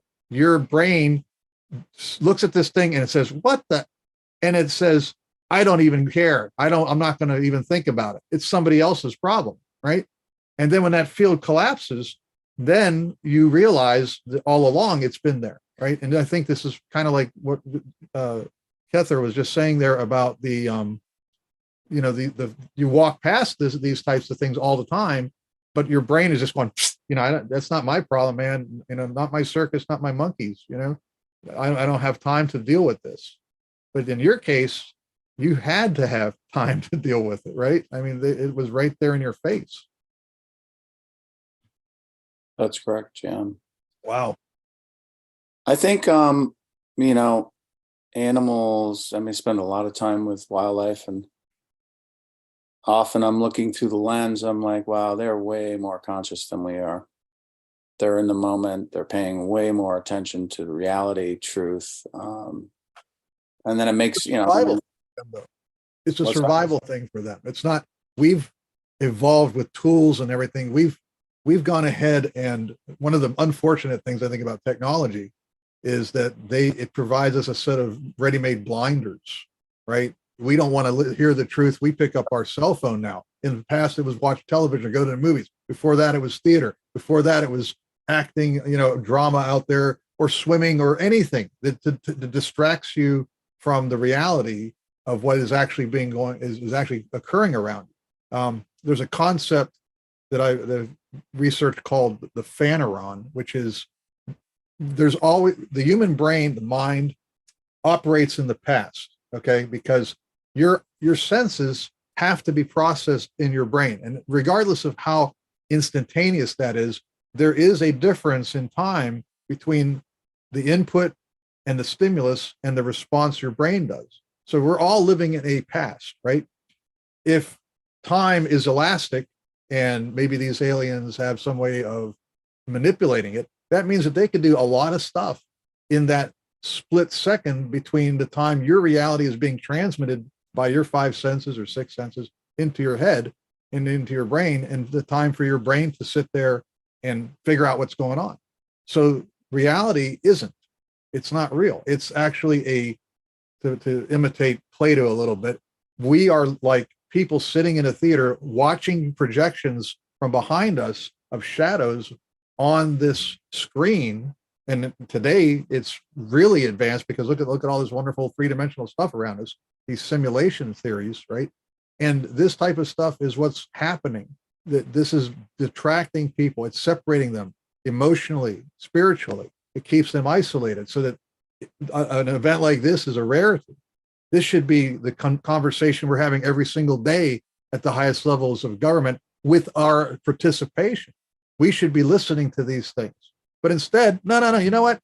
I think I'm going to go watch something in here because this is boring. This old guy's talking about something about, who cares, right? Somebody else's problem. And when you have consciousness raising events and consciousness raising techniques, such as using these entheogens and things like that, that's a threat to the status quo. It's a threat to that established hierarchy, right? I think, I think we got lost. That's why everybody goes out in nature and they feel so good. It's like, yeah, we got pretty cocky because we thought we could control reality. And there are many, many creatures out in this world who just see it as it is, Mm-hmm. They're living in the moment. They're living in much smaller time frames. There's many more fractions of time in a second that they live than we do because of our, reliance on a lot of things. That's just my personal perspective, but I agree. They're very much people in the think we're moment. sick. Other cultures on this planet feel like the Western world are sick, that we got addicted to a certain thing, which is technology, that has led down this road, and they do not think we're going to survive it. These are other cultures on the planet. Yeah. Mm-hmm. And that was amazing when I heard their opinions about it. I'm like, wow. Our technology is not sustainable. It's not. We can't live like this for the next 7 generations. It's polluting the planet and too much. It's just absolutely not sustainable. There may be, I had a dream that there was a solar flare that wiped out all the grid and everything, and if that happens, that will definitely kill our technology and stop the pollution and stuff of the earth. I don't know if I hope that doesn't happen. There's a Dr. Burke's. He has a great blog and has done a lot of research and contact ESETI stuff. But he was like with another person, another researcher, and they're both, the one guy's saying, look at, do you see the streaks of light coming in? They're in this dark place, I think it's Sedona. And Berkey says, no, I don't see it. And so the guy says, well, I'll ask him to let you see it. And then Berkey starts seeing it. And I'm really cutting like a 10-hour conversation short here, but they can affect what people see, you know, what each person sees, their perception. They also they can change time and space, as shown on The Secret of Skinwalker Ranch, near the last few episodes. And there is, you know, the Universal Declaration of Human Rights. I know I'm jumping around here. Is a beautiful document, in my opinion. But Craig Campobasso, in his book, there we go. He says there's a cosmic law. It's like the Universal Declaration of Human Rights, the law of one, the law of unity, and so on and so on. So I don't know, you know, I don't have any direct information about that, but maybe he's correct. There is a book here also that's been recommended by the Experiencer research team if you're trying to defend yourself. I'm just trying to be helpful. Randall, do you have an opinion about artificial intelligence as to whether or not that is other directed, or is it something we're just coming up with on our own? I think it's existed for quite a long time, and we're going to have big problems with that. We've known this for a long time, and we're marching right into it without any I'm wondering if that's possibly the rationale for announcing this then, is that there's a singularity event either right on the cusp of happening or already has happened, and the only way to really mitigate it is with the help of, you know, other races, I guess. Well, I don't know about that. I think just in our own hands, we have a problem with AI. We'll see. It's going to make itself very clear. And it's not necessary. It's just what it's doing to all of us already. It's a consolidation of power. Oh, that's for sure. Yeah, I agree with that. It's a tool of power concentration for sure. Yeah. There's no democratization of that either. You know, this is the illusion I think that was really upsetting to me when I was a lot younger was, hey, the internet, wow, this is really cool, right? It's like, well, you've got the library of everything at your fingertips, and look what happened to it. It was, you know, corrupted and marketed and absorbed and put into the same corporate bull crap that we've been putting up with since the beginning of corporations, right? It's this whole idea where all of this wonderful, you know, technology is here, go play with this. And then now, if you want to pay for something or play with something, you got to go behind the paywall. I'll give you a perfect example, and then I'm going to be quiet here. The game Solitaire. Remember when Windows 95 came up and the graphic user interface, and they got people used to the computer mouse by playing Solitaire, right? So it's always, you know, it's been no big deal. You play Solitaire, you just start the program and go. So I got back into playing Solitaire here recently, and guess what is happening? It's online now, right? You can't have a self-sustained with Windows 11. There's not a self-sustained version of it. It's on your machine. It's in the store. It's an app. Guess what happens in the app after you play it for a little bit of time? Hey, you want to keep playing it?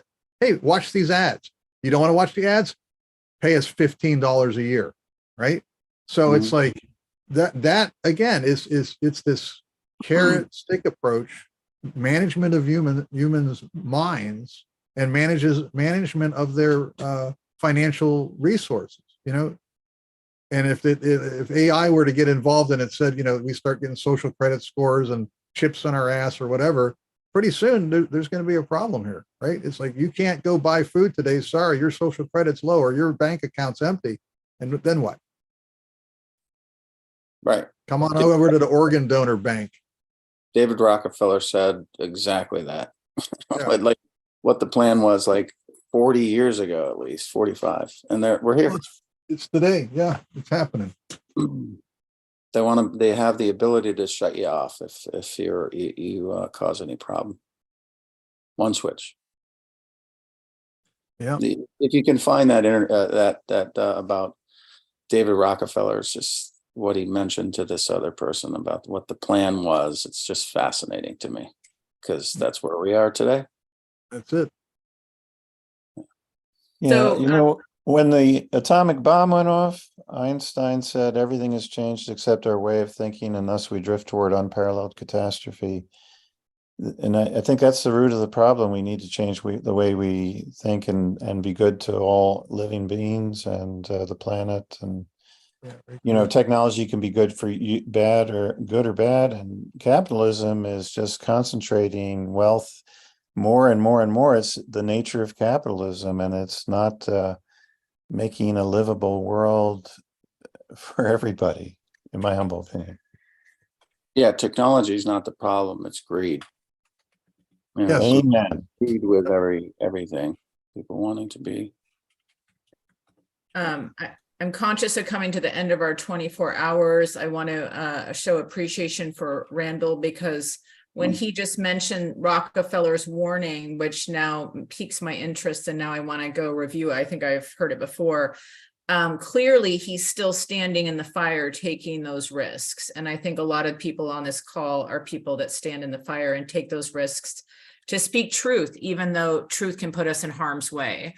So I just want to kind of say a prayer for thanks and to shower protection on everyone who's on this call, and just how grateful I am for the openness and the willingness for people to delve into all things mystical for this event. Our next event is November 26th. It's an event with focus on the Jewish people. So it's called All Things Jewish, for exploring psychedelics as it pertains to the Jewish community and Judaism. But Rick Strassman, who's a really famous psychiatrist, I believe, he's written several books that are like considered, you know, just like kind of Bibles in the psychedelic movement. But he's a doctor. Feel free to Google him, but he'll be participating in the All Things Jewish event. And just Randall, any last words for us? Because I feel like, you know, you're a testimony to how hard it is, but also the reality of how hard the work is. And but also I think you give us hope in that you're saying that disclosure is imminent, and perhaps that can give all of us hope. Yeah, thanks for having me on. Yeah, I think we're just in an incredible time in history. And the most important thing that all of us really have to do, I know for me, is just being truthful with ourselves and facing ourselves first, and then facing what's in front of us, which is going to be challenging. But I also think it's going to be the most amazing time for us to evolve and to open ourselves to an exciting time where no longer is that space out there empty. It's going to drive. We're going to learn so much. That's the positive part of it all. Oh yeah. So much. Does anyone else want to share thoughts on what Randall shared real quick, like a 2-second blurb, if everyone wants to just share something, just to add our resonant frequencies with our voices to kind of the alchemy of this stew as we send this message to the heavens with our wishes for benevolence across our earth and the universe. Yeah. Just feel free to jump in. Yeah, I'll just share mine's short and sweet, just Omale Padme Hung, love and compassion to all sentient beings, and let's hope that these beings are sentient and sending them love and compassion. Yeah. Mm-hmm. Mm-hmm. Beam us up, Scotty. Thank you, Randall. Thank you, Randall. Thanks, Randall. Good luck. Appreciate it. Andrea? Yes. Hi. Do you want to share a little prayer real quick as we go out? Oh, sure.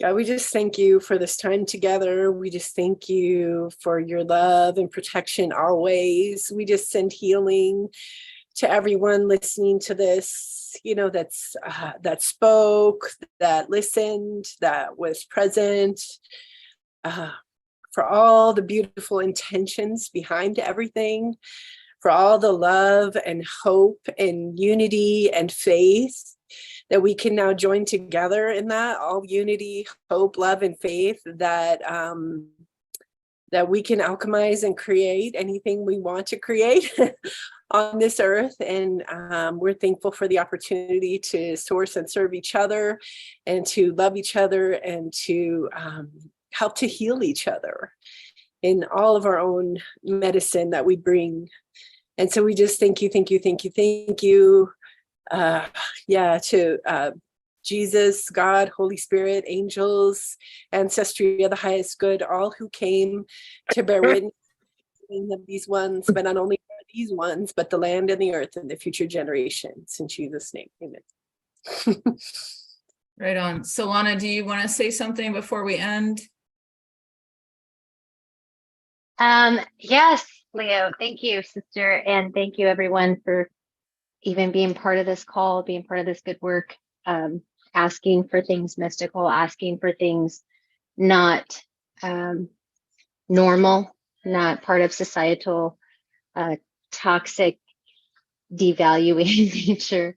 And just, I invite you to consider mother's breath when thinking or being curious about these plants and these medicines, and how that lands, or how it sits, or if you're in the shadow of it, or if you're in the light of it, and how it feels. And I invite you to share that with a loved one, and just see if it makes sense or not, because once you have a relative, especially a nurturing mother, you just feel better,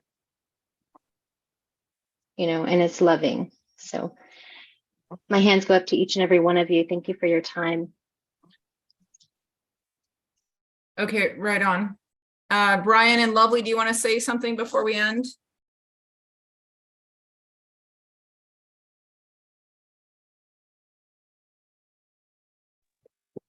I was not able to catch much of this event, but I am extremely grateful to be able to be in contact with individuals such as yourselves. I think we are in exciting times for human civilization.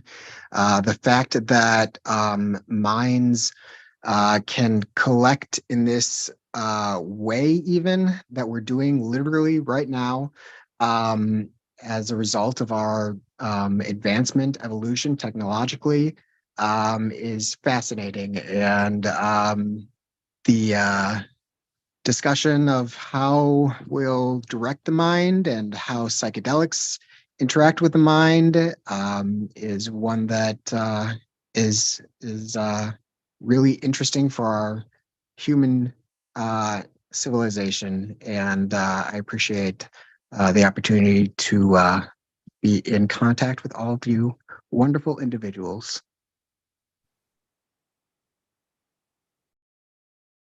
Thank you, Brian. Randall, I don't know if you have any thoughts on whether iPhones come from like reversed engineered technology or anything. That was one question that didn't get past you. I don't know if you can just say a yes or a no before we close our 24 hours. I mean, I've been in electronics since I was a kid, so everything's just got monumentally smaller. Pretty incredible ways. But what I find interesting about, we're all carrying around tracking devices that are monitoring every single thing we do. And all that information is going somewhere to be able to learn how to control the group, how to control human beings individually. Advertisers are using it, you name it. Governments are using it, and we've allowed them to collect that data on ourselves. We've allowed them to bring microphones into our own homes, cameras into our own homes. I find that a very disturbing, something we're going to pay for, unfortunately. Okay, well, I appreciate you answering because that was a question that was like of great curiosity. So even though it's like a little bit of a heartbreaker, realist approach, I think it's good to hear and be reminded of the situation we're in, the circumstances that we've led ourselves to. Well, so I'm good, and I think Lovely has stepped away. So I just want to say thank you again to everyone. It's been a wonderful 24 hours. It's really been precious. Thank you, Leo, as always, for Leo. all of your hard work and dedication and all of what it takes Leo. behind the scenes. Oh, you're to make very this welcome. happen. Can I just say something about cats real quick? I think cats are aliens because the greatest mystery in front of us is that where do we spend a third of our life? In the dream state. I think the answer to the universe is right in front of us. It's so friggin' obvious. And so cats spend like 70-80% of their lives in the dream state. So imagine they're constantly in the spirit realm, you know? So I just think they're aliens because their eyes look like alien eyes. I don't know. I think they think that we're their servants. That's They're Some people have definitely talked to their pets in the dream state, and you know, their pets have asked them things, etc., to play with them, to do other things. There was this really fascinating branch of Christianity called the Cathars that believed that animals were the reincarnation of humans, like family members that have left us. Really interesting branch of Christianity. So, okay. Peace out, everyone. Take care of yourselves. Till next time. All things Jewish. Don't forget. Thank you. Thank you, Thank you everyone. so much. Bye. Craig, you've been awesome.